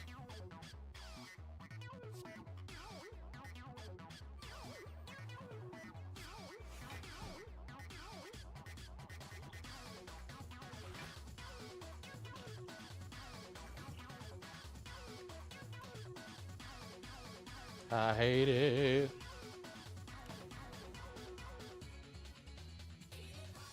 Ouch. Yeah. I took 9.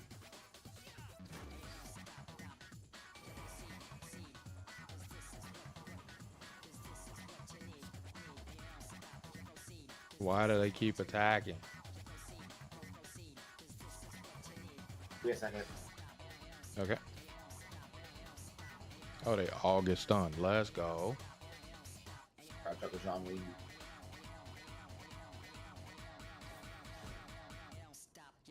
Fortunately, though, you know, that takes the whole turn. I give him my whole turn to stun their whole turn.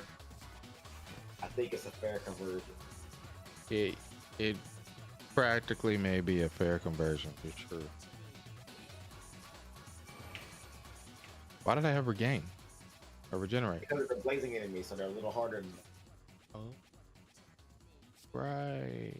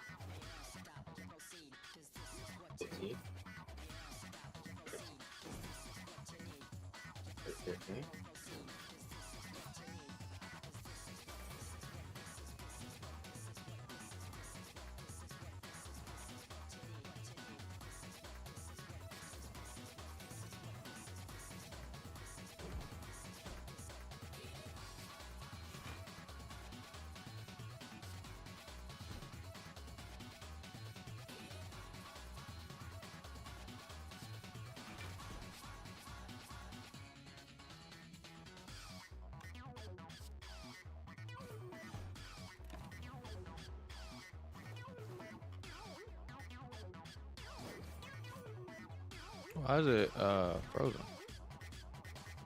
I want frozen.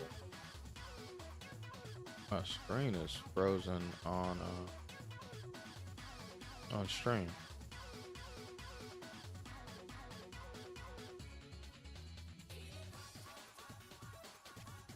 One second, chat.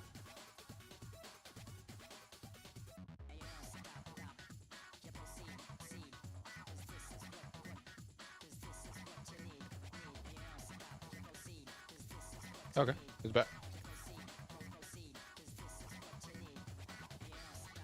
At the start of each combat, add 3 shivs into your hand.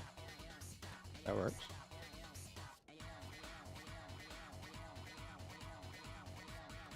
I won't want that card.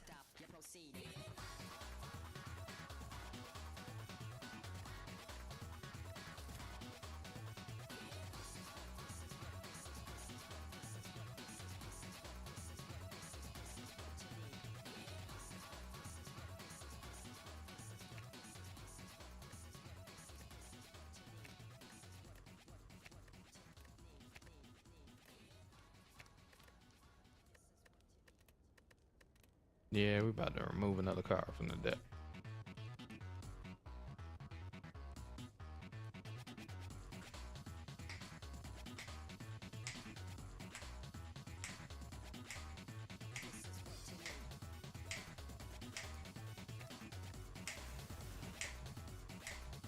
Be right back. Said you'd be right back. Ooh.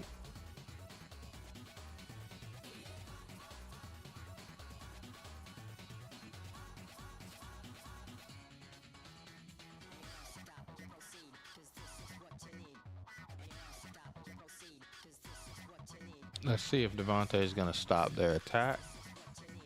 Oh, he has 0 mana. Let's check. The game might be bugging out. This is what I was looking at, chat.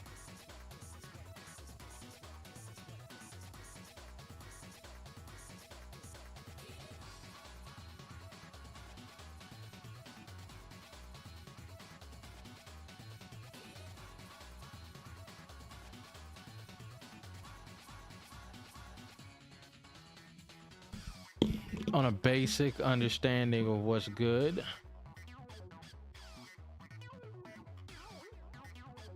I couldn't remember how good this card specifically was.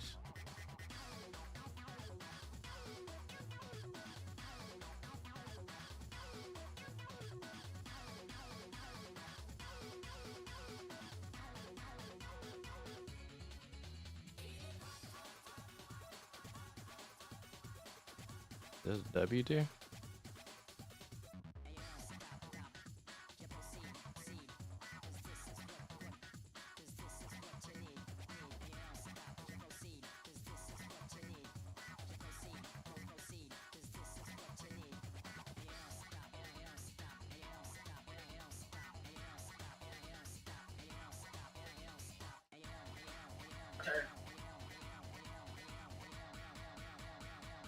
Are you gonna break that turn in half? I stopped your turn. Huh? I stopped your turn. You did? They don't have the little stars above their head? No, they got I'ma beat your ass. Yeah, I just pushed my turn, like, I... Does it not count? Are we out of sync? Let me see.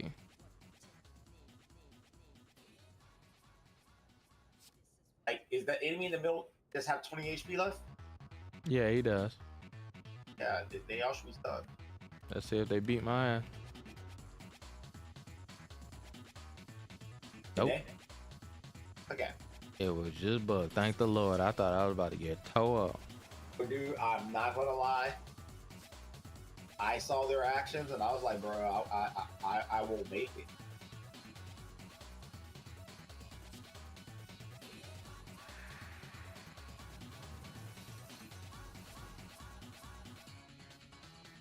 Oh gosh, I'm putting it up. No, you're not.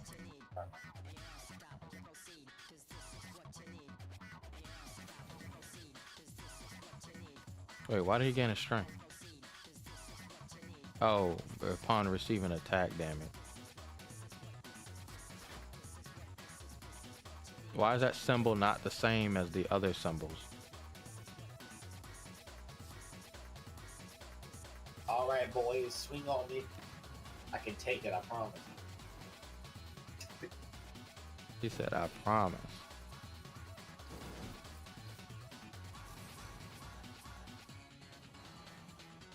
That man ain't lied. He definitely took it.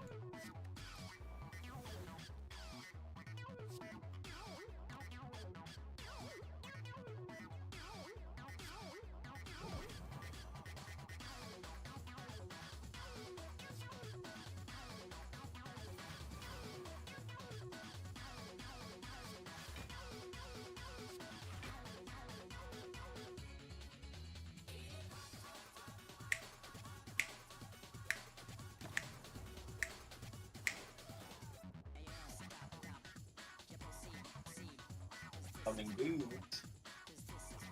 Summoning Ben.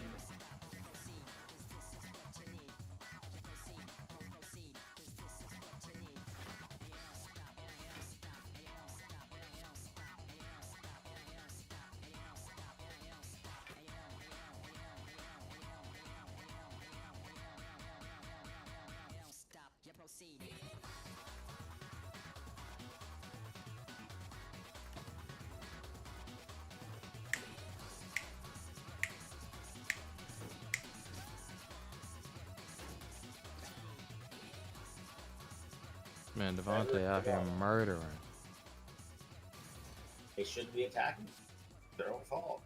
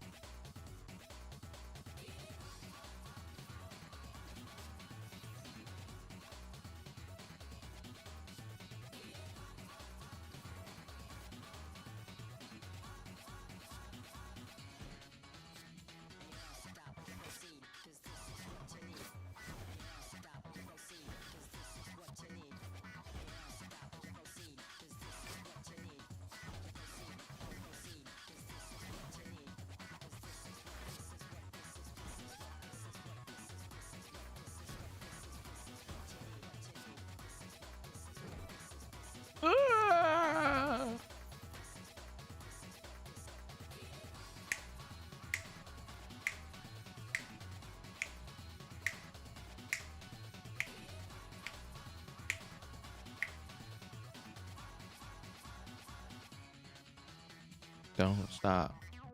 Don't stop. Don't stop. Don't stop. Don't stop.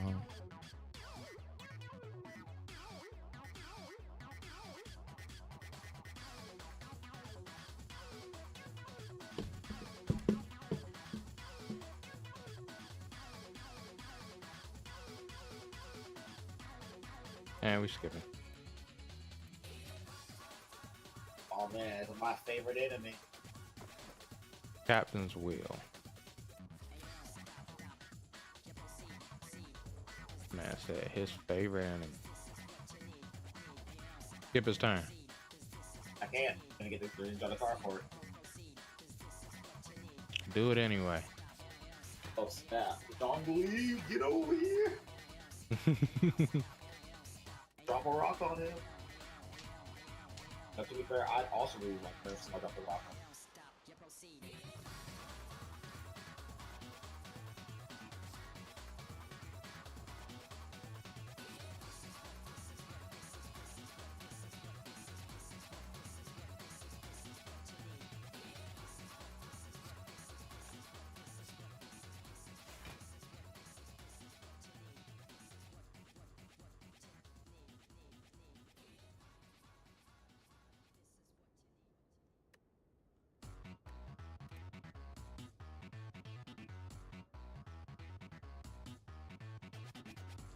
Yeah, I could have discarded a shiv.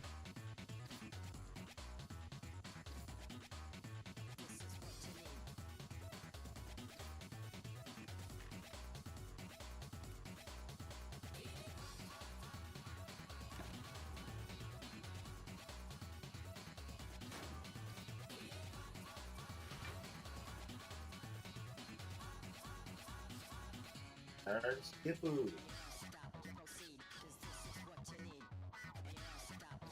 Alright.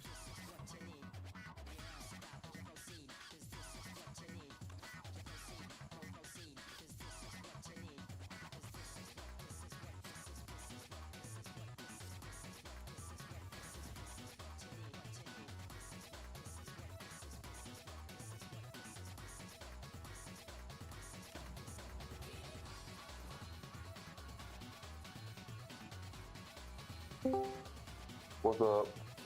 What up, bro? If you still want to play, I heard you saying something about playing Grand Blue Fantasy Versus a while back, and I saw you started playing Devontae. If you still want to play, I said Versus. I meant Relink. If you still want to play, let's just let me know. I ain't doing anything. Yeah, I'm down. I was waiting on you to show up. Actually. Oh, I've been ready forever. Nice. Nice.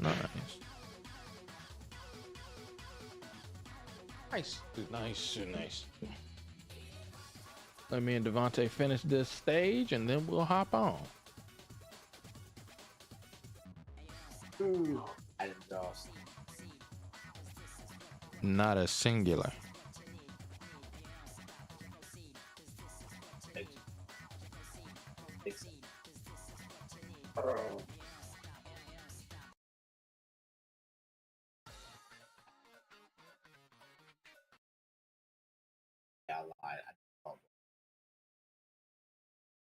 This man said he didn't, and then murdered him right afterwards.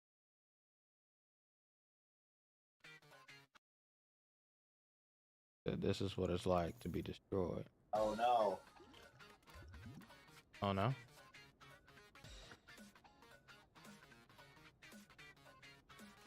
Oh, I don't need this. At the end of turn, retain up to 1 card.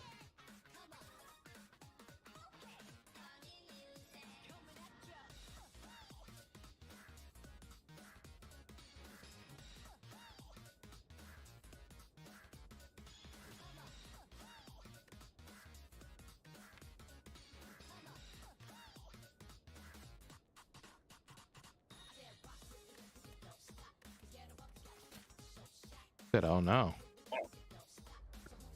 I'm gonna drop the turn.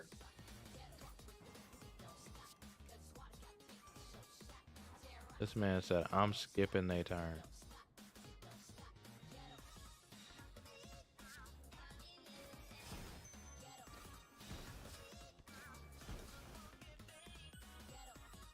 Big now, funky music. Big now, fake. Funky, funky moonlight, funky moonlight, funky, funky moonlight.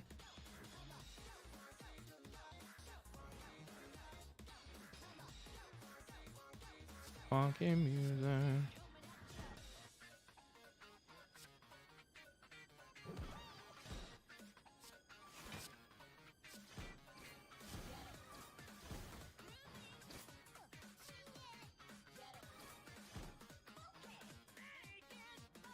Eight. And he's gonna die. Devontae kills people for hitting him.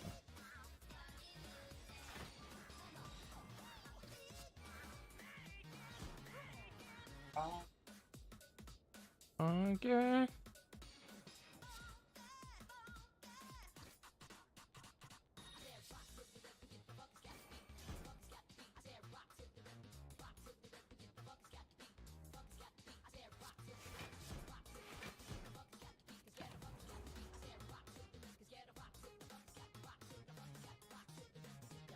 Suffer.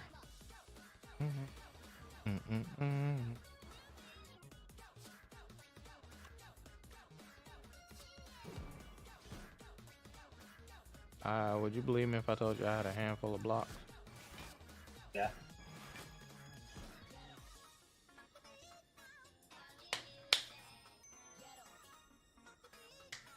The funky beat.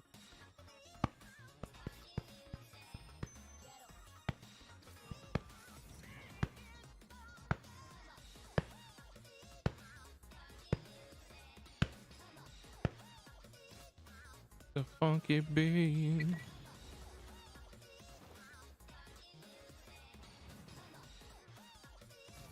Zhongli hasn't come to help me a single time. I'm on nerves.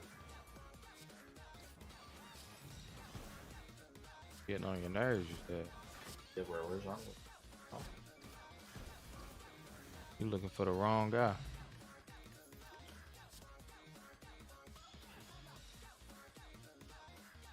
He finding the really good at accidentally killing you.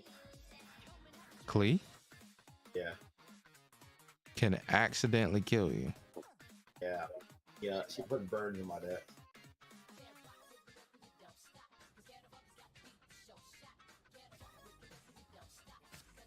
Huh.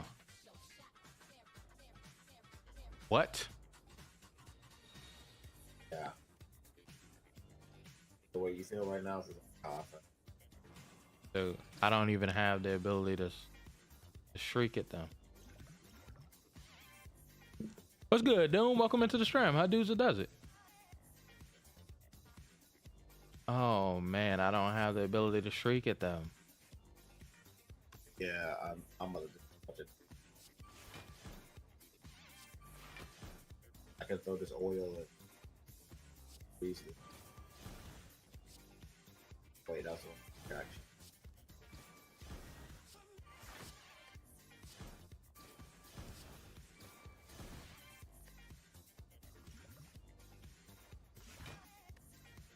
This is the best I can do.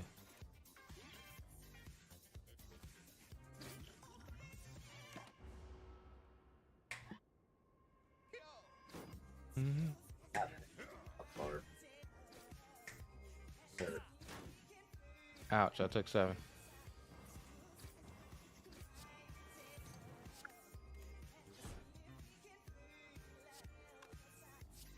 And none of them have any of them.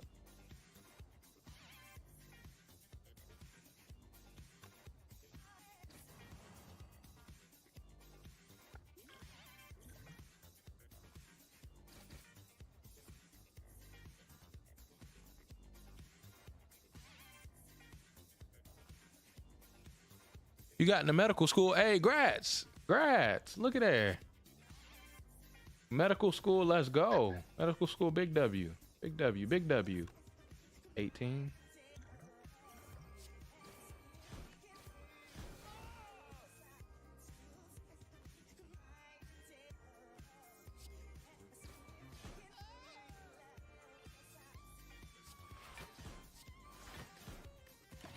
Okay. We living.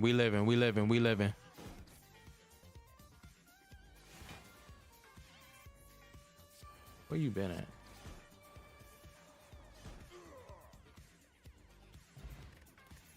The mall bank.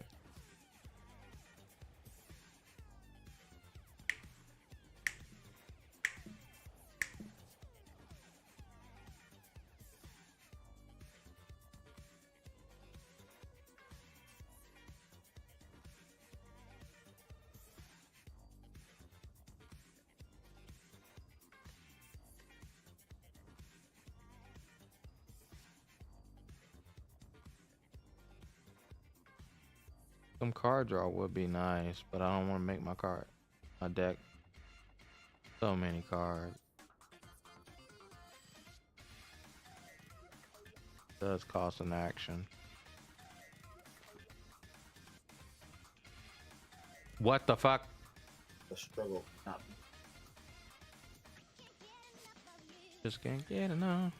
Got too much, baby. Oh, I just can't get enough.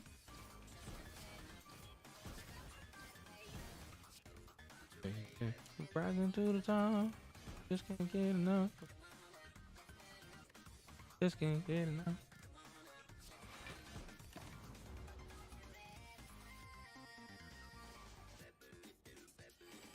Can't get enough. Can't get enough. Rising to the top.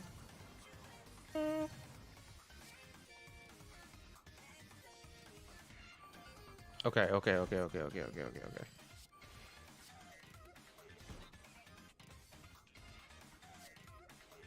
That's Shrill Ladder.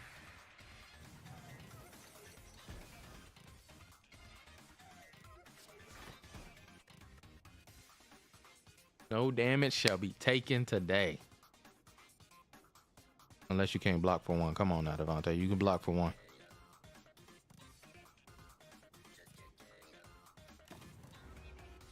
This man can't. Oh, he blocked for 10.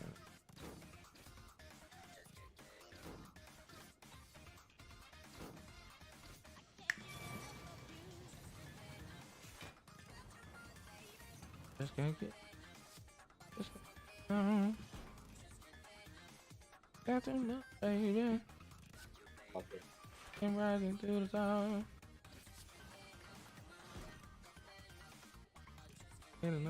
No turns for them. Man said no turn.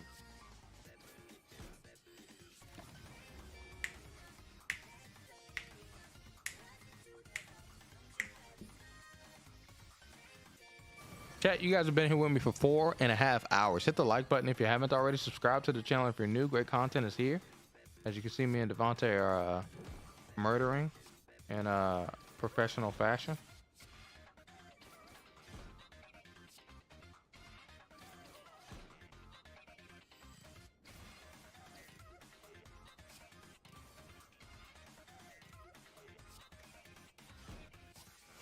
Oh, this guy's dead.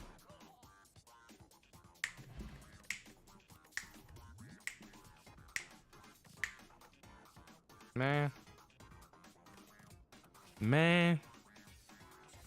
What happened? That card was nice. Oh, here we go.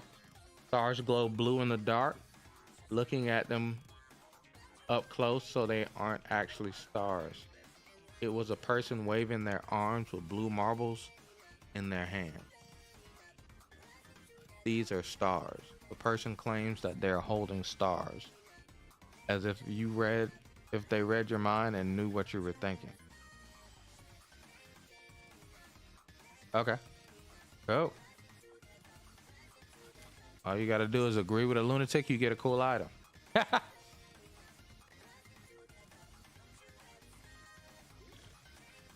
What am I looking for? We're fighting the construct boss, the one that summons to the big armor guy. Man, I want to upgrade a card. I have 38 HP left. Me too. Well, I want to toke the flame and get rid of a card out of my deck, actually, but I don't think I can afford it with 36 HP.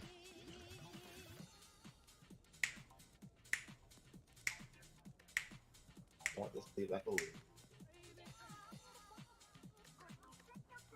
17 cards ain't terrible in your deck.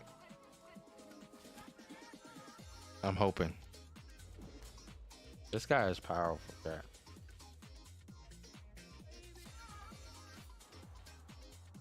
Oh, this is the guy who starts on like 500 stacks of artifacts, so I can't hurt him. Yeah. I think I can get rid of some artifacts, but I gotta draw that one there card there. That is a lot of damage coming my way. Are you gonna skip his turn? No? Didn't draw the card for it. Cool.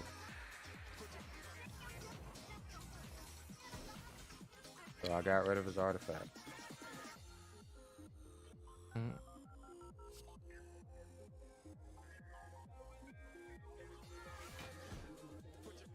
Oh, baby, I'm a funk phenomenon. Yeah, baby, I'm a funk. Yeah, baby, I'm a funk phenomenon.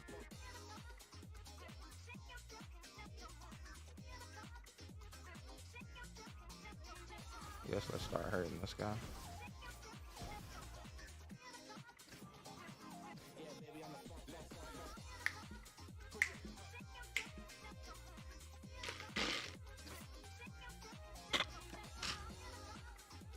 We're taking damage, chat.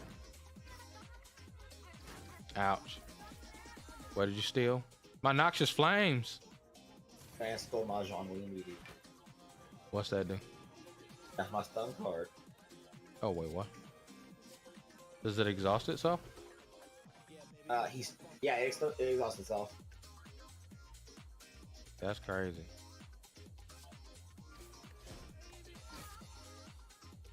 Hell yeah. Give me my damn card back, bitch.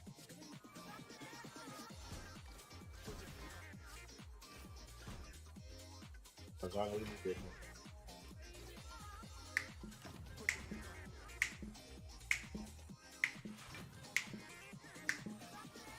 I could have upgraded that card.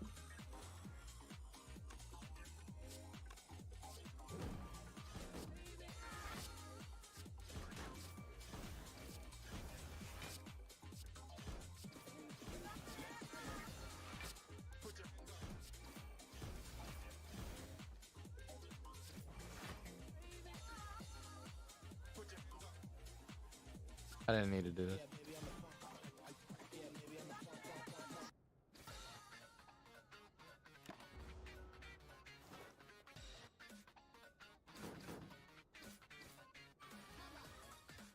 Movie. Oh, okay.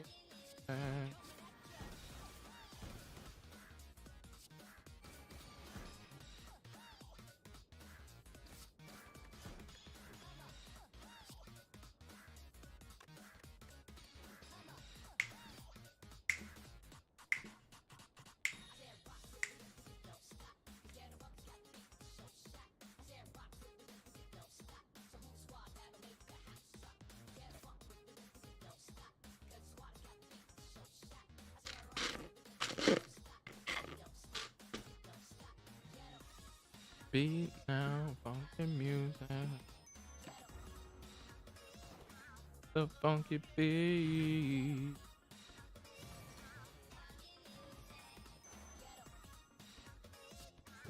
$52. So crazy, man. He thinks he's gonna live? That man was trying to do damn blitz. Devontae, you saw that? I have 3 of the same potion. 3?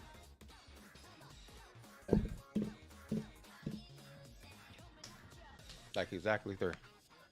Yeah.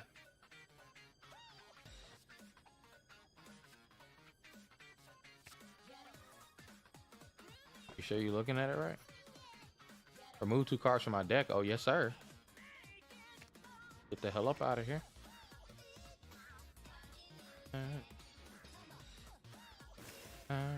The funky beat. All right, Devontae. Let us take a pause so me and Brian can play that goddamn relink. After our end stream, I'll be back and we can play this until I fall asleep. Or need to go to sleep, brother. Oh, damn. Well then. Yeah. Good run, my man. Until either ended it or you left. Said what? I was playing this till either you ended it or you left. So I was like, after that, go to sleep. Okay, dope. Yeah. Check us out playing some relink because we about to turn that thing on, dog. All right, Strim. It is time. We're gonna be playing some Grand Blue Fantasy Relink. Me and my boy Brian. This is a action RPG that's coming out February 1st, isn't it, Brian? Yeah, that's February 1st. And we're going to be playing the demo now. And there should be more of this later on the stream as the game comes out. You guys know I love Grand Blue Fantasy. You guys know Brian still plays it to this day. We used to play it all the time in the past. And yeah, it's a good game. Oops.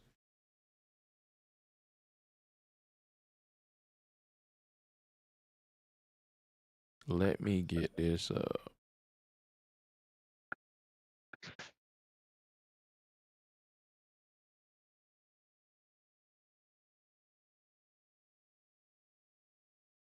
Oh, I see what's happening.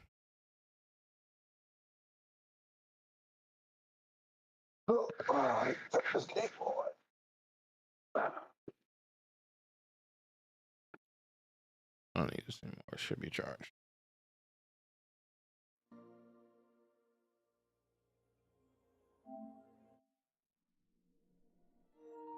Hell yeah. And I'm still in the game. Let's go. Final call for the PlayStation Store holiday sale. Ain't nobody want nothing off no goddamn holiday. All right, I'm turning on online right now. If he gave me cheaper PlayStation Plus, man, maybe he would care. Right.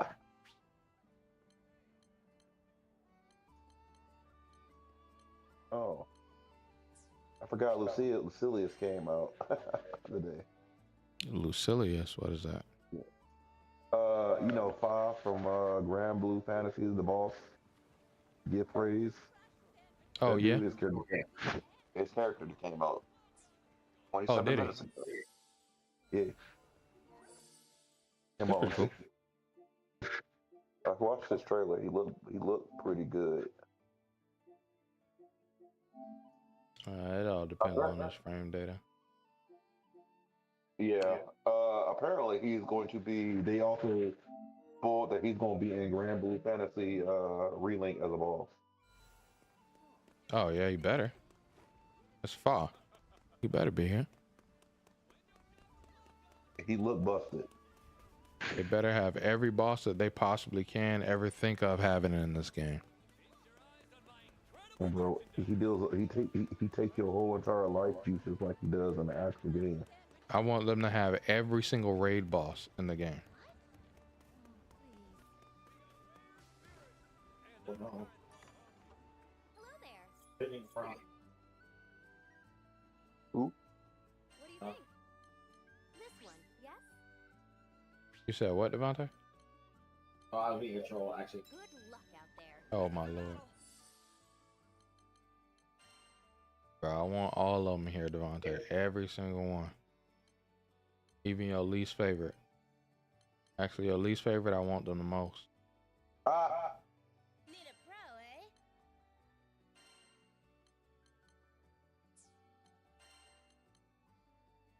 Charlotta Fenia leaps into the fray.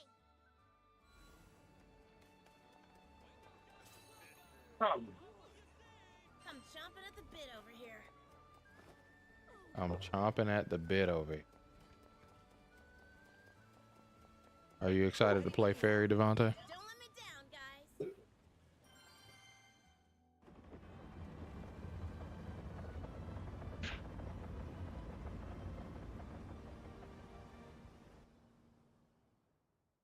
Really will put a hitbox on my gosh big whip. All right, Brian. The goal is we're about to get an S rank. That's what we got to do, Doug. We'll try not to die like a scrub. All the win characters in this game are kind of weak.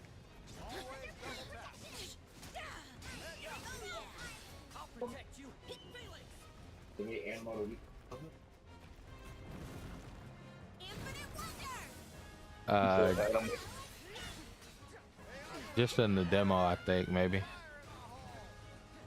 The only character that has damage is like Yodara, I think.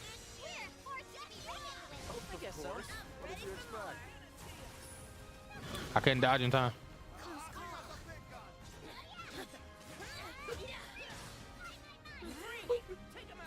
Oh, I forgot she has a counter.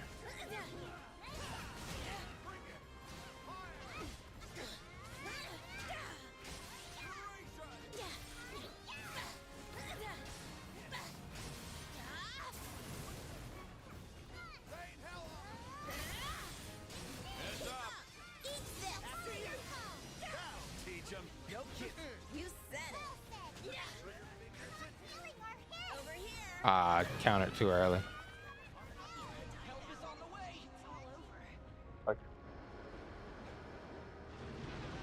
Oh my God, bro! Why does he have that?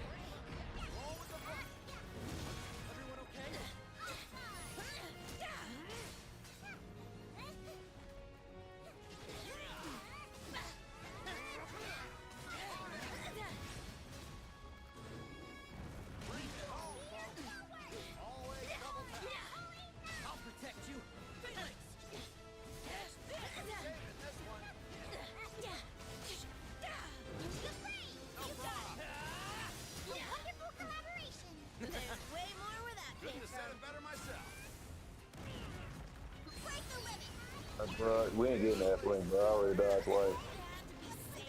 Oh, the sand.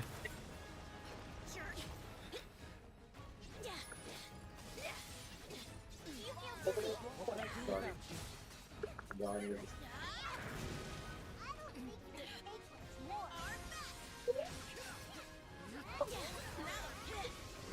gets tough. See that for a second.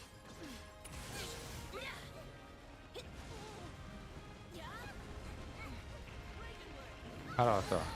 Oh, circle.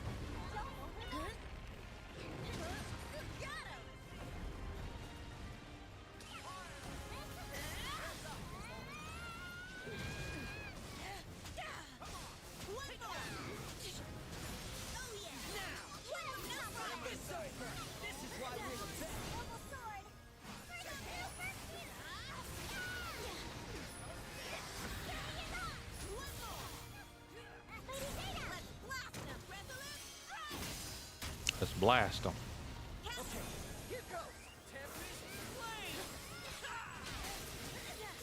I hear ya. And dust to dust. Shine as one. Ascension. One more. Now that's the end we are. Got him. No enough for you. Get them on our best. Doing something. All right, we beating that ass.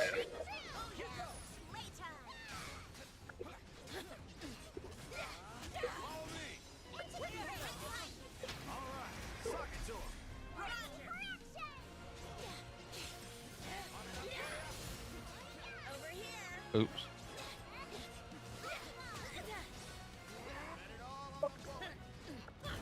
Oh man, I tried to dodge.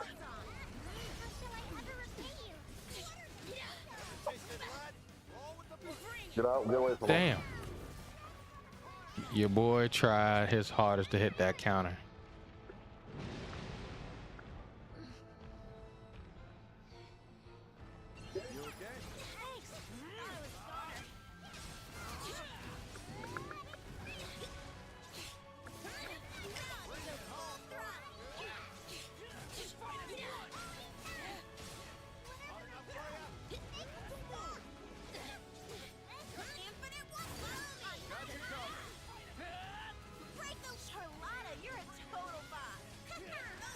Charlotta is a total boss, huh? Out of there.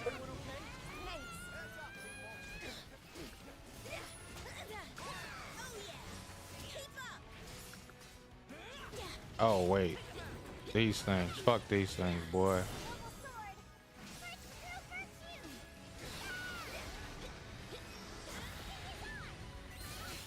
She keep being the first one, man. We keep getting water instead of wind. I wonder if there a way. Well, I clearly there'll be enough characters in the actual game for us to do on elements. But right now there ain't. Yeah.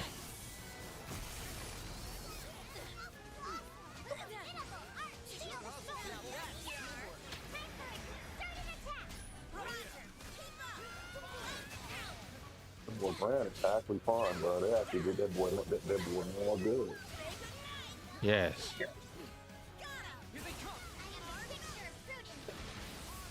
He's an overdrive. Oh shoot! I forgot that attack doesn't have a.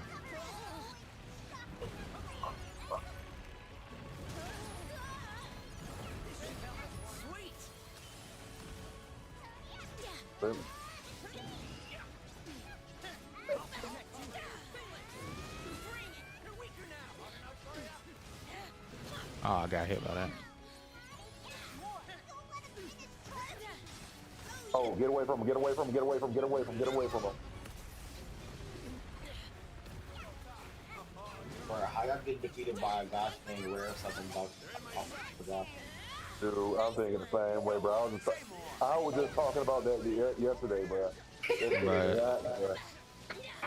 Just you wait until Devontae turn this on and try this with us. He gonna understand. Dude, I was making a joke. I'm just upset. It's happening. I was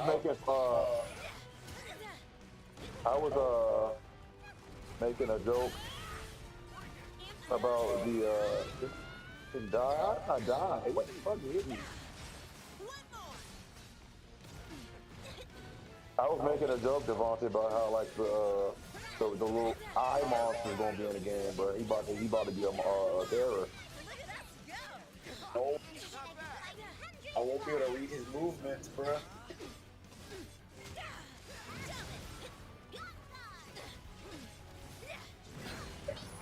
The one's ridiculous. Get lucky.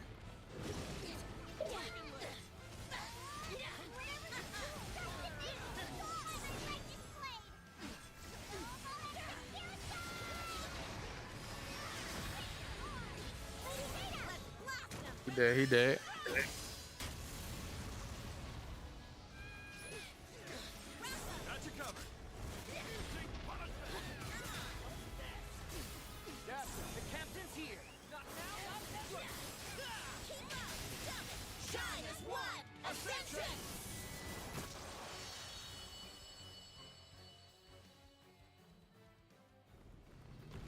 Yeah, we just got to do full burst with wind. If we do full burst with wind, let me see if I can pick Yodara if he gains charge bar fast as Charlotta. Charlotta she be yumming up charge bar.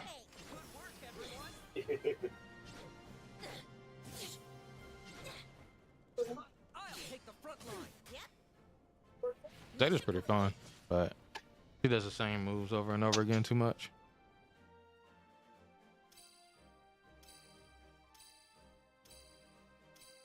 That Lord of crits.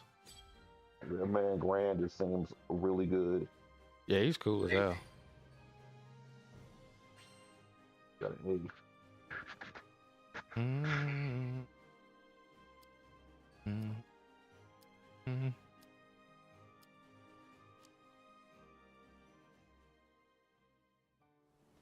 Or what I'm gonna do is I actually like playing with fucking Siegfried. I'm gonna play Siegfried In need of a guardian? and put Yodara. Almost died from boredom. Yeah, let's see if that does it.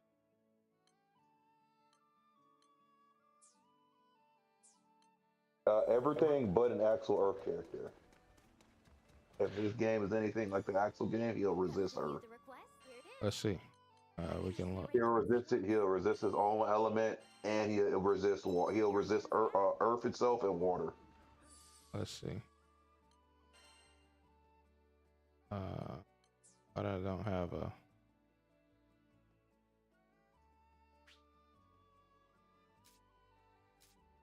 I don't have a thing that says something about it.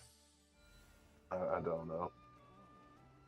For maybe might because it's a beta, but I just wouldn't bring a water character, and I wouldn't bring a Earth character if you can. That should. Charlotta's doing fine, but I'll take her off. But other players are ready. Oh, you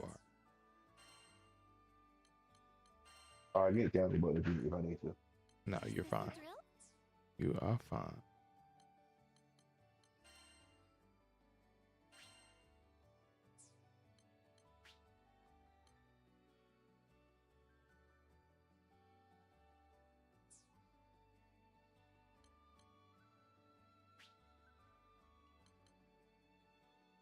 Oh, there are different skills. What?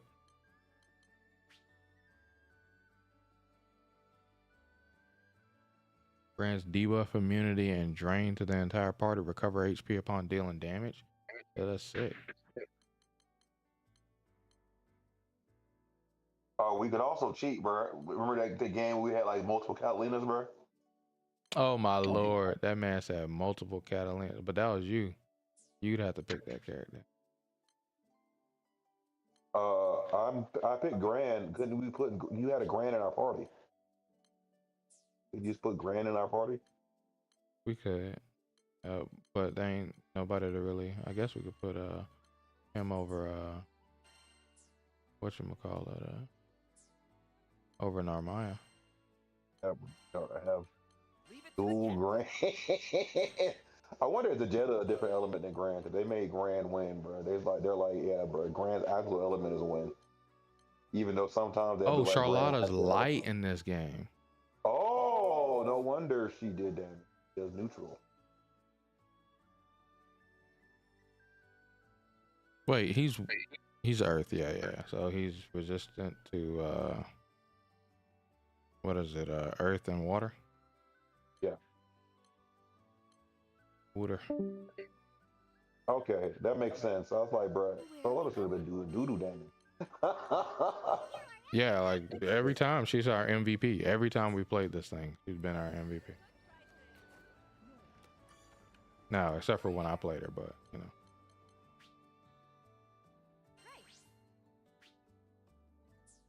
All right, cool. Let's do it.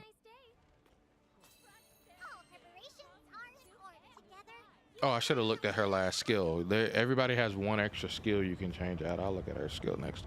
Oh my god. Yeah. Grant has failings and Panacea, so he be healing.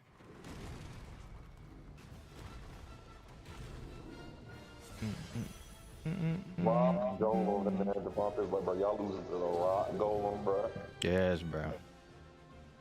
We are straight losing him. Out of there.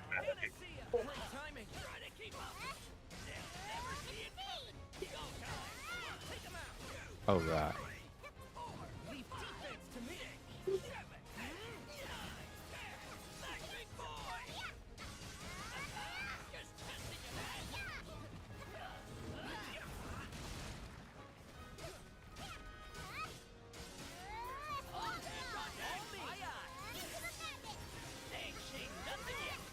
Literally, not even I can spot you.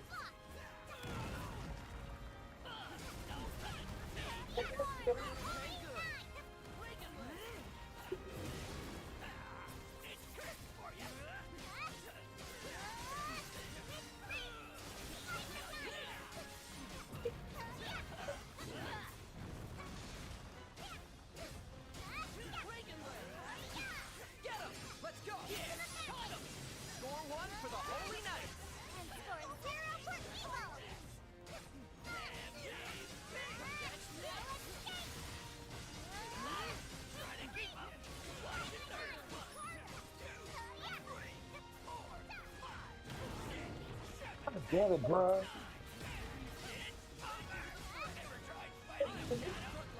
What's he count?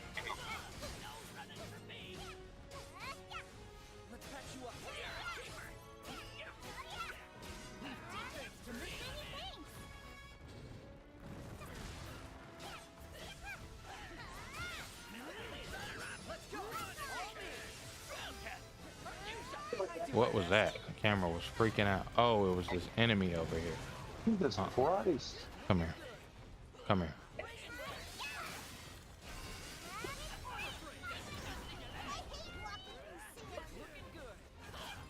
Come here. Come here. Get the hell up out of here.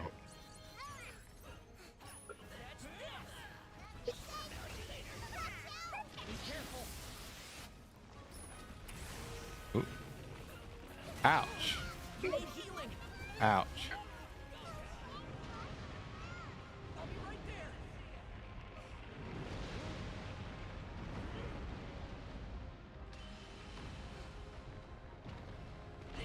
Ooh, we out of there. All right, let me get this enemy.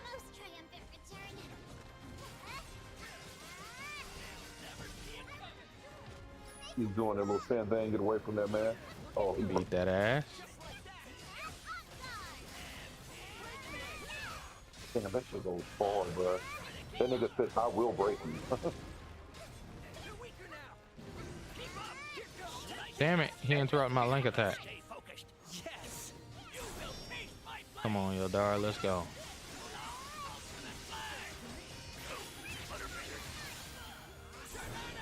Oh, it could be green too, there, man. Hyoirei started it. Yes.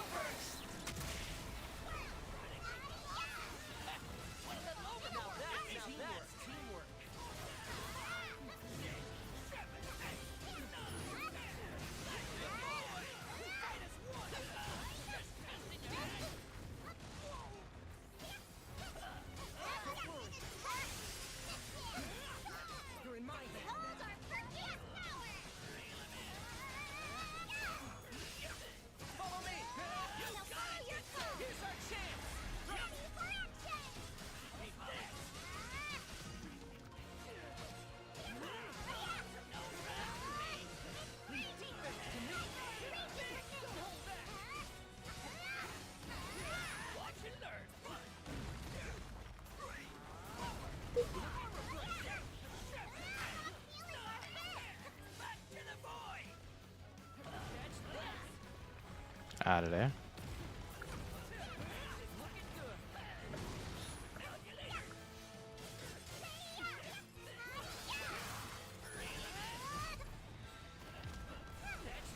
Come here. Yeah, get your ass.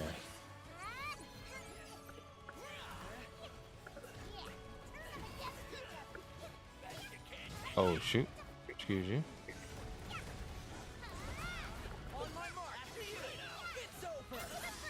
Got a link attack. Let's go.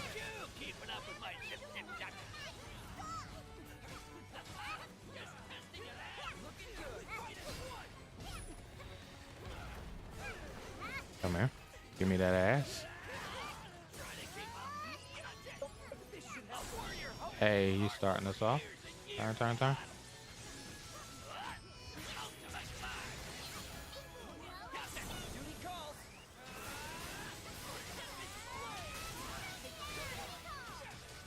Here we go.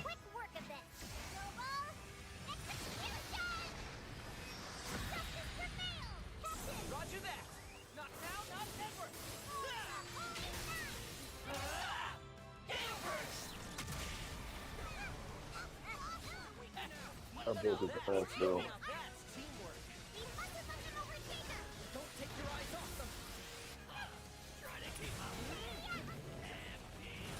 Oh shoot.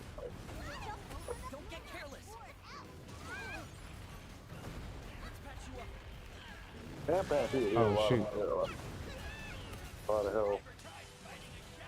Yeah, he in that last minute overdrive.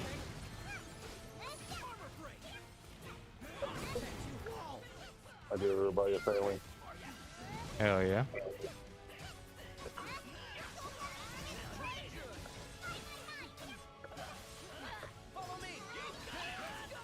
Link attack.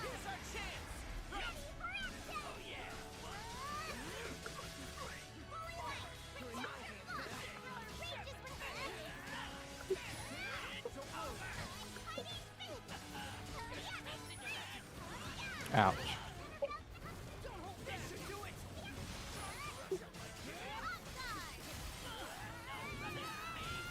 Got his ass.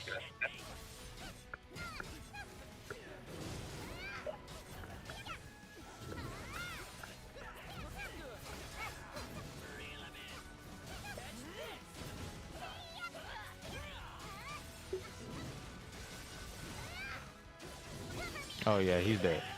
Let's go.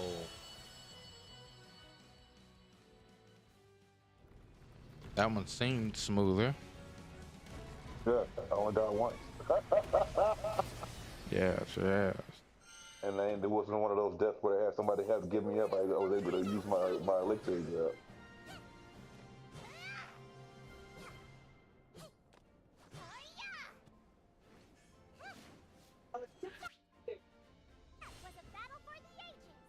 A battle for the ages. Using my Link Master. Damn, Charlotta! Charlotta be slapping ass, bro. Okay. So it's a bit better though. Every time the line was barely at A. So we can definitely do.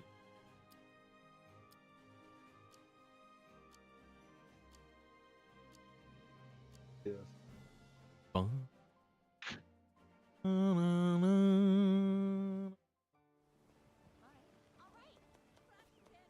Run the same team. Let me see. Come to view the requests? Right. Oh no. Stop that. Stop it. Right. I can make the arrangements at once. Earth the Gyre. Yeah, it tells you the effect of character. Please be careful. Oh, let me see that that skill. Those skills, Charlotta. Well, let's change. Holy Ladder. Ooh, that's the hell yeah, I want it. Lightsaber.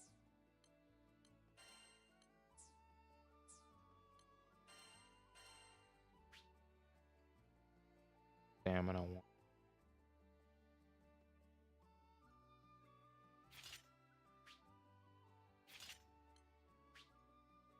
Oh, you can change the different sigils as well. Attack power 3 just gives you additional attack. Health gives you more health. Crit rate gives you more crit rate, obviously. Stun power. I guess this is for stagger. Enmity is if you're dying. Stamina obviously is the stamina we know.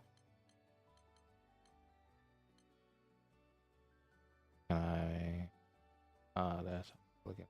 Boost attack based on how high your health is. Yeah. Tyranny reduces maximum base HP in exchange to boost attack. Not that much though. Combo booster gradually boosts the damage of each successive hit. Effect resets. The next hit isn't made in time. That sounds sick though. Dizzy resistant, stone, tomb resistant. Quick cooldown shortens skill cooldowns. Uplift. Boost the charge speed of your SBA gauge. Survive a lethal hit with 1 HP. What are you looking at? I'm looking at skills. Oh, you Or can I'm change looking your at skills? gear and skills was what I was just looking at. Yeah. Oh, you can put different gear on your characters? Yep. You have different shit, hold sigils. You can add more sigils than just one sigil. Like right now, stamina 1 is on Charlotta. I'm gonna put stamina 3. Don't have any drawbacks, right? Nope. Doesn't seem like it. I'm gonna put multiple. Oh shit, I could put more stuff on my grand. We playing. What weapons do we have? Is this just the only sword? There's one more sword, I think.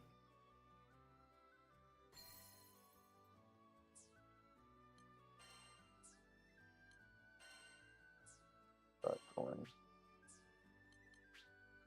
Silver sword is 1980. Oh, you can't have it attached to multiple characters.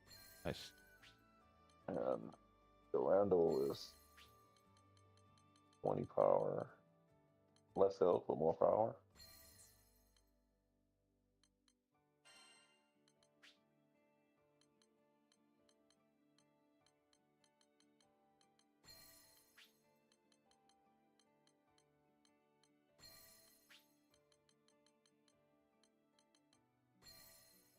okay.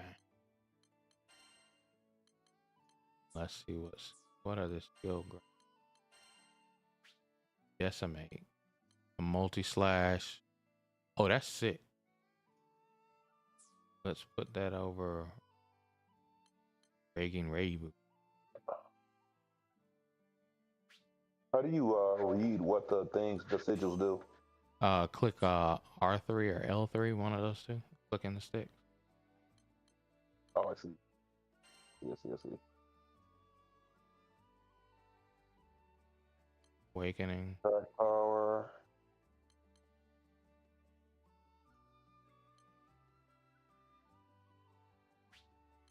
Sky Shatter.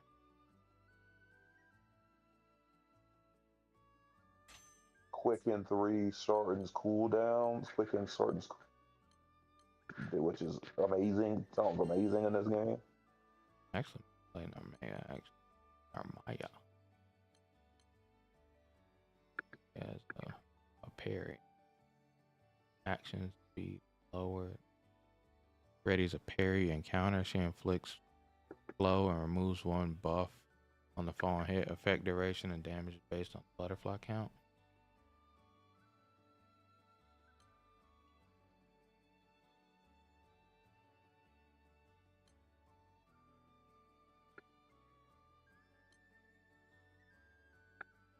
I put attack power.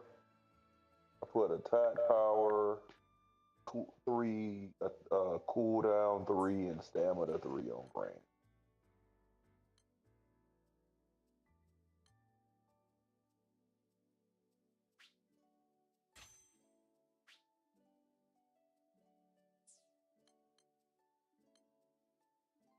You can only put sigils and weapons on them, right? Huh? What? You can only put sigils and weapons on them, right? Oh yeah.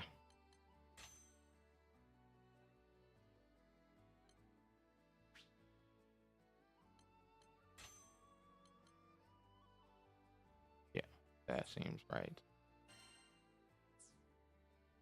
Oh, and change their skills, the third option. You can put sigils, weapons, and then change their skills. That's the last thing you can do.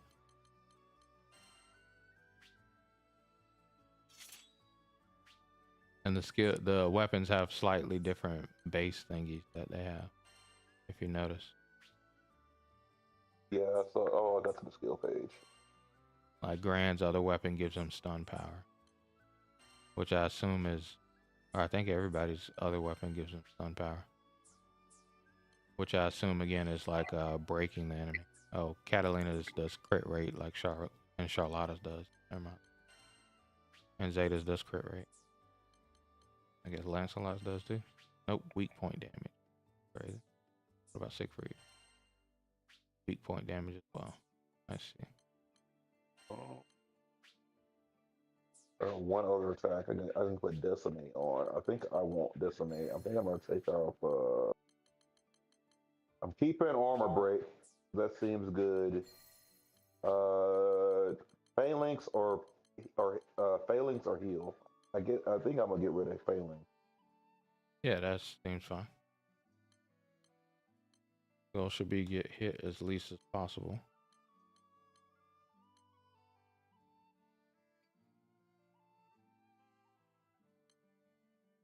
All right, we're.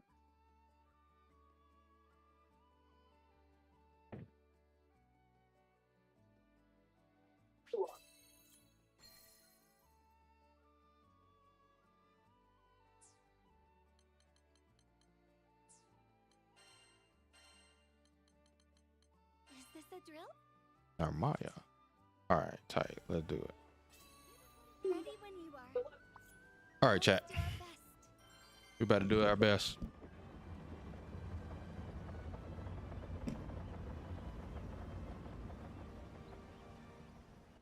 Let's do this.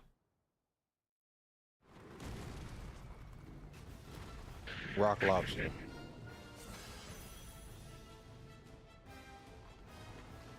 About to get to you. Rage the tigress. Suffer her claws. Leave defense to me. Pass away. Take him out. Slash you out of winter now. The clouds are clear. It's the same all better now. Tear them down. All me. Well done, everyone. In a Quit flash. trying to butter me up. Nice. Dream. Nightfall. Oh, I see what I have to do with that.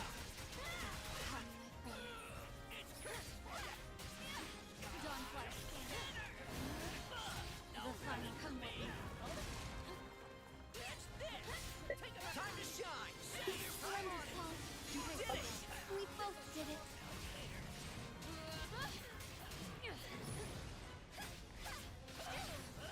The tide rises. looking good.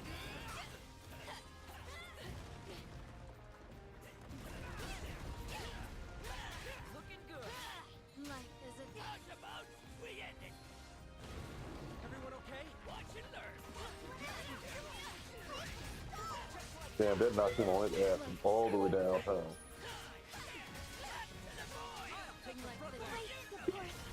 Here we go. Don't forget your sister. Nice. Look at you keeping up with my zip. Damn it. Are you kidding me? What up, bitch?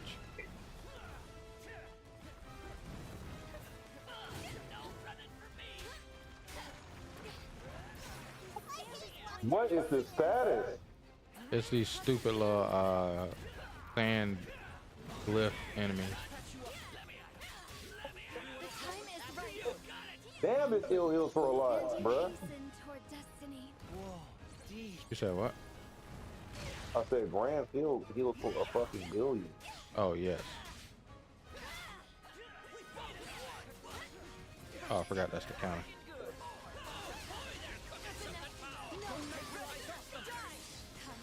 You were so heroic, Captain. I bet you say that to all the Skyfarers. She doesn't. She actually does not.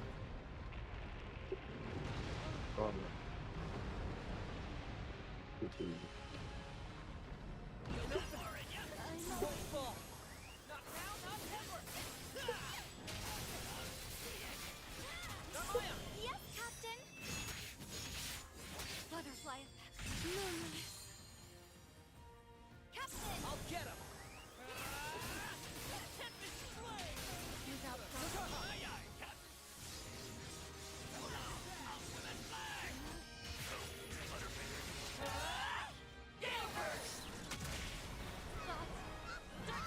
Now that's teamwork. Now that's teamwork. Harmony is the basis of power.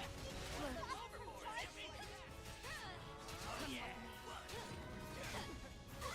Get him. Patch you up. The fight's just getting started. Understood. Can't lose focus.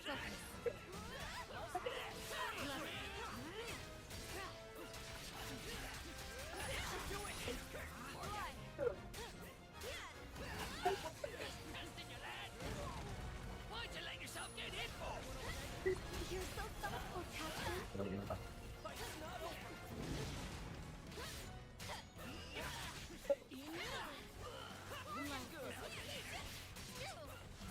Storm. Awaken.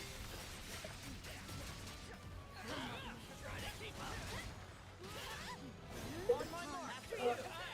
No escape. Here's our chance. Understood. In a flash. Tide rises. Watch it learn.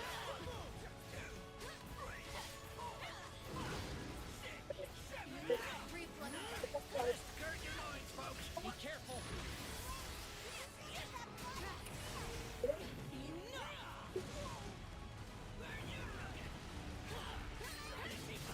God, it's some literal bullshit. Oh shit, I got hit.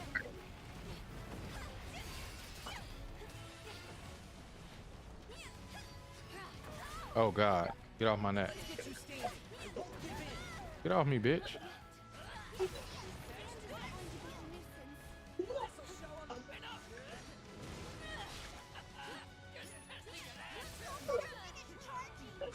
Looking good. Over here. I'll take the front line. Try to keep up.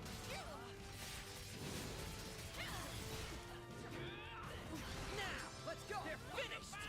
I'm right. I'm back in there. You did it. We both did it. If this Yodara don't activate his damn ultimate, he can oogie this man. About goddamn time.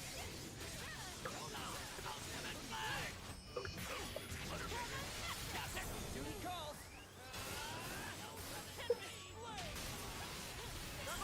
Yes, Captain. Butterfly effect. Moonlight.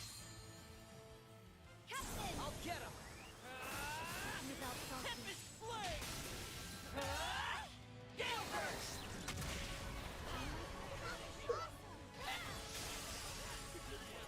Harmony is the basis of power. Life is not falls. Like that.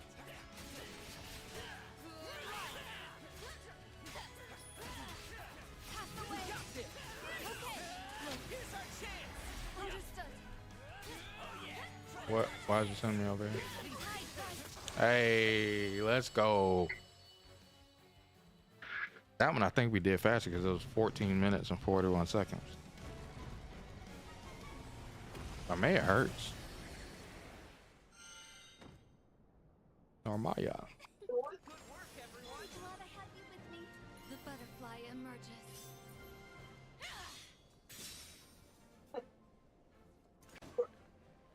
Farewell. Normaya hurts.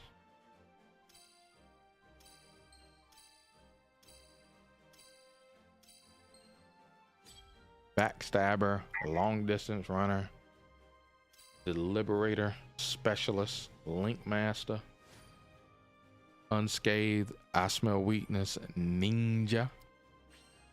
And that one we got way more points. You see there? We're almost halfway through. So like, yeah, we did way better that time. All right, chat.